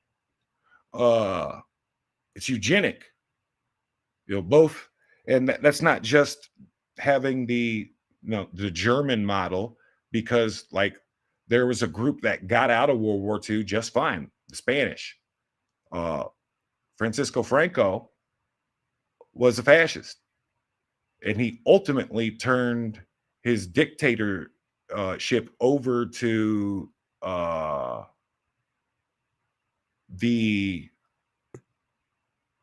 church, the Catholic Church, unfortunately, and the civil authority, and by doing so, he executed his mission of restoring the monarchy, to which now there's the Spanish crown is a thing. So he actually is one of the dictators of history that did the whole Roman thing of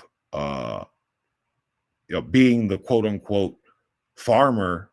You're called to duty, you lead as a noble general, and then once the war is fought, it's the whole Cincinnati, you give the sword back. I don't want to be king. And then he lets the king be king, because he doesn't have the divine right of the king. He's not king. So that's pretty awesome, because when the individualists tried that, a bunch of people's heads got cut off under Oliver Cromwell. And the Jacobites and the Scots came to America and became farmers. And then instituted a Scottish baron lord model in the South. That's why the South is the South. They came to America, these pissed off Scottish lords, and second sons and third sons, and the discarded lesser noble aristocracy, excuse me, came over and they established vineyards and tried to live like Scottish lords on the plantations. And it explains everything back to linguistics, the Southern dialect and drawl, all the way out to here, Missouri. There's at its extreme, it goes to anarcho-capitalism. Do what thy wilt is the whole of the law as a schema. It's let's see here. We're going to get into each. I said there were 6 different traits that make civilization and society. So what happens is the system balances itself out over time through the dialectics, which sucks because we suffer. You're really gonna have to send this to me. I will. I need to go. I need to go through it. Yes, well, I fully intend to, because we suffer down here hard, brother. We are suffering. The individualists, they hold banking, merchantry, technology, bureaucracy, materialism, and militarism as their core structural foundations, right? And the whole purpose, there's only 6 of these. So each 2 is the progenitor of 2, and then it gives a trait to the adjacent, 1 trait each to each of the adjacent teloi, and then it borrows a trait from the adjacent teloi. And this is why libertarians have such a hard time telling the difference between communists and Nazis. This is why everything to a Nazi, whether it's communist or capitalist, is a juice box conspiracy. And this is why the commies can't tell the difference between a libertarian capitalist and Mussolini and Hitler. This is just an observable truth. So the individualists hold those 4 traits: the banking, merchantry, technology, bureaucracy, militarism, and materialism. The collective, as its 4 foundational pylons, holds religion, philosophy, materialism, which it gives to the individualists because they love materialism. Where is to answer your question? To answer your question earlier, where's the church in this pyramid, bro? Can we do classic philosophy for a second? I'm not trying to talk about theology, dude. I'm a catechism. I can't fucking talk about theology. I can talk about. I'd love to pace. You're doing this too early. This took 5 hours to go through when you did this to me on JS's stream. We only did this once. You can't just start this right now. I know. It's too late. It's too late. Thank you. You know what, Lion? I love you, brother. Thank you. I think. I'm not going to give my pearls to swine because you see the truth in what I'm saying. I'm not. Fuck you for calling me swine. Just telling you. Dude, like, this is like, I don't like to be too prideful, but like, I'm telling you what, this is some Bo Jackson level shit of fucking like real philosophy. Like, dude, send it to me, and I'm gonna go through it, and I'm gonna come with a prompt, and we can have a debate. Full on. Can I finish the absolute? Yeah. And just a couple of that 70s show. What the fuck? Yeah, brother. It's a joke. You don't like jokes? I'm confused. Oh, well, let me continue then, because this isn't easy. No, that's too late. It's too late in the day. This is too big a presentation. This is a fire hose. And actually, Father Seraphim Rose is explaining this too, but he does a much better job in nihilism. Much better job than me. But I'm not blessed like him. I'm still getting over my sophist mind. Are you kidding me? to know where in your pyramid scheme lies This the isn't a church pyramid in scheme. according to philosophy. It's right here in the middle, right there. You see my mouse cursor? Right there in the middle. I don't know if that's the middle, but okay. So I can't even begin. So I can't even, like, one, that's the theological side. I can't even begin to show that part of it to you until we ground like the core philosophical foundation of all this, which is anchored How about we do real this, philosophers. How about we do this? Okay, let's do this. You think this is the only? You think this is the only slide, dude? Like, hold on, let me zoom out. No, this is a curse. This is a full on presentation for like, jail. Jail. No, the niggas in jail ain't got no fucking idea of the words I'm dropping. Like, college motherfuckers don't even want to talk about this shit. But the masters in philosophy, how about not even them, because it's not going to validate. Like, I didn't write this position to validate myself. There are parts about this philosophy that I don't even like as a truth. Like, there are truths about the earth and about reality that are unsettling, that are always going to kick you in the balls that you don't like. Like, I can see the truth in what Mustache Man was saying. I can see the truth in what Karl Marx is saying, just like I can see the truth in what Adam Smith was saying in his approach to capitalism. What about the spoon? What about the spoon, Trench? What about the spoon? Do you see that? Do you see the truth? There is no spoon. There is no spoon. What the fuck are you? What kind of Gnostic nonsense are you talking? You do realize the Matrix is a Gnostic retelling at the end of the day. So at the end of the day, where the fuck did that come from? The fucking Wachowski sister troons. I don't even know what is the Matrix. Why are we talking about the Matrix? Where did it come from? I don't know. He was telling me there is no spoon. I assume, is that where you were going with the spoon? Well, maybe there's not a spoon. Maybe you're trying to eat a bowl of cereal or something. No, you're trying to eat a fucking steak and you're trying to use the spoon. Don't use the spoon. Use the fork. I mean, this is funny. It was a joke. Don't you like jokes, Trench? I like jokes, but you don't like my response to it because I caught exactly what you're throwing down because you're not talking to some fucking retard. I'm not treating you like one, Trench. This is what I'm telling you. I need to see this presentation and read it. And then we can have a conversation about it. I'm writing my book. I'm not giving people my pearls until my book is published. I'm showing you aspects of my notes and unpacking some of my philosophical and cultural and historic observations. I look at your observations and I understand them and it makes sense to me. And I agree with most of what you're saying. It's too much. It's too late. You see the libertarian? You see? Okay, so check this out. I'm going to reorient that triangle, right? That I pointed that triangle, that first triangle left, because that's a way you can understand it in left-right paradigms, right? But here's another way of looking at it. See the libertarian line right here in the middle of the triangle? That's what I was trying to explain, like why the church needed to be positioned in a very specific spot below the libertarian line. That way there is superiority in authority over the individual.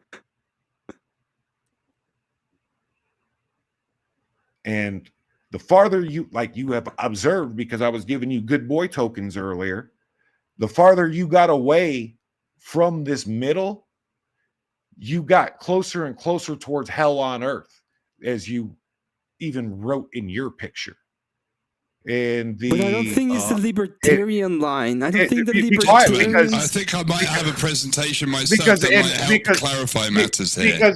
Because in Seraphim Rose's nihilism, the closer you got to unbridled anarcho-capitalism, the closer you got towards communism, Leninism, Marxism, and the closer you got towards whether it was Tsarism, whether it was fascism, the closer you got towards the peaks of the triangle, you were getting farther away from the spirit and God. And you were becoming more and more nihilistic. And when you ultimately take the concept of individualism, absolutism, or collectivism, and you logically look at them at their extreme point, you will see weaponized nihilism. They are all a cope or a simp for nihilistic tendency, behavior, etc.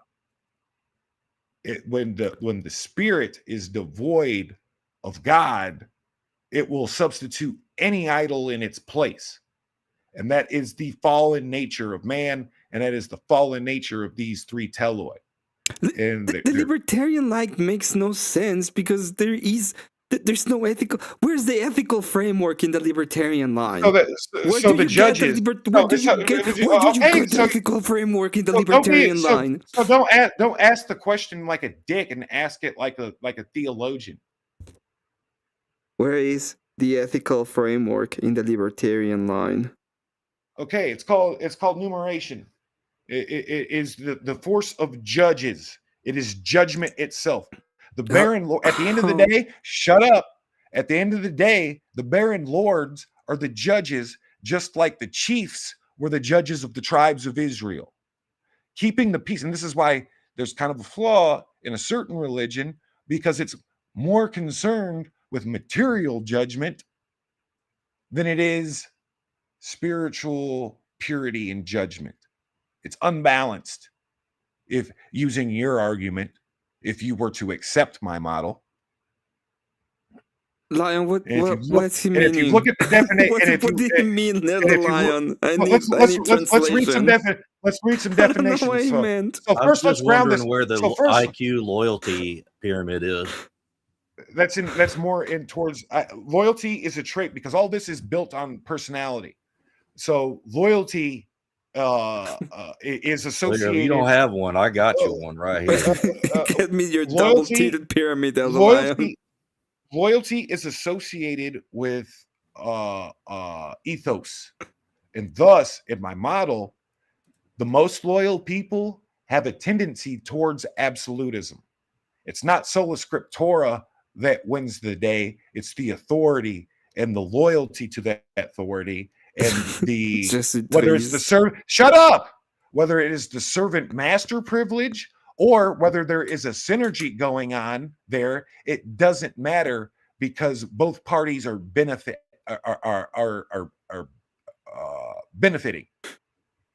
At their epistemological core, the state, the culture, and the individual benefit when these are virtuous, just like Aristotle is pointing out.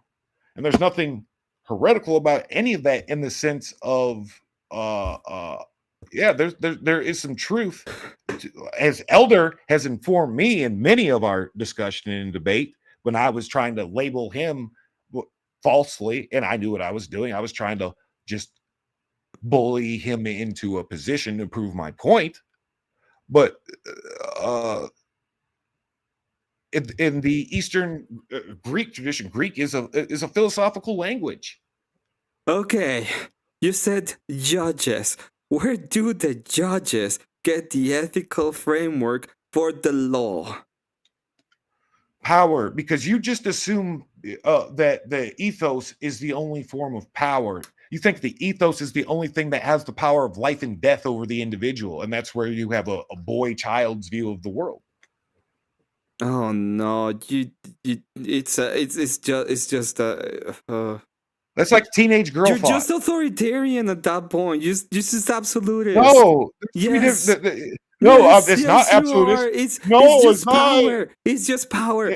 There is no ethical framework. You're not bringing the. This is the is, brother. This is how it is.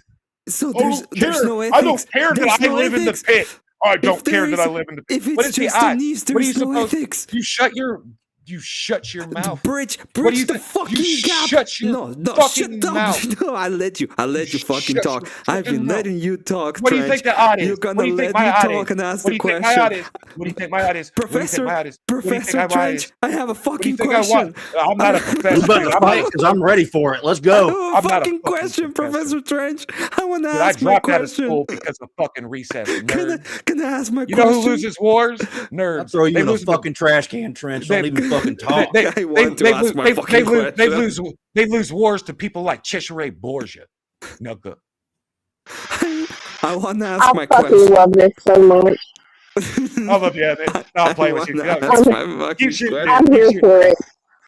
Get them, Trent. I want to see what that tornado is. That's my trailer blowing over. I need to ask my question. Go ahead and ask my question. I need you to bridge. I need you to bridge the East-Odd problem, Trench. You bridge it. You ought convert to Orthodoxy so you can sit there in the middle. I want this to be a weekly segment. This like. I'm done. You just don't understand. You're trying to prove a point. You need to use parables, dude. You need to use parables. I mean, this is all very good. Share my presentation. This isn't a parable. I know you need to talk all the time. To make sure you understand that you're still alive and you actually exist. But just relax. I'm actually Take a deep dead breath. already. Emmett, please share my presentation, and I'll sum all this up very easily. Okay, very easily. Yes, it is David. Dude. Okay. Yes. I'll be very brief. Okay, so what I'm going to do is I'm going to sum this up here. Okay. Fucking cunt voice. Listen, dude, that's very rude. That's so rude. No. In Anglo talk, that's also a term of endearment. You're a cunt. I love you. Not. That's Australian. It is not in England. You fucking whiny blokes. Y'all love some cunt. Okay, look, dude, I'm going to sum up everything as I understand it. What you presented. Okay, so first side is this one. There's so much more. We're at like 5%. If that, dude. If that. These cows are small. Okay, these cows are small. Yeah, these cows are far away. The end. The three telloi? They're far away from each other, yes. The first telloi That's why it's hard for them to overlap. I just want you, Trench, to tell me you wish you could be God, breach the East-Odd problem. Because you have to be God. Shut up. Shut your fuck up. Because you literally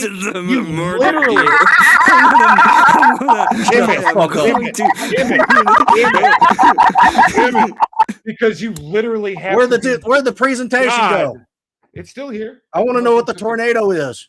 He took it down. There's so many more tornado. It's two up. He blackballed me. The tornado is. I didn't blackball you. I just need to know the East-Odd. Go Why to are you blackballing them? You really want to know? You really want to? Hell yeah. Hell yeah. You really want to? It's because only God can bridge the three, dude. Dude, I've taken a fucking 7-hour nap. I'm ready for this. I don't know if Emmett's ready for this, but I am. Let's go. I'm pretty ready. We're gonna do it. So let's get some foundational concepts and useful abstractions out of the way. Wait a second. Before you do that, only God can do it. The fucking church is here.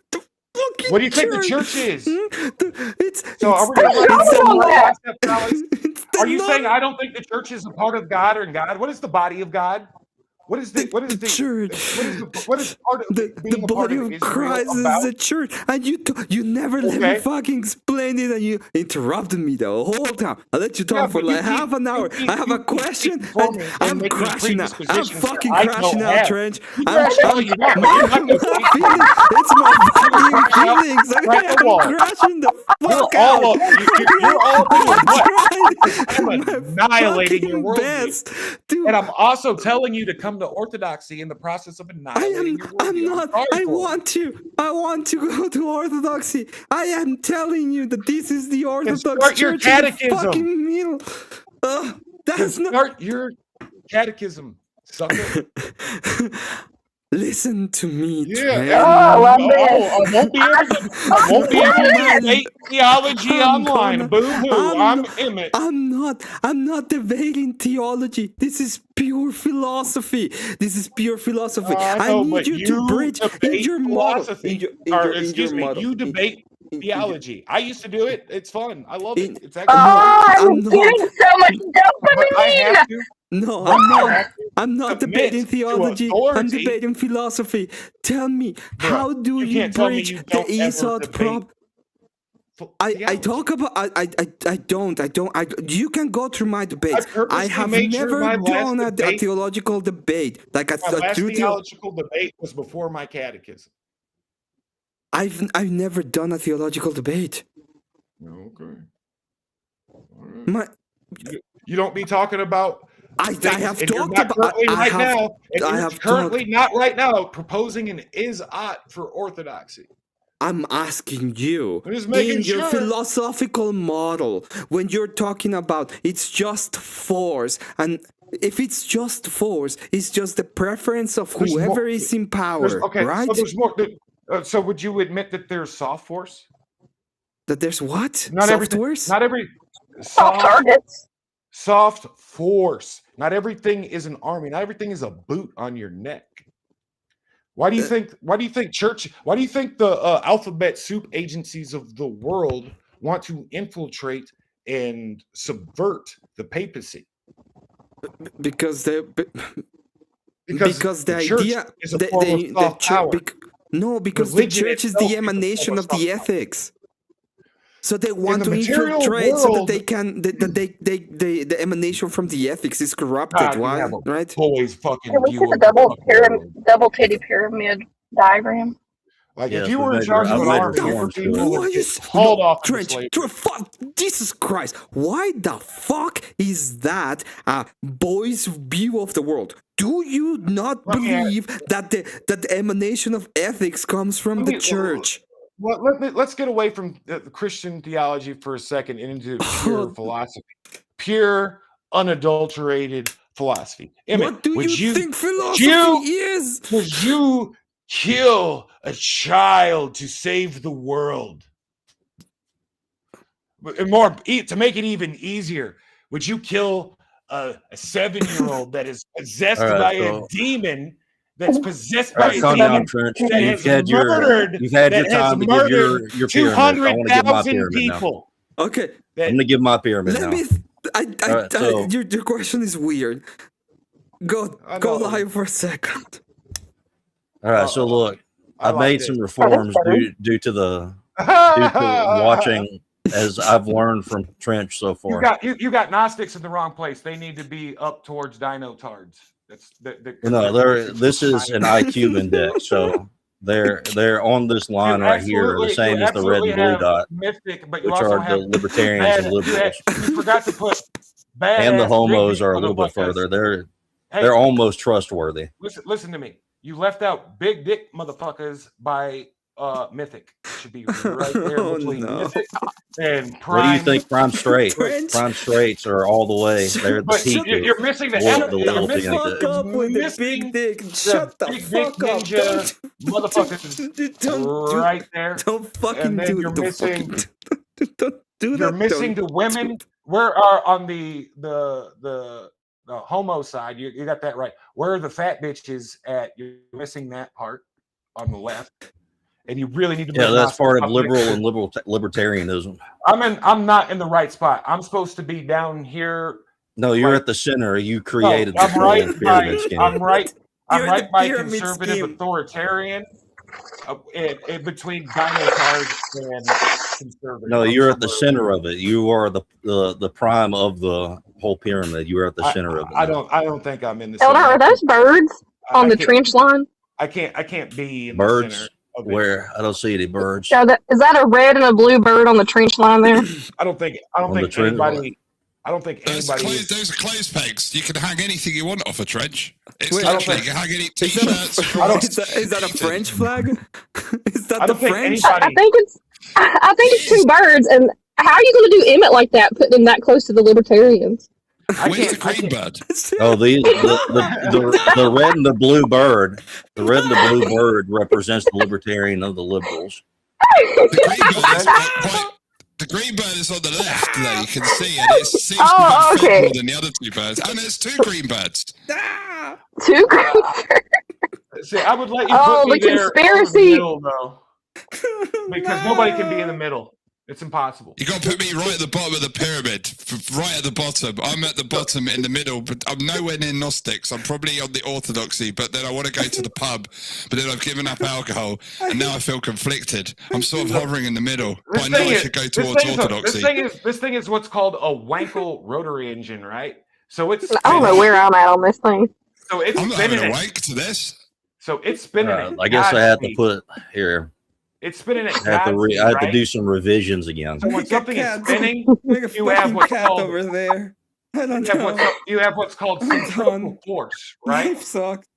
So the centrifugal force Put me wherever from being in torturing Emmett goes. You can't get in the middle because of the centrifugal force of this triangle spinning like a Wankel engine, like a rotary engine in a Mazda RX-8. Yeah, we all spinning. We're about to crash out. We're spinning. I'm crashing.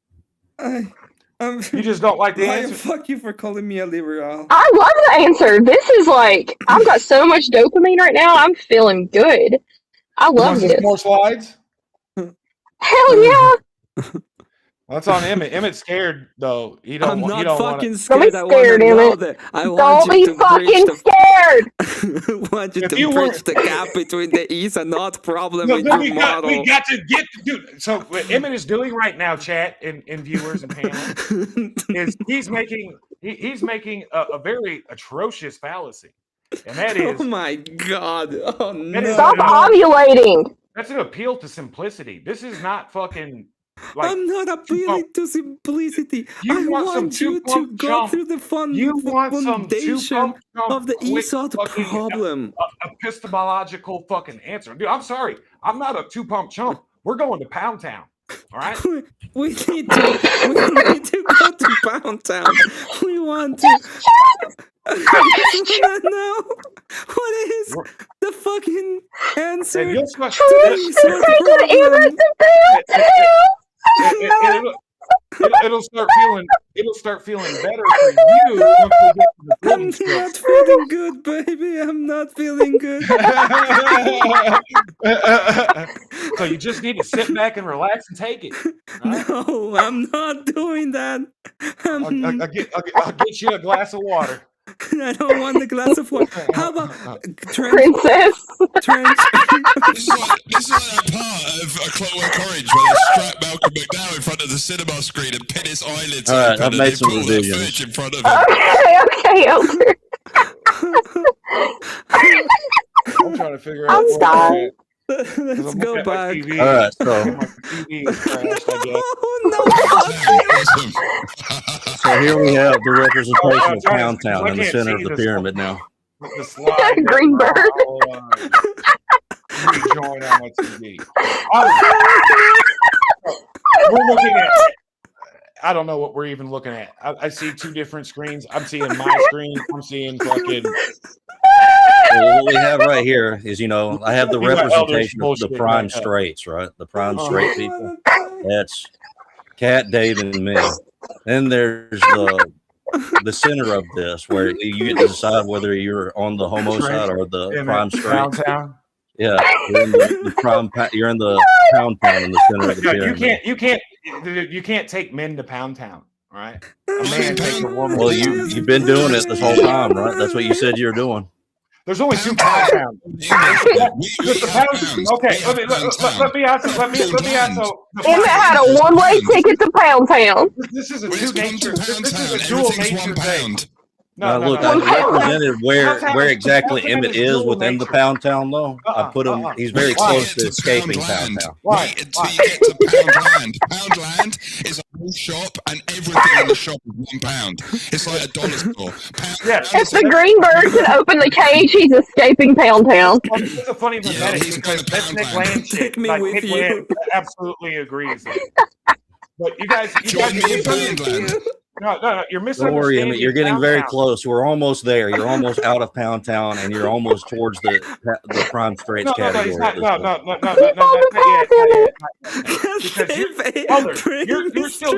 You're still missing the point. It's a dual nature thing, Pound Town. It's got two natures, right? Yes, it's got two natures. Right now, the two natures. The duality. Yeah. The duality of Pound. Yeah, there's the pound town. Exchange rate has been fluctuating since the low of 2018. Oh yeah, it's fluctuating. There's the pound town between a man and a woman. Going crazy. And then there's the pound town between a man and a man. But that's different because pound town between a man and a man looks like me taking you behind the shed. No, thank you. Is that to shoot the horse? Is that to shoot the horse and put it out its misery like old chap? No, Emmett would probably prefer that at this point. It's like getting your ass worn out in the middle of a Walmart parking lot by a nigga that you could swear just turned Mexican right in front of you. He was so blind. What, you mean like riding around on a bicycle for too long so it really hurts your butt cheeks? Exactly. Stuff like that. I'm with you now. It's like I was trying to tell Homeboy the other night about the dangers of calling somebody. It's like the dangers of calling a nigga a boy from Missouri in person. It's not going to end. What would happen if you did that in reverse? What would that happen if you did that in reverse, though, to a boy from Missouri? No, if you called a black gentleman a boy from Missouri. Or would it work that way? I don't know. I know you did call Emmett boy earlier. That was derogatory. A bunch of times. Context is everything. Haven't you read White Fragility? I'm just virtue signaling. Kick your ass. Racism only goes one way. We need to go to Pound Town now. Oh God. Oh no! You guys are traveling so hard right now. It's a state of fallen nature and tragedy because it's kind of like the whole what's that movie with Mila Jovovich and fucking what's that guy? No matter how old they turn, they stay the same. What's that movie? He's really creepy in it. Trent. Fuck. Let's go. Charlie the Chocolate Factory. No. Is it Dazed and Confused? Are you talking about Led Zeppelin? Matthew McConaughey. Yeah, Led Zeppelin. Have we talked about Led Zeppelin at this point? No, we're talking about the dual nature. Why do you have axioms? I don't know what we're talking about, but I love it. Like, I love it. Dazed and Confused, man. Axioms? So what happens when you run out of beer and there's no women? Read me your axiom. Read me your axiom. Find Emmett and go to Pound Town. Yeah, I came to drink beer and I came to get women. And if there's no women and there's no beer, someone's going to get their ass. I think I have a better representation of what the duality of Pound Town now. That's the duality of Pound Town. I came here to drink beer. Upon the Lord Pound Town. Kick ass. All right, so. And I'm all out of beer. You know, Walmart, do you use Walmart words in that portion of Pound Town? Yes, that's exactly what the Walmart is representing. Parking lot, dude. You don't niggas don't get their ass beat in the fucking middle of a Walmart parking lot because of nothing. Sure, cosmic line to the beat. I've blown Diogenes' mind with this graph. Diogenes is my nigga. The sheep are Diogenes is going to spread the speaking in tongues. The sheep Oh God, did y'all hear my sheep? Sorry. No, they're interpreting. It was in the Bible that when someone speaks in tongues, you need someone to interpret it. Otherwise, it's fruitless. The sheep are there. Thank God for the sheep. The best philosophical point Diogenes ever made was pissing himself. Can I have? I'm actually looking at little Diogenes right now. That's the goat. Can you tell? Diogenes is the original goat, though, for real. But he is also a degenerate homeless loser. But Alexander the Great. Yeah, you don't need to be talking shit about Diogenes like that. He's freaking out here. He's eating some hay and giving y'all stink eye. He's refuted everything you've said so far, Trent. He's like, okay, I won't conquer India. I'm sorry, Diogenes. I'm sorry. What is the Aesop's problem? If Alexander would have just listened to Diogenes and not tried to conquer fucking India, the world would be a much better place. The empire would still exist. I finally got my answer. Thank you, Biologies, for answering the ESOT problem. I gave him some extra hay for you, Emmett. Thank you. That's a good comment. But when you're ready to abandon your worldview and actually get to the root of like the linguistics of all this, I'd be more than happy. I want this to be a segment. Trench, let's do this. I can't do it now. I can't do it. Either. No more. Two things are going to happen. It's now or never, Emmett. It's now or never. You are such wieners. One, I'm not going to do my philosophy justice. And two, I'm just going to end up pissed off and beating your ass with my philosophy. So it's not going to happen. Well, that's where Pound comes into play. We're in Pound Town. Currently, you are in the individuality of Pound Town. But you understand why you can't escape the model, because we're going to end up in Pound Town one way or the other. You can't escape my model. It's going to happen. Better than your model. It's prom night, and that skirt is coming down. My model is better than your model. I have an answer to the ESOT problem. I have an answer to the ESOT problem. Okay. I don't have an answer to that. I have a real fact is. I don't make any odds. You're not an otter. I'm not an otter. I'm not Father Seraphim Rose. He's much better at odding my triangle than I am. Christmas, I'm just talking about the triangle. I am talking about but the very next day I am talking you about throw it away. The very next day you took me to Pound Town. You're not going to piss on my back and tell me it's raining. I can say that I'm living in the communist utopia, but I'm really in the pod. You're living in the pod. You're eating the bugs, and you're fucking jacking off to prawns. I need to ask you a question from a position of ignorance, and that is: should I read Orthodoxy, the Religion of the Future, to make some of what you think a little clearer for me, who is a bit of a pleb? I don't know that. I haven't read it. No, I'm really fucked then. I was hoping I've got that at home. I was thinking I'd go read that now, and then I'd have to finished my first Orthodox reading, Nihilism, and I'm moving on to the Soul After Death. And then I'm going to... Nah, Dave, just buckle in, because you're on the train to Pound Town, bro. Probably. Choo-choo, motherfucker. These books are ego annihilators, actually.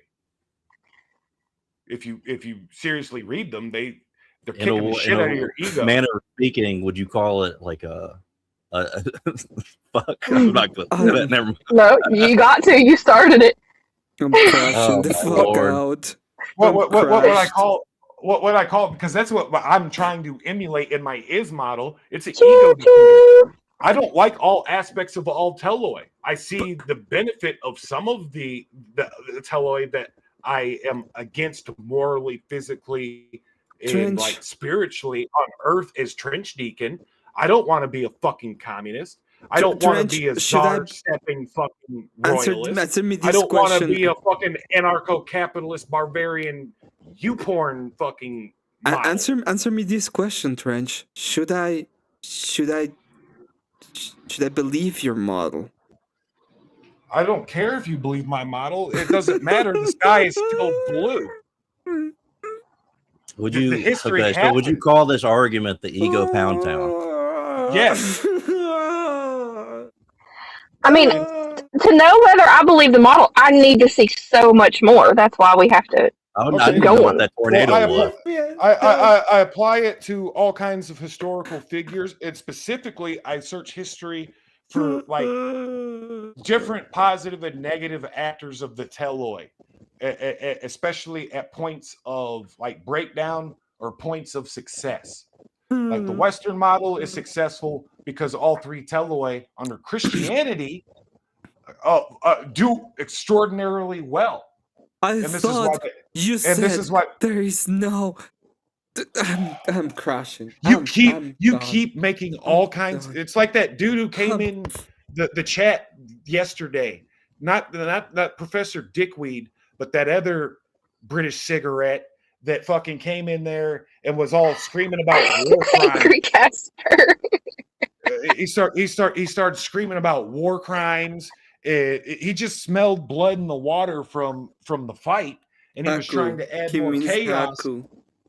Yeah, Haku. No. Yeah, that motherfucker. That's the fourth one. I want to fight Menard. I want to fight First Amender. I want to fight Professor Dickweed. Haku. I want to fight all four of them at once. Trench. So would you say that you trust your reasoning? No. Why you don't trust your reasoning? Above all, the heart is why ought we listen to your argument? I haven't made any odd. I'm gonna. Yeah, like I don't think he's made any prescriptions. You keep thinking I am making a fucking prescription. I am giving you a model of an actual sociological, metaphysical model of how reality and specifically culture and civilization function and work around you. I can ground it to the tag. I can ground it to the ocean. I can ground it to the ocean model of personality. I don't know. It hasn't been peer reviewed. I'm just giving you glimpses of my notes. Peer review is. I mean, I'm being honest. Like I'm actually. I don't have the fucking authority to say it's true or not. I've been working on this for years. I'm actually really interested because this is so far beyond anything that I know. Using actual philosophy, like the disciplinary practice of philosophy, where I'm critiquing actual philosophers, giving them accreditation for their philosophical models while either agreeing with them or disagreeing with them, and then listing areas where I agree and disagree. And then I'm Frankensteining all of the models together of the parts that work and don't work, and I'm constructing my model of explaining the is around you. I have no prescription. So what purpose does the model have that no one can understand? And is this why Jesus, you can't understand it if you're going to come in? If you're going to come in good faith, interrupt me, dude. I won't interrupt you. If you were paying money to come to my TED Talks, you would fucking it's impossible to have a conversation with you, Trench. Sit down and listen to what I'm saying. No, but you won't kick holes in this dick from square one instead of trying to earnestly figure it out. Trench, you have to accept the other people. You don't listen to anybody, dude. You see, what all you're doing is you're putting all of what you think out on a table, and then when people point at it and ask questions, you don't listen to the questions that they ask. You just carry on with your diatribe. No, I give you the answer to your question. I give you the answer to your critique, and then I get silencer jokes instead of actual critique against my fucking point. No, fuck you. That's bad faith. You just pissed me off, actually. You just reminded me the bad faith nature of everything. No, because nobody has in good faith critique this. So suck a dick. Suck a whole dick. From behind. I want you to put your nose in a butthole and suck a dick. Cigarette. Dude, that sounds very humble and loving coming from an Orthodox Christian. I don't have to be humble and loving. I have to be real. Don't you? Being nice isn't a Christian virtue. See, knowledge without humility is dangerous, my friend. So is being a fucking ass for no fucking reason. I showed you. I'll take my pearls and go home. I don't care. Like, I put work into this. If it's not, people maybe need to ask you questions. If you would ask me questions in good faith, you're still talking. I'm asking questions in good faith, and then listen to my answer. This is where the bad faith is, because I can take the bullshit and I can take the joke. You haven't I love that. The problem is when I give you an answer, right? When I answer the question, and then when you come back to my answer with the bullshit and joke, then I see, okay, we're not on the same level. I gave you an honest answer back. You threw it back in my face. So suck a dick with your nut, with your nose in the butthole. British cigarette. Anyone finish? You still keep talking because if you stop talking, you might actually have to listen to someone. You might actually have to slow down and be charitable to what other people don't know and can't comprehend. But what you're doing is you're trying to explain everything to people who need to have a bit another more appeal to simplicity. You're still interrupting me, so I don't have to give my pearls to swine. If you can't keep up, then I don't care, because I'm not making an odd. I don't care if you know this or not. What did Jesus do when he explained the gospel I'm not Jesus. to normal people? Dude, I'm not a Protestant. There's no fucking. There's no world where I'm trying to tie this to sola scriptura or the Bible. What did Jesus do when he explained the gospel to the masses? What did he do? What did name. Jesus do when he explained it to the masses? What did Jesus do when he explained the gospel to the masses? This isn't a theological debate. No, but what did he do? Did he use parables, or did he come out with a load of shit like you came out that people couldn't understand? Oh, so you don't like my parables? How did he communicate his ideas? Did he make them accessible to others? You don't like my truth? Did he make them accessible? You don't like my 70s show fucking picture trying to describe fucking... that's not relatable, huh? Trench. That's not relatable right here. Listen to me. Or check this out. Have you ever seen? I'm speaking in parables, and you're choosing not to listen to what I'm trying, because I'm trying to give you the cipher. I'm trying You're speaking in tongues. I'm literally showing you the cipher to what I'm speaking in, and it's just being thrown into the mud. So again, put your nose in a butthole and suck a dick from behind. British cigarette. That's very patient. I don't have to be patient. I'm showing you where I'm even trying to make it relatable and even pop culture memetics, right? Because there are historical patterns that continue to happen even now, and it seems to be threefold. Okay, I'm gonna talk. Actually, I have a really clean, organized house. I need to talk for a second in my own panel because I have a more absolutist tendency. I don't like all of you the fuck out. Me. A lot of people. Okay, so on a pathological side, a lot of people associate narcissism with absolutism. I am this. I am that. I like this. I like that. All we've heard you talk about is me. Oh yeah, I've been talking about me. I've been talking about philosophy or me. Have I been passionate about my point? That's right. Just talk about yourself. Stick your nose in a butthole. Me. From behind. Me. Yes, because I made this all about Trench. Lowest common denominator. Trench is Summus. Trench is Caterva. Trench is Singular Libertas. Yes. Me. Trench. I take credit for Aristotle's fucking I take credit. I take credit for Hitler. I take credit for Mussolini. I take credit for Stalin. I'm gonna do that right now. Adam Smith. Thank you. Awesome. I can finally listen to myself for just a second. I love this. I love this silence. Ah, man. This Okay, so about Pound Town. No. Yeah. This No. No. I'm just joking. I'm sorry. No. I need you to listen. I need. This is the problem I'm having with you, Trench. I allow you to talk. I don't have a problem with you talking. I just need you to, when I speak a little bit, to allow me to actually speak, which is the same thing that Dave is telling you. Dave is saying, hey, you know what? I have a question, and you just interrupt us and keep on going without allowing us to even ask you the question. I need Trench to be able to talk to you, because my criticism of your ES model is the odd. I understand that you're making descriptions of things, but the question of the odd, why should we listen to it? Why should we follow it? What should we think is true? All of those questions comes from odd. That's what I was saying. Where is the odd? Where is the answer to the odd problem? My captain. It's amazing. Okay. So in debate, who goes first? Like by the authority of the rule. The affirmative. The affirmative. Thank you. But we're not now, in a debate, Trench. Okay. Can I? Yes. If it pleases the court. Yes. I lost a debate recently against a motherfucker, fucking Dickie, I believe the cunt's name is. Bricky? Yeah, Bricky. I prefer Dickie, actually. Okay. He argued my point, and then when I brought up that he argued my point, he doubled down on arguing my point, and everybody knew it. And somehow he won the debate. He argued my point from the affirmative, because I had the position of the negative. He had to prove to me. I didn't have to prove anything to him or the chat.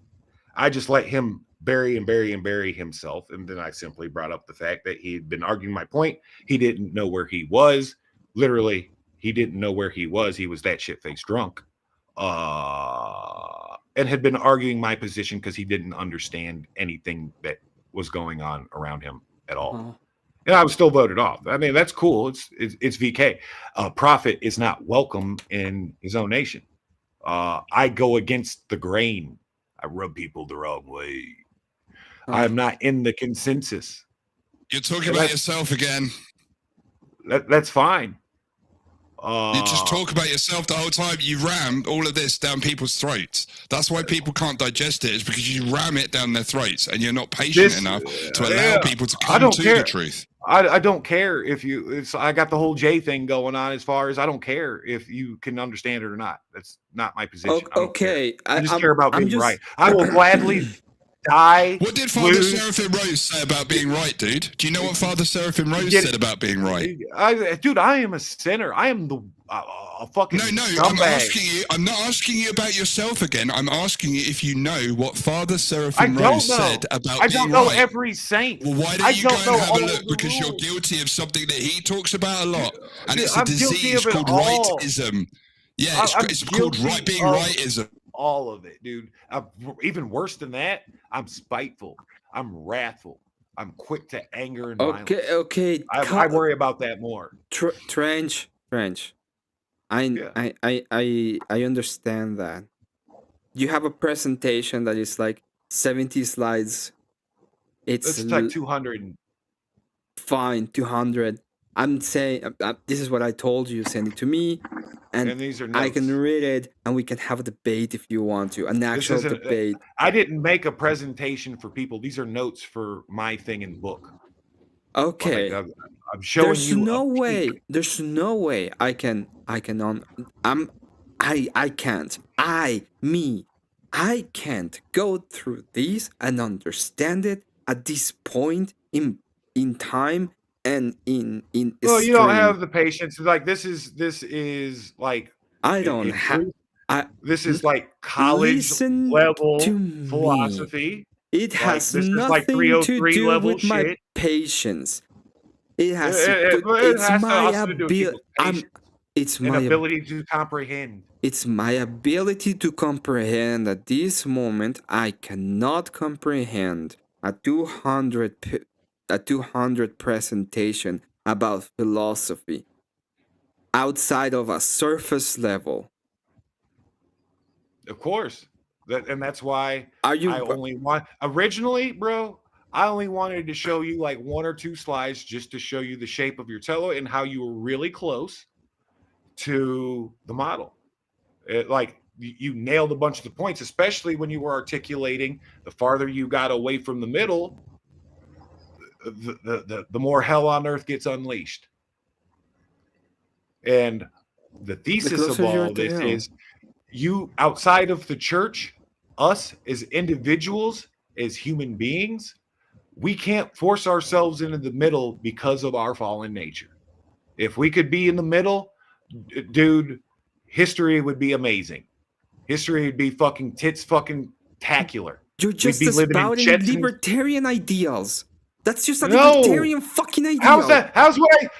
How have I said that? Now explain that to me. Does the church have any kind of fucking authority over the world? Who is talking about the church? Because the church is an institution. Double-headed model. You are being ridiculous. You are being ridiculous, Strange, because you keep denying the idea of the church as an institution. When is the Orthodox? Shut up. When is the Orthodox Church tried to run the corporate or the corporal? Physical, that's not what the nationalistic, political, geopolitical, or economic world. You're looking at this narrow band. Then quit representing me, and then absolutely quit representing the church and the priesthood. Furthermore, because there's a reason why the Orthodox Church doesn't have things like Templar Knights and Jesuit bankers. There's a reason why it stays shut up out of military and economic and corporate and political affairs. Should the Templar? Okay, it's fine. Very tradition. It's part of their heresy. It's a part of the heresy of the papacy. Should the Templar Knights and should the bankers and the knights bow down to the church? It was their interpretation. That was the Pope's interpretation to make them bow down to his church. Of which, arguably, what has that fucking to do with my question? Because it's the execution of fucking power. No, that Pope. No. Okay, so the Templar Knights weren't real. The Jesuits don't have multi-trillion-dollar fucking bank accounts. Should the knights over the history and the bankers bow down to the church? Bro, again, you keep pushing me into an ought. Yes, because the question is how I'm do you sorry, bridge I'm showing you the devil. I don't know how to bridge the devil. I'm not God. Yes. The problem sorry, I'm is not there. God, dude. I'm not asking you to be God. I'm asking. I'm telling you the answer to the libertarian bullshit. I'm not a libertarian. Why are you painting me as a libertarian? Should we use authority to put? Should we use authority to do better for the world? Yes or no? Absolutely. Dude, I'm a Machiavellian at my core. What the fuck are you talking about? That means we're forcing people into. That means we're forcing. Yes, how do you force people to do shit? Yes, we are. Yes, we want to use force. That's the then point. Why is the Orthodox Church so special?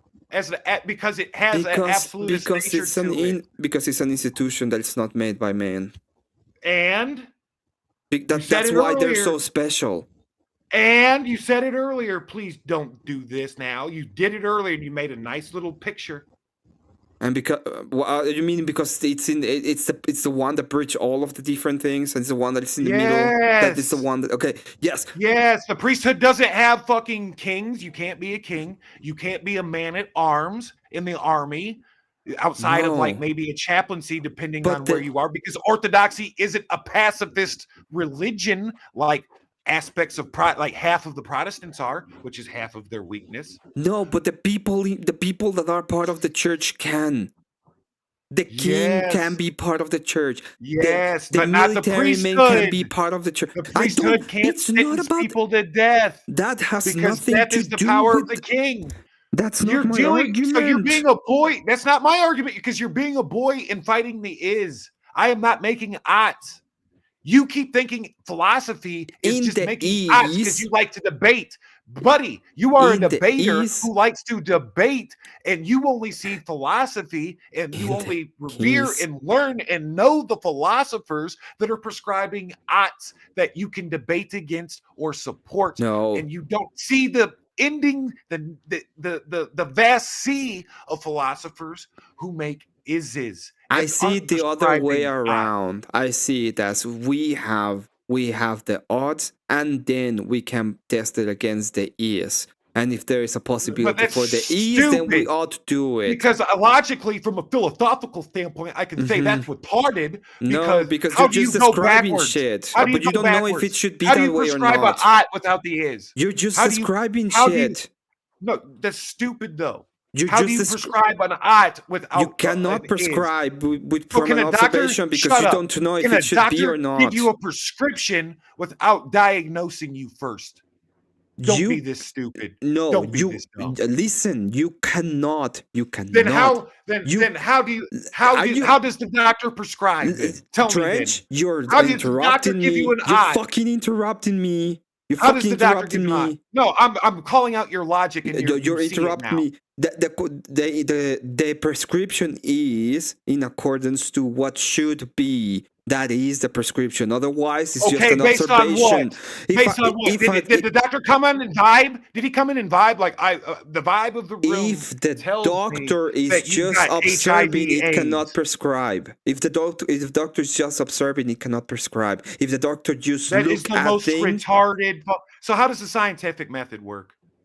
It needs to have access to, if you to the are philosophical terms before that. Fucking idiot and be like, okay, science is just the devil, then you are missing the whole point. No, I didn't say that. Listen to me. Okay, where does observation come in during the scientific method then? The scientific, before you even start the scientific method, you need to you start off with observation. You see how you never fucking let me finish my point, But this is your own logic, bro. Did you let me finish my point? But your how whole do you point know what has my been logic you is give if an I didn't ought. finish? You give an How ought did you? before the is. No. So I'm going to treat this AIDS patient with a broken leg. That's what you've been saying. Rewind it back. You've been saying that this whole night. Yeah. I need So to be able to have the how's access. the doctor going to treat for you? How's the doctor going to treat a broken leg before I start the scientific? Before I start the scientific method, I need to have access to the idea of truth, and that I can get to the truth. That way. You're blindly starting. Why out with would I even do the scientific method if I don't have access to truth? But how are you going to have truth if you're not witnessing something in some way, shape, or form? Off the vibe, the precondition to the scientific method is that I have access to truth. Is that I should believe truth. Came down here and whispered it in your ear. As the Holy Spirit of truth. Even within your broken leg analogy, you're still inserting an ought into it. You're still inserting all kinds of ways. How ought we fix the broken leg? Oh, even more importantly, why is the ought necessary without the? Why does the leg need to be fixed if there's no observer of a broken leg? He's starting off with the prescription before the observation, and that is a fundamental flaw in the logical order. What are observations based on? Unless you're God, the first mover, you have to observe something. That's where faith comes in. What are observations based on? Faith is not based on observation. What? Prescription isn't based on observation? Are you serious? Faith isn't based on faith on observation. No, it's not based on observation. Way deeper than observation, but there is a contingent of observation. No, it isn't. It's literally the description of it that is. So it has to be about the unseen. Let's take the Muzzies. Let's use them as an example. Dave, right? I cannot do it, but you probably can. Do you remember? Okay. So, Muzzy, how does someone become Muslim? Calm down, Trench. Calm down. I'm asking a question. I'm asking a question to somebody else. Leave me a second. Dave, do you remember the actual what faith is? Why don't you just fucking Oxford Dictionary and we don't have to beat around? No, I'm not gonna go to Oxford Dictionary. He's an Orthodox Christian. He knows. Wait. That's lame. Well, I'm not Orthodox. I'm catechumen, but let me have a think. Stupid though, because language is a thing, linguistics are a thing, and if I have a problem with the linguistic warfare being raged against us daily, as simple as what's a man, right? What's a woman? Then, and if I keep making the observation, and when I critique people, whether it's on Easy's panel or right now, that there is a breakdown or there's a major word concept fallacy going on. You have to have a fucking framework in which you critique anything like this. After thinking about that, faith language is important, and from the first mover, there's the word. Just keep talking like normal. Just keep talking, and don't let anybody else have any kind of contribution. Do you know what? You should probably just stand in front of the mirror and talk to yourself. I'm gonna mute myself, but I'll have just as much fun because I do have narcissistic tendencies. Well, I know you. I would never have guessed the amount of times you said "I" and "me" and "this is why" and "I do this," and I would never have guessed in a million years that you had any narcissistic tendencies. But here you are doing the same thing, and I imagine we're very close in the personality. Probably are. It's just that I talk less. No, I doubt that. Actually, I've heard you talk. I don't know. We could measure it, dude. This ain't my first rodeo. I've seen you measure it, dude. And you're pretty good at it. Very rarely, dude. Very rarely. And it's very entertaining, and you actually do make points. Very rarely. But my points are simplistic because I know that I know very, very little. But in answer to Emmett's question, on reflection, not from any perspective of my own personal opinion, faith is belief absent proof. Yes. That's like the textbook definition. But you cannot see it. But there's no observation involved. There are logical, like... People come to faith also by logos. There are logical, but you cannot see logos. There are, but we can see the effects. Like, not necessarily. If you listen to Jay Dyer, who has been a Calvinist, who has been a Catholic, who has been Orthodox, he came to his path by the logical operation of history and of theology. It made logical sense to him because of the order of operations, appealing to the normalcy and authority of the normative church, which so many of us are coming to because we crave that form of absolutist normalcy. The ease statement, okay, the ease that you're talking about, and specifically in metaphysics, okay, the metaphysical ideas cannot be observed. We can absolutely observe. No, you cannot observe them. You can't. The metaphysical. You can come to logical conclusions. You don't think but things you cannot are beautiful? observe them. Then explain beauty to me. Why is beauty an objective truth? How did I win a debate? It isn't. On beauty. I won a debate on beauty being an objective It's truth. A debate. Can you please show me where the debate was? Where the debate is? Do you think God is an objective truth? Can you show me in the material where the debate is? Let's go down this is philosophy. We're philosophizing. No. Can you show me in the material? I can't show you that God is real no more than you can show me God isn't real. In the material. So somewhere across the way to get to that faith, to the end user, to the individual, to make that leap of faith, there is some kind of schema, some kind of logic happening in that end user's worldview or perception based on their experiences. Yeah, but it can be metaphysical, and if it's metaphysical, it cannot be observed. But you can't observe the metaphysical. You go to an Orthodox priest and tell him God talked to you. Watch how that works out. That is no. The prescriptions that he's going to be using and the ideas that he's going to be using are metaphysical, not physical. He's not going to take out. That's stupid because you're baptized in water. He's not going to take out the thing that you observe that is going to tell you what it is. You literally ingest the body of Christ. Literally. Yes, through what? What are they going through? The energies, right? The energy isn't the energy. I'm not a priest. No, I'm not saying you are. I'm saying that the way that I'm just telling you the is, brother, and you keep having a problem with the is.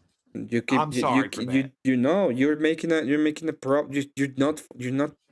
You simply cannot square the circle between the is and the ought. You're not understanding why. How do I have to square a circle with the ought from describing an is? This person has HIV/AIDS. Is that bad? You tell me. Is there a cure for it? No, I can't. If it's just an observation, how would I know? How would I know? It's not a cure, but there's treatment. Okay, so I'm giving you the information. You can do things that are probably beneficial, like not have unprotected sex or share a needle or even associate with this person. Is that good, Trench? Okay, so in philosophy, is that good? Right? If he's following those things, is that good? I'm trying to give you. Don't run away from the question. I'm not running away from the question. I'm answering the question through the lens of philosophy. Because my personal ought is separate from the is that I'm prescribing. And the reason why I keep my ought close to my chest is, one, I'm not a priest. And two, even if I had the authority to talk about it. You don't have to be a priest be able to understand the philosophical ramifications. So you can prove God exists? So ultimately, at the end of the day, you can prove God exists, is what you're telling me. Will that be good if I could? It'd be wonderful. It'd be fan-fucking-tastic. Thank you. You would solve so many problems. Why would it be good? And then we could all come down off the cross because the earth needs the wood. We need the wood down here. Why would it be good? It'd be wonderful. Because I think that if we could prove God, we would settle so much bullshit here on earth. Mankind could finally get down with the fucking program. So the good is dependent on your thinking? And just because it would be the case, do you think all people would perceive it to be that way? Man is in a fallen state. There are stupid people, there are smart people, there are egotistic people, and there are crazy motherfuckers like myself. Do you understand? Do you see now the problem with the is ought? Do you see? You see the problem of you trying to put a universal over all of the humans. This is like the philosophical conundrum that you're making a philosophy 101 fallacy on. You are mandating an is. Tried. If I could give, if I was a 15-year-old girl, I would give everybody a fucking pony, and it would be wonderful. Me, Trench Deacon the man, I'm not Jesus Christ. I can't solve the Earth's problems, and I don't have the authority to. And if I could somehow give myself the authority to through some kind of okay. So I have a question. Like, is it not appropriate for us as humans? Like, I'm not trying to do like a gotcha. I really don't know. Is it not appropriate for us as humans to give oughts and like worldview? Should we only do the observation? That's not serious philosophy. That you're looking at one aspect of philosophy specifically in category, the ought. I'm giving you the is of the real world around you and how. Right now, I understand you're doing the is. I'm just wondering from like your standpoint. That's not. Is it not appropriate for us to do that? My standpoint is go to the church, start get baptized, confess your sins, partake in the Eucharist, and why don't through we that do process, that? I can't give you that, dude. I'm not an evangelist. I can. I'm a day I fucking can tell you why. 7 fucking catechism. You're not even a catechism. It doesn't matter. Okay, listen. But you have no authority to even speak fuck for the church. me. I'm not trying to. No, I'm but you're giving you trying the to hold me to an orthodox standard. I'm not. No, but seriously, Emmett. I'm not. I'm all giving truth, you a philosophy. all levels, this is the philosophy. Fairness, you are trying. You are in the philosophical world. This is the philosophy. I'm just giving you the philosophy. You think right now you're being this fucking philosopher guy, right? We're in the quad at the university. I'm giving you the philosophy from your own perspective. But your ought. You don't let me fucking speak, Trench. This is the problem you're having. You've been doing it all night. No. Then what's your ought, Emmett? No, I haven't. Your ought? Tell me. Oh, okay. You haven't been giving an ought. Yes, the odd is when I replay this back, when I clip everything. Dude, fuck you. Okay, if you're gonna do this, I'm not. I'm done. I'm done with this kind of bullshit. I'm done with this fucking kind of bullshit, Trench. You think I'm being you think I'm in malice right now? Yes, you are being malice. Yes, you're acting in malice. Because I don't have an ought. You are. I'm acting in frustration. I have no other way. I have two reasons. I have these two things. Bad faith. I have two ways of looking at this. One, but you also remember you're acting in malice. You're black. One of the two, how I operate. Because you're not even letting me talk, and you keep talking. You keep talking instead of listening for 1 fucking second to what I'm saying. Well, same, bro. Because if you were earnestly listening to me, you'd be somewhere by Cat, right? Like Cat is. There you go. Dude. There you go. Don't. Why? Don't include her in the conversation at all. Okay, I would even say, even Elder, with his pictures and busting my balls. At some point, he even understands what I am articulating. I understand what you're trying to articulate, but I don't understand how you think that you're just describing an is while you're also smuggling oughts within it. Where's my That was the criticism It's the criticism that I had before. Dude, it's like fucking late. I've already the last time you beat me over the head with this, you did it for 5 hours, and like I kept giving you those answers to those questions. I converted. I kept giving you the answer to hold on. But I kept giving you the answer to those questions, even within that conversation. You never answered my. Yes, I did within those. But like at this point, I'm going to give you the same answer as I did before. When at the end of the conversation, where I'm at the point where I can't. Okay, then do that. Then you can understand what my criticisms were. No, you tapped out because we got towards the 7th ecumenical council. Because it was 5. No, I didn't tap out. I actually beat you on that. But no, you didn't. Yeah, I did. You specifically said, and I understand this point now. I can't engage in questioning the ecumenical councils. I understand that. No, I didn't say that. Okay, well, fair enough. That's not how I remember it. I'm not going to call you a liar. Well, what I was saying is that I couldn't. Why would it be the case if this was the system they had in place? Why wouldn't it be okay for an empress to also call a council?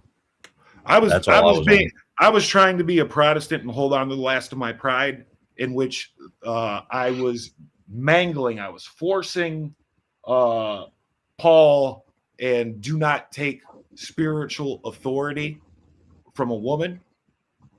And she was exercising the power of the state, the other side of the eagle head. Can you impose and like apply the odds of? Because she was, for example, like of which, the to church, be fair, the church Elder, fathers. I'm sorry, I was wrong about that. I tried to force that in my ego, and she was the other side of that eagle head. She was the state, the empress. She had all the stately authority. Yeah. So I was going against my own model. I have another question. Just out of Protestant pride. You are describing the ises.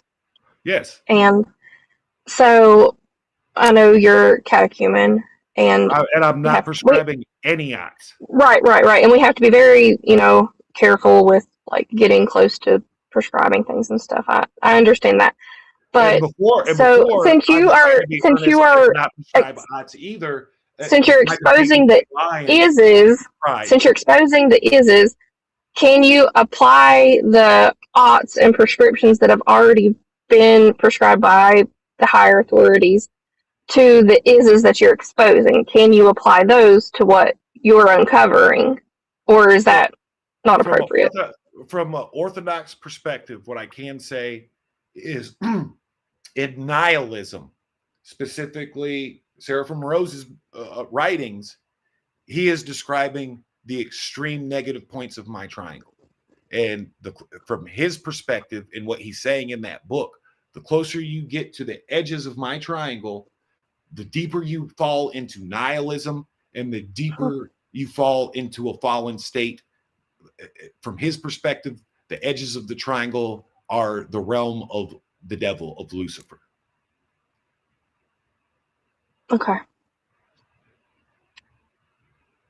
And those edges make things more contentious, and that's how you get little demons sneaking up. All of these things at their extreme rebel against God, against Jesus, against the Trinity, against the church. It hates that authority, and it uses all kinds of justifications and copes to support a breadline, a tyrant, or child prawn. I was specifically throwing out horrifics of all three telloi right there. And that's because there is a separation.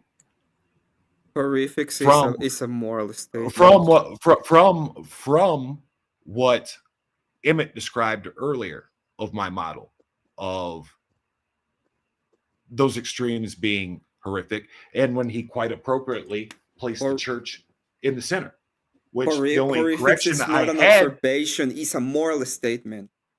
Okay, then I could just take that away. Then it's all kosher. The system works. It doesn't disrupt my model. I can take my taste of communist breadlines, and I can take my preference to not be murdered by the king's death squad, and I can take my preference to not be sold into human chattel slavery by some anarcho-capitalist. So now you're just changing your moral statement. No, I didn't change.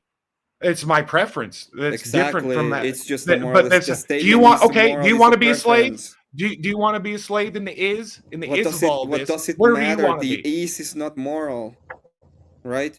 It's just an observation. Okay, then fine. Then the slave's duty is to obey and open his legs.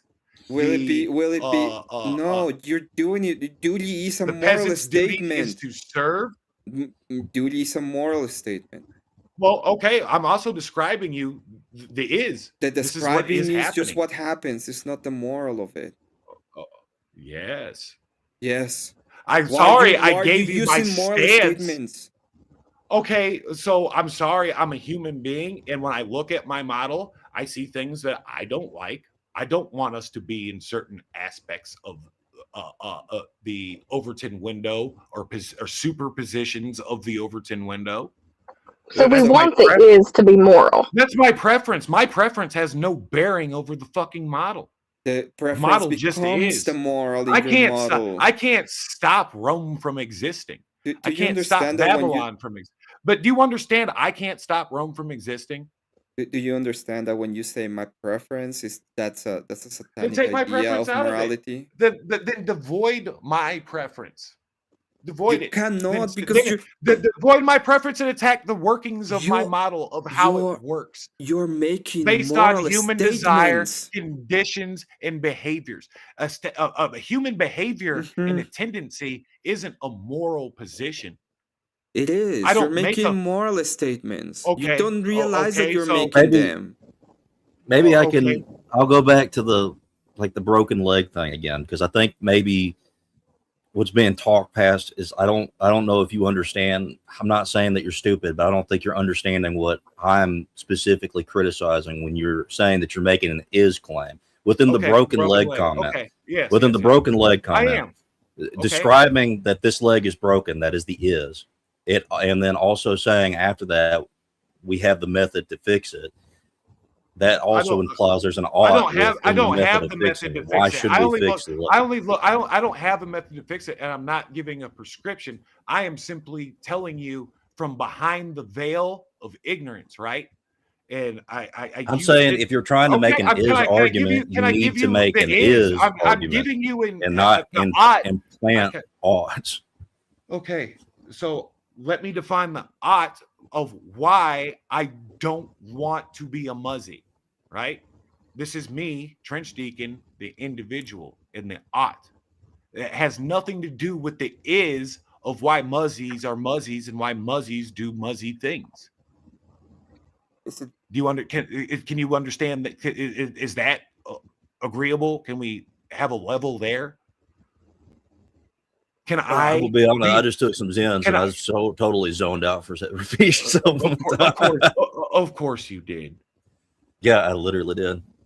So can I, Trench Deacon, have my own individual preference, worldview, and submit to the theology of the Orthodox Church, and even in my own personal circles, life and anecdotes, give prescriptions to people? Hey, maybe you should go check out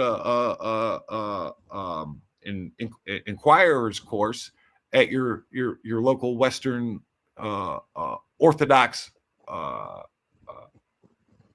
church, and I can separate that right outside of Trench Deacon, the person that has authority, power, even I would say willpower, because honestly, I don't care about everybody. Well, let me answer the first part of it. Maybe the first part of it's pretty easy to answer. I'm not part of the church. I'm not part of the priesthood. I can't tell you what preferences you're allowed to have. Exactly. And neither does the priesthood. And the priesthood doesn't pretend that it has that power and authority, hence the double-headed eagle that is all up in the iconery and the tradition and the vestments and the history and the allegory and the symbolism. It's commonly taught. And even in the memetics of the new base culture, of which even Emmett subscribes to, you see where you're actually making a mistake here, where you're trying in a way to represent the church by describing I'm not trying to represent what it is the that they're church. doing. That's my even own within personal. That's my own personal there me. That's my own personal me. That's I was just making sure from my observation. The way you were wording it before is like you were trying to be authoritative on what it was. There's things outside of my power that I can't control. I'm not Aristotle. I didn't make up the 3 teloi model, right? But there is credence behind it historically. We can witness it. We see it. It's even emulated in our very real physical material government in the form of a judicial, legislative, and executive branch. We cannot see metaphysics. We can't see I'm done. So you think what he's saying is this. So you're stupid because you think the Congress is metaphysical. And it's all fun and games until you get your head blown off by an agent of the state for being a fucking outsider. Yeah, it wouldn't be bad or good if it's just an observation.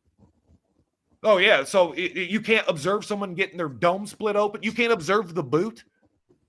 It has nothing to You can't do observe with whether you can't, it has not. you it has can't nothing observe to do- tampons in the boys' fucking elementary school bathroom. That's Are you physicalism. fucking That has serious? nothing to do with. But you that's- live in the physical world, Doomcoff. Yes. Have you You're read? Have you not- ever you're read? not Have you ever? understanding. Have you ever read the Brothers Mer? Let me try to explain it to you a little bit Grand because Inquisitor. Have you ever read the Grand Inquisitor, the poem of Don't the Grand see metaphysics. Because it's a real world around. Oh, so we live in a metaphysical world. No. You don't live in a material world. You observe Jesus physical wasn't, things. Jesus You wasn't the don't- you Logos don't made observe- flesh. By your logic, Jesus wasn't even a real human being. What are you talking It's about? just some ethereal thing. You have By a your- Protestant it worldview of wouldn't be my logic. It would be your idea. That's the Protestant worldview of it. No. What are you talking about? The same as I'm doing when I'm articulating the Protestant worldview in my models. I don't understand what you're saying. Because it's a dialectic that we clash against regularly. And Protestantism, at its core, what Sarah keeps from Rose going. is talking about is unbridled individualism, which leads to nihilism. Just like unbridled collectivism leads to nihilism. Okay, let me explain this to you, Trench. I believe in both metaphysics and physics. Then why are you not excluding the physics and the material out of the model and just holding me to the metaphysics? If you're only because the doing whole is built on the observation of the material world. Because again, this is philosophy 101. No, go to college philosophy class.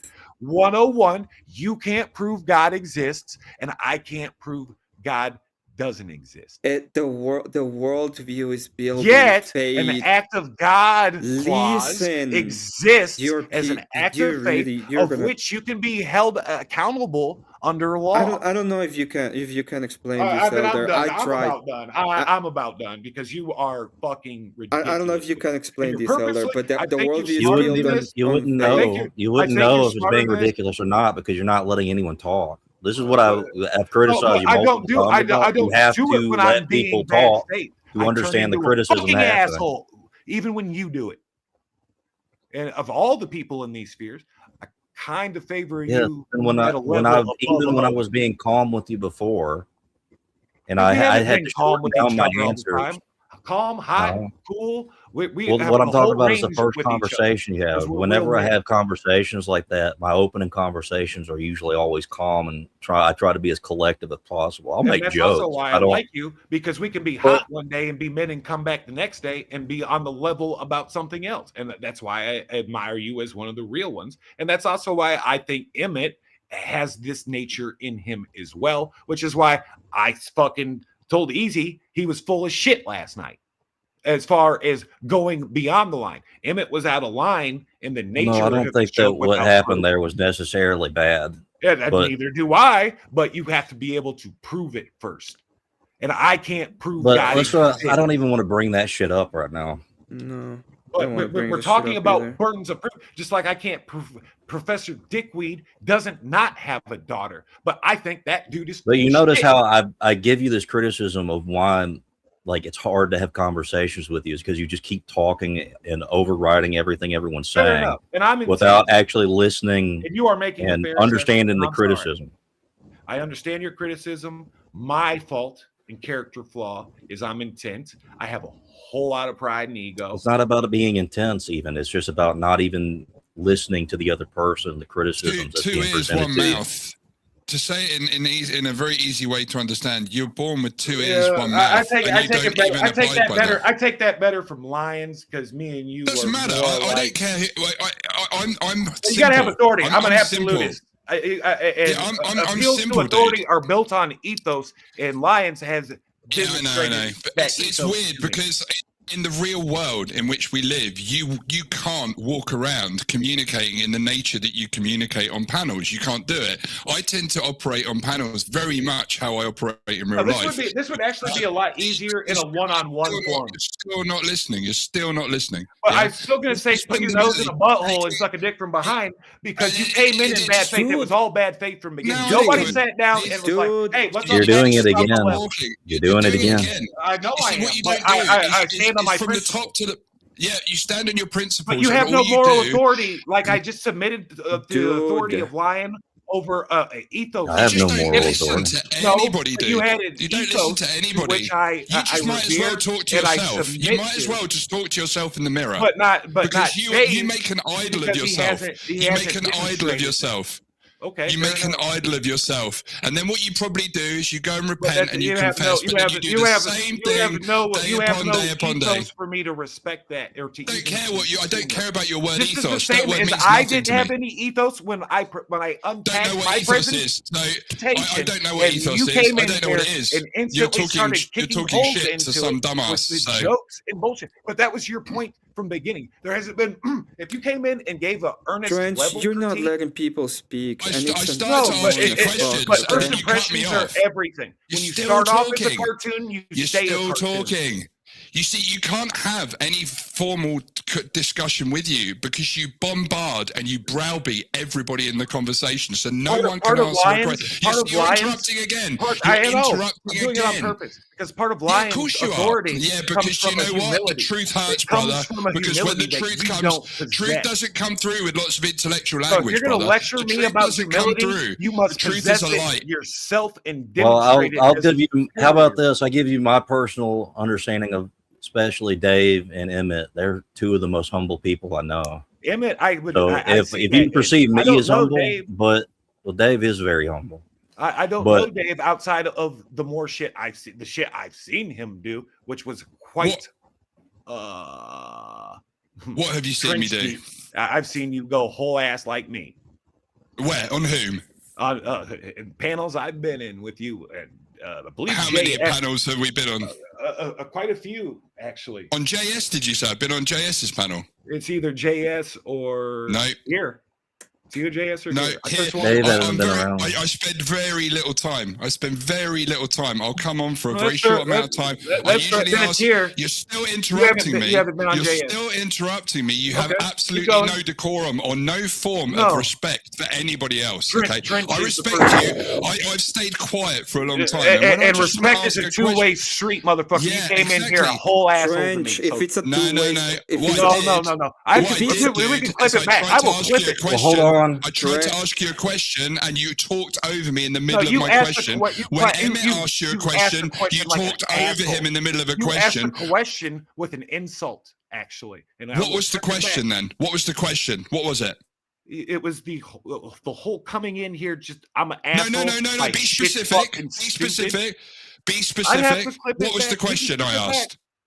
You didn't ask. What was it? You came in insulting. You're very sure of yourself, but I am sure. What did I say? It wasn't a question. You're It sure? was an insult in the form. It was that insulting that you don't remember it. It was that insulting that you don't remember what it was. My spirit isn't lying. You're very pragmatic, aren't you? You're incredibly pragmatic, Trench, aren't you?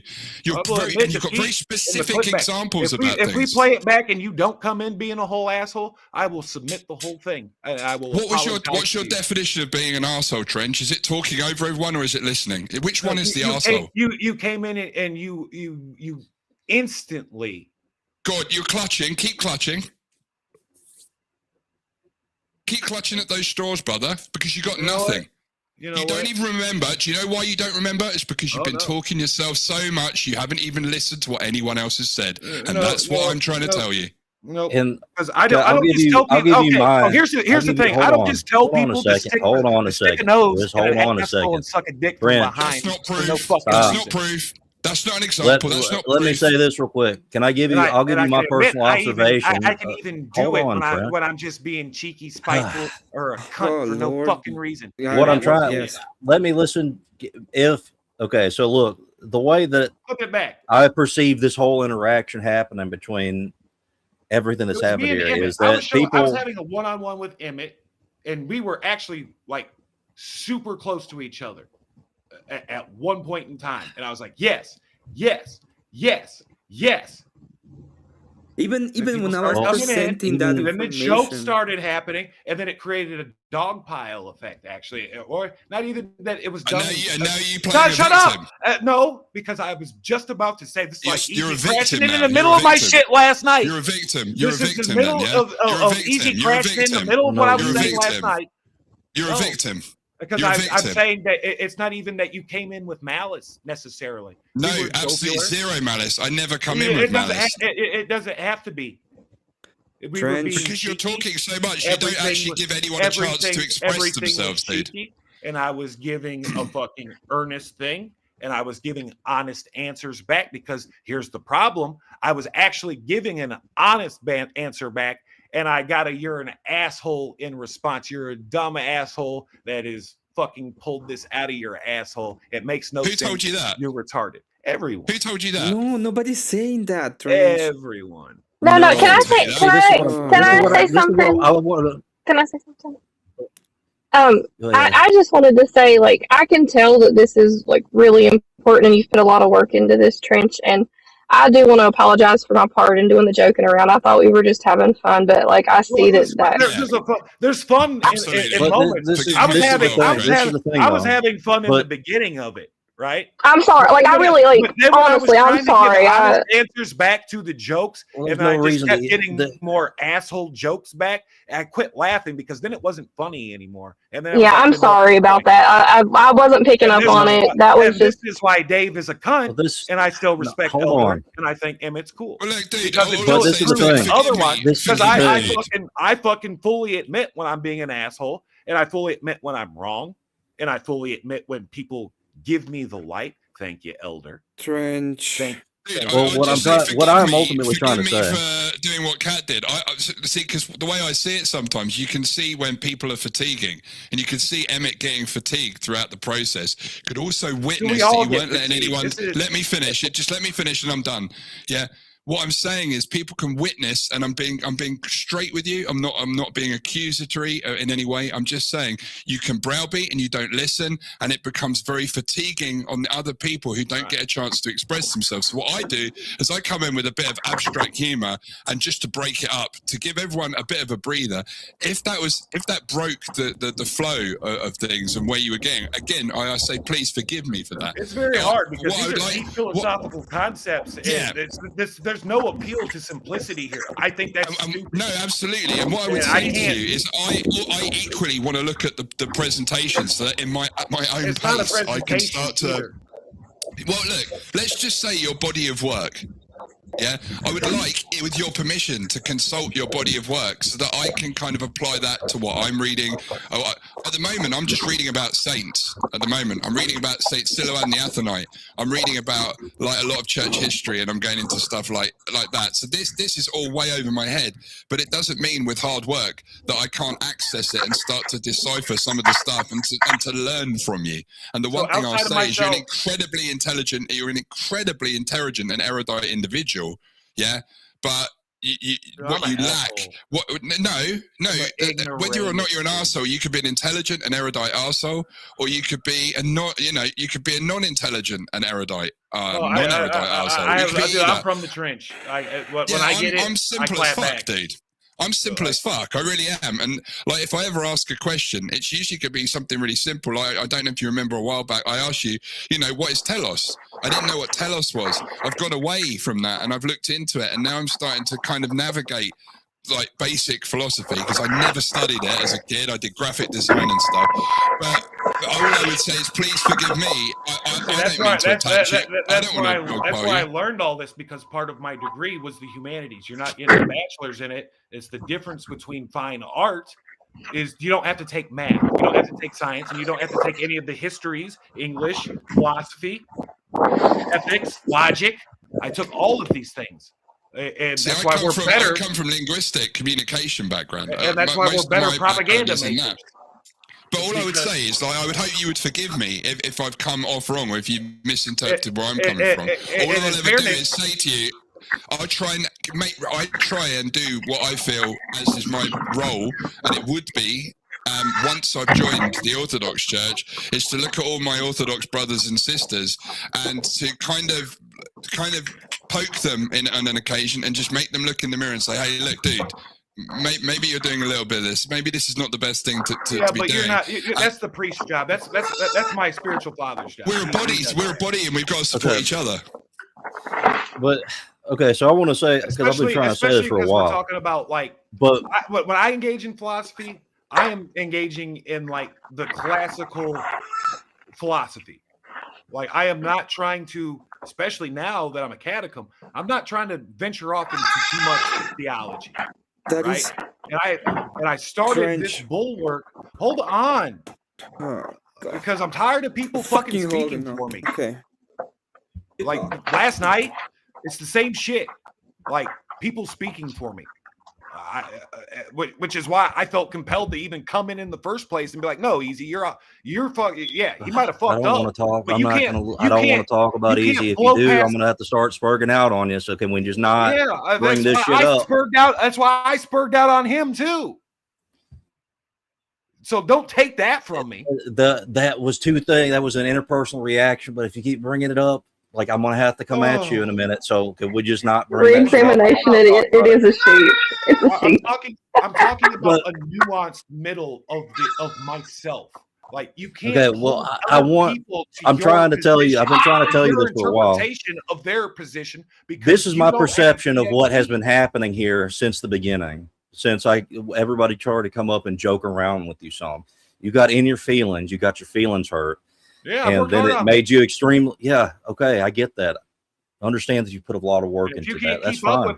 But it's not about not keeping up with it. It's about joking around and having fun because it's the end of the day, and people don't want to have to just. Because I'm tired. What I'm saying exhaustion's is, a two-way street. Okay, and I deal with exhaustion like a soldier. It's double down and fight back. It's fight harder. It's extraordinarily to me. It's extraordinarily prideful to me to not accept like the joke is just like joking around. It's not you a might get personal fatigued attack and throw in the towel, and that's great, but that's not me. It's not even about the throwing I in get the fatigued towel. and I fight harder. I get more desperate. It's about not everything having to be this intense, like I'm sorry, we're not all bickering the same and no, it's not about that. I hate breaking ranks. It's not even about any of that. But what I'm trying to say is this. That there are occasions when conversations, even after the serious ones that you've been having for several hours, I've been asleep most of it. But yeah, serious shit is dry and fucking boring, and that's why like Jay and it only has 20,000 fucking subscribers or whatever. How do you build camaraderie between people? You start making jokes. You don't build like under this path. I completely understand what he's throwing down in the sense of. This shit ain't for everybody. And I just think taking personal offense on this. That's why I got to be more like him and just know when to fucking quit. Well, it's not even about that even per se, but it really is that black and white. I got to cultivate the tap out. It's about letting go. It's about letting go of it. Yeah, it's about disabusing yourself. Disabuse yourself of your own ego. It's about just not being right and just giving up. Yes. I submit. No, we don't need that. We need good people. I fully submit.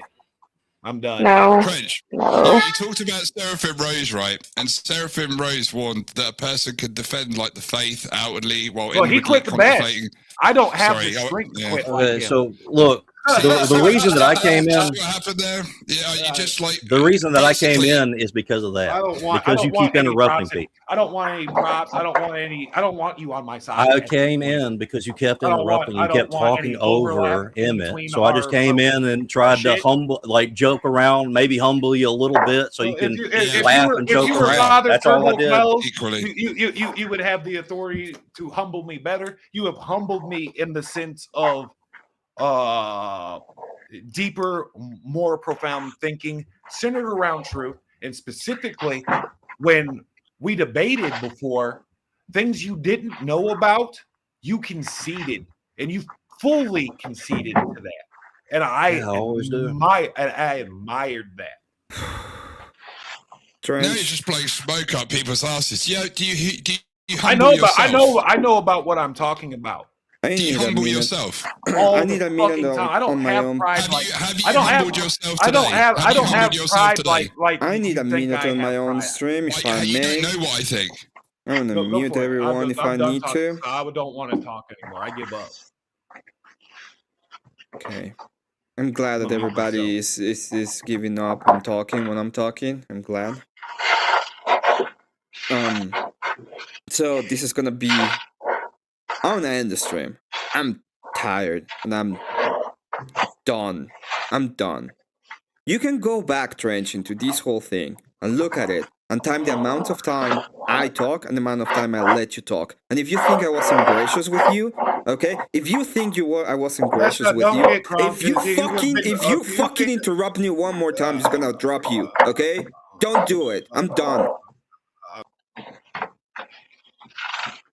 So, if you think I wasn't gracious to you, you can call me whatever the fuck you want.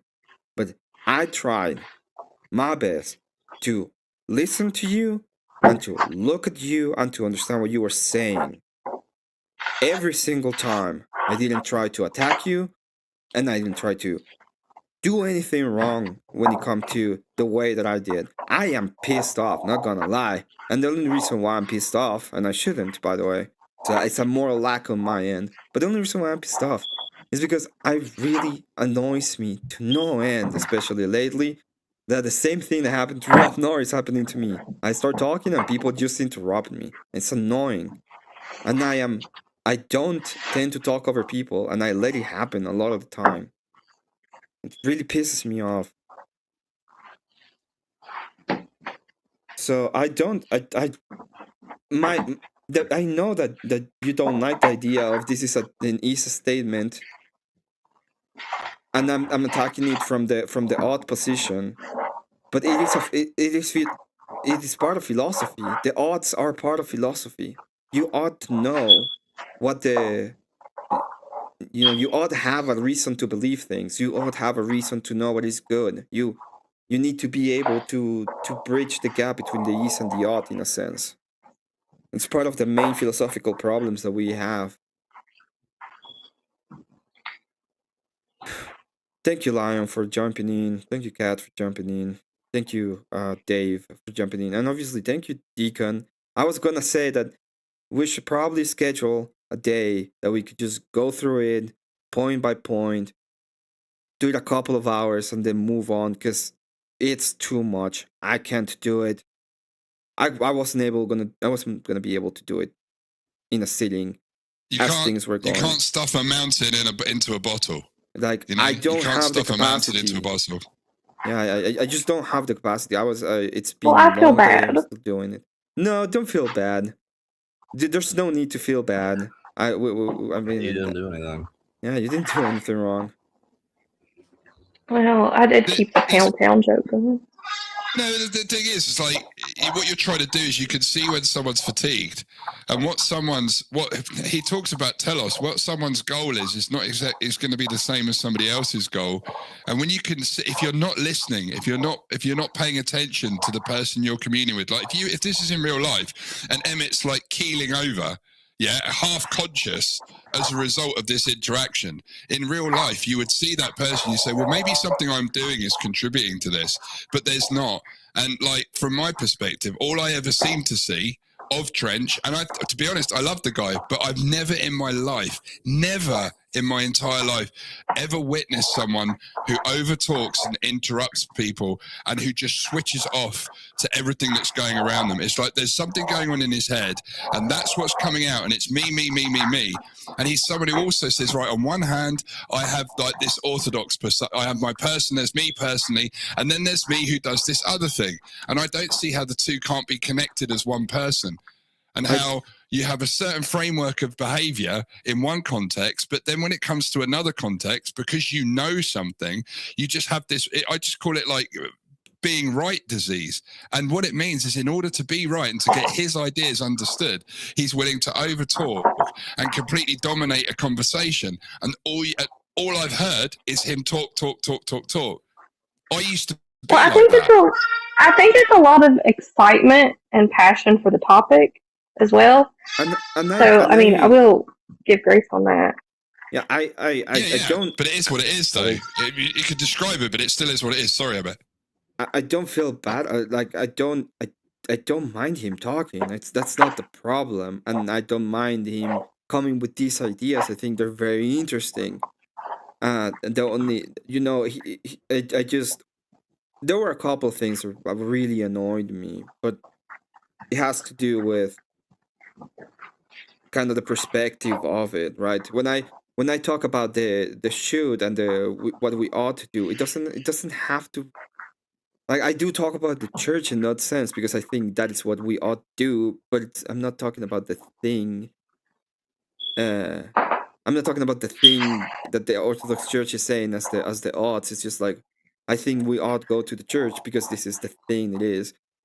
And Trench, I'm telling you, I want to talk about these kind of things with you. Okay, I didn't say that because I'm mad at you. I'm tired. It's late for me. It's been a long panel. I've been paying attention, and I can't. I'm sorry. I am sorry that I cannot keep up to that speed in a night. I can't. And the last thing I had to say is, like, when you're trying to have a conversation with somebody, applying a malicious intent to somebody is not a good way of having a conversation. It's not, because once you do that, then you're going to start getting really angry and start thinking things that aren't necessarily true about what's being asserted. So even with what I did when I came up, I wasn't being malicious. I was trying to just joke around and maybe make the conversation at least more relatable. Not entertain, but like just make it like more friendly, chill. I guess. I'm sorry, these sheep are screaming. I mean, the way I reflect on it is like, I suppose this is going back maybe when I was a bit younger, but I had that same passion, and they say, I mean, I'm bipolar, so my mind can work at 1,000,000 miles an hour sometimes. And when I've looked at the people around me who I love, and I know you say it's like it's being passionate about something, but there's a point where your own personal passion can be fatiguing on those around you and those who care about you, and you have to have that mindfulness of your own, of yourself and what you're capable of doing to others, and kind of rein it in. And I mean, that's why I don't spend a lot of time on panels.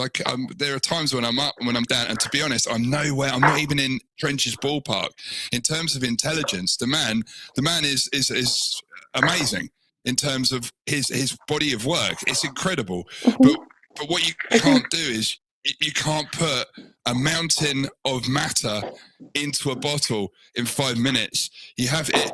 I always refer back to what the priest told me about the Jesus prayer and about the Orthodox theology, is that you have to be like a chicken that's pecking at grains. You have to take everything piece by piece and let it go down, because if you peck too much in one time, you choke on it. And that's what I saw today, is that people are choking because they can't process and can't absorb and can't ask the questions, because the train's rolling. There ain't nothing stopping it. And if anyone tries to stop it, then the frustration comes in, and then you get the shut up. The amount of times it's like, shut up, you know. I get into trouble if I tell my wife to shut up, you know, but rightfully so. And it happens very rarely, but usually when but when she's spurging, like sometimes that's the only thing that will, because I get the look, and she looks at me and goes, what did you just say? And then there is a stop. It kind of works. It's not used often, but that's all I'd say. He's an incredibly intelligent gentleman. And it was something that I asked him, and that's when I reeled back and I said, "Do you trust your own reasoning?" And he went, "No," and that shows humility. So like, it shows a lot of humility, and it wasn't like he had to think about it; he instantly knew it, and it was like, no, and that's kind of like incredibly humble to say, you know, I don't trust my own reasoning, but. Because there's always more to learn. God bless you, Trench. I love you, brother, and I'm sorry I annoyed you by coming in with my these cows are small and the ones over there are far away. I'm sorry about that. That's like a really bad joke, but I love you, brother, and I apologise if I pissed you off. And I'd like to read your body of work if you would allow me at some point, because I want to kind of garner some of the passion and excitement that you get from the ideas. Because you're obviously onto something. And you've been working hard on it. And for us who are just walking into the door, it's like walking into a room and there's a tapestry on the wall, and it's a very rich tapestry that's taken a very long time to create. And you can't expect everyone to tell you everything about it and understand it. But you have to stop and, like I say, like the chicken, peck at it like grains and peck grains and peck grains, little by little, to sort of absorb it and digest it. But today, I couldn't digest anything, and I'm hard of thinking. I'm probably the least intelligent person on the entire panel. So yeah, that's my folly.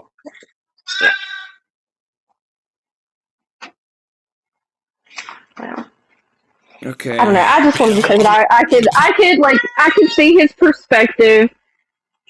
This is kind of like a life's work for him, and I was joking around, so I do apologize about that, because that was in bad taste, in my opinion, on my part. So, and I can see that he was just excited. I think he was just excited to share the information, because I ultimately think he does care about everybody here, and he just wants everyone to be on the straight and narrow. So, He's not an arsehole. He's not an arsehole.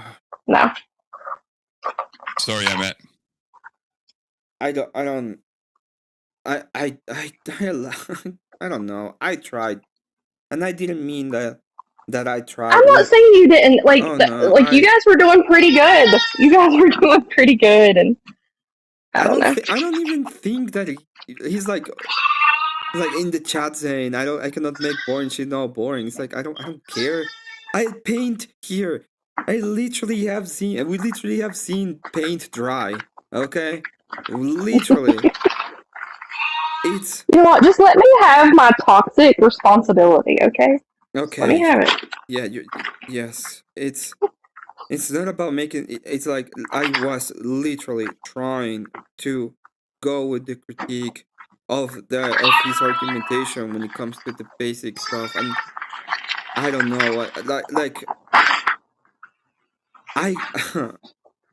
There was a lot, and I needed more time. And I told him, if you want me, I can read it, and we can have a debate, or we can have more of a conversation that has to do with this, because this is just too much. I just cannot do it. And when I came with the critique of the ease, which is a very easy critique, is well, things are, but ought they be that way? For example, that's the question.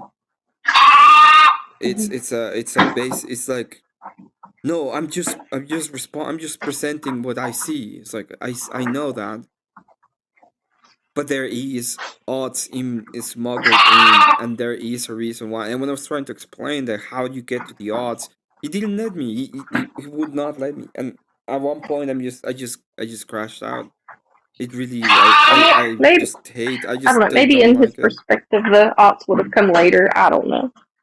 But I'm getting hot down because these lambs are getting rowdy, and I have to give them a bottle. So let's all go to bed, and we'll try again not to crash out tomorrow. How's that sound? I can't go to bed because it's like the middle of my working day. I'm not actually at work. Okay, well, you do some work. Did you guys ever watch Futurama? Did you ever used to watch, before you go, Kat? Did you ever remember Futurama? I actually haven't watched much TV in my life. Emmett, have you ever seen Futurama? Yes, I have. You are today. You are Kif, Zach Brannigan's cohort on the ship. Whenever Zach Brannigan did something, he just went, "Oh." Yes, I know. Listen, I crashed out earlier. Nobody saw that, but I crashed out hard. But I'm not above the crash out. I don't know if I'm above it. I don't know what it will take for me to crash out. I think my wife makes me crash out, and it's more to do with stuff like socks or something wasn't in the fridge. I think that's about the extent of it. I don't really crash out about the stuff. Well, mine was literally just telling someone I didn't like him, and that he was trying to be my friend, and I was like, I just don't like you. Yeah, I do. Let me give you the odd that you said, Trench. The odd that you said is we ought not use force to pull things towards the center, or towards the church, for example. That's a not, and that is a libertarian ideation. And I've been in I am a force. I'm a force doctor extraordinaire, and I think that we ought do things. For example, force church, and I don't have any problem. And I don't mean the church is gonna get you. I mean the state is gonna force you to go. Okay, so I'm not gonna send you a copy. If I do, I don't give copies to anyone. Find an odd I prescribe. I rarely give you the odd, and it's if you don't if you really like if that goes over your head, or if you think I'm like, look at it, go for it, see where I said, because in the way that I look at these topics, okay, and I've been thinking about them for a while. It really did I not separate me from the model? Yes. You said that we cannot enforce it. What do you mean by we cannot enforce it? That we ought not do it because I can is it can we can we've done it before. Kat, well, I have a question. Words? It may be very simple. The question I have, but when you guys say that you recommend people go to church and talk to the church fathers, is that an ought? I mean, that's very simplistic, but is that an ought? Like, you ought to go to the church fathers? It's like it would be. In the way that I see it, is good for you. So if I say go talk to one of the church or read the church fathers, it's like it's a good thing. That's why we say you should do it. So, I was trying to get that in the conversation, but it was hard to bump in there. But that was one that I was seeing. That's not what I'm saying. Sorry, Kat. My headset fucked up anyway. Could you repeat that? Oh, you're fine. I have a lot of noise. No, my headset is actually like telling me that it's gonna shut down in a moment. So it's probably gonna change the headsets. But what are you saying? Okay.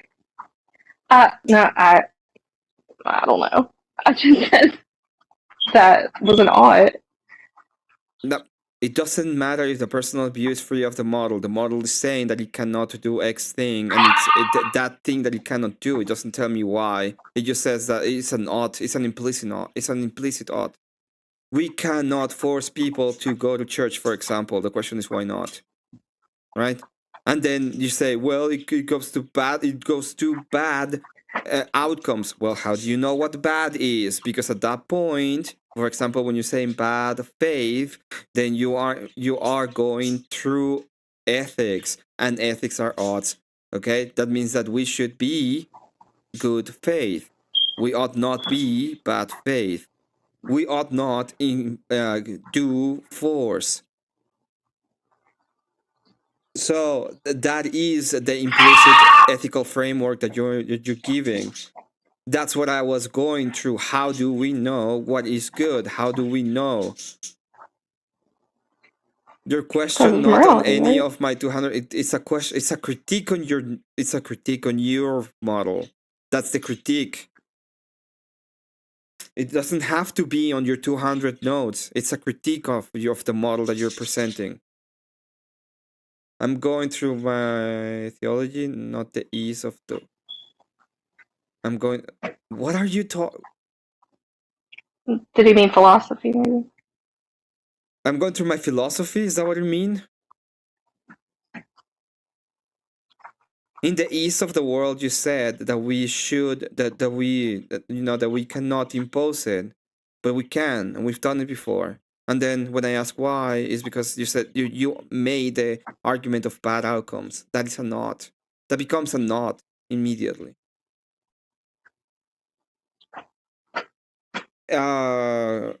Good to see you. Great, by the way. I just saw you. What's up? Yes. I'm going through rage quit. Rage quit. I'm going through my philosophy, not the ought of the world. No, never mind. I give up. I don't know what to tell you. Like I tried. Like I'm not bad faith. First of all, how do you know? It's an observation, right? Like, when I'm asking you ideas of it, it's like, I'm done with it and over it for good. It's like, I don't want you to. I want us to be. That's not what I want. I would love to talk about these more. It's not that's not the point. That's not the point at all. It's having a conversation.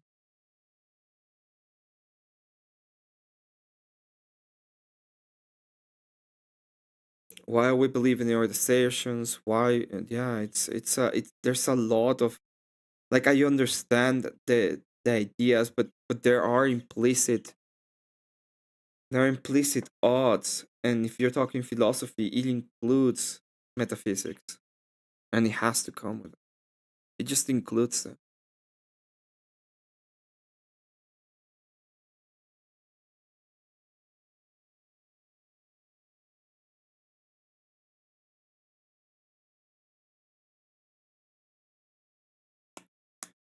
Okay, I'm gonna do this stretch.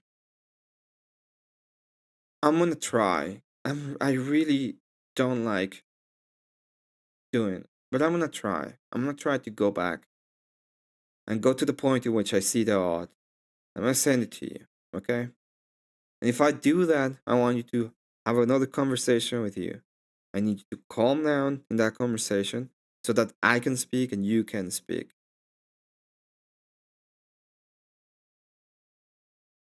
I'm not. If I don't find it, and you do it, okay? You guys just gotta get on the same page. Yeah. Tired. It's long. Long night.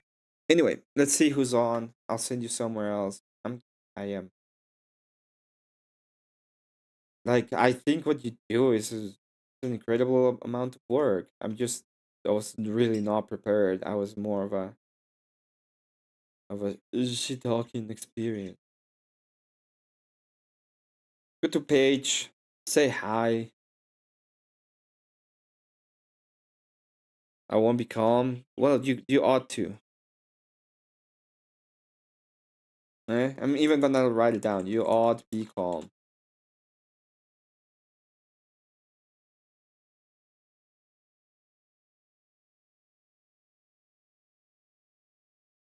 Okay. Yeah. Go to page. Take good care. I'm tired. I really am. I hope everyone had a little bit of fun today. It was a way more philosophical conversation than I thought I was gonna do. I was gonna just watch Cat destroy somebody. I don't know.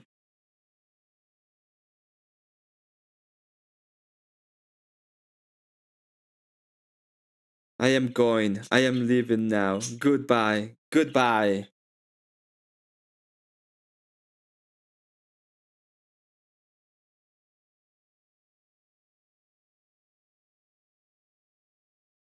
There you go. You got a nod from me. You ought be calm.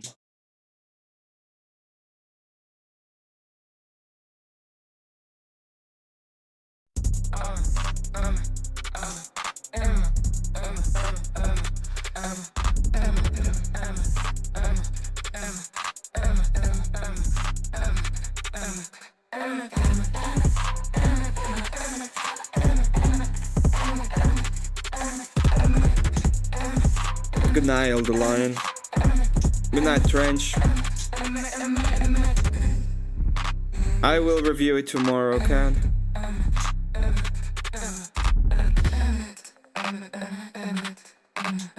No, dude, you better be ready, okay? You better be fucking ready. You're not gonna crash out on me like that. You're not gonna try to give me a master's in fucking philosophy, and then you're gonna leave me hanging there. We're going all the way to beat up town, and we're gonna beat each other with philosophy. And you better send me that fucking presentation, because I'm gonna read the fuck out of it, and then we're gonna have the actual thing. We're gonna go through every single one of them.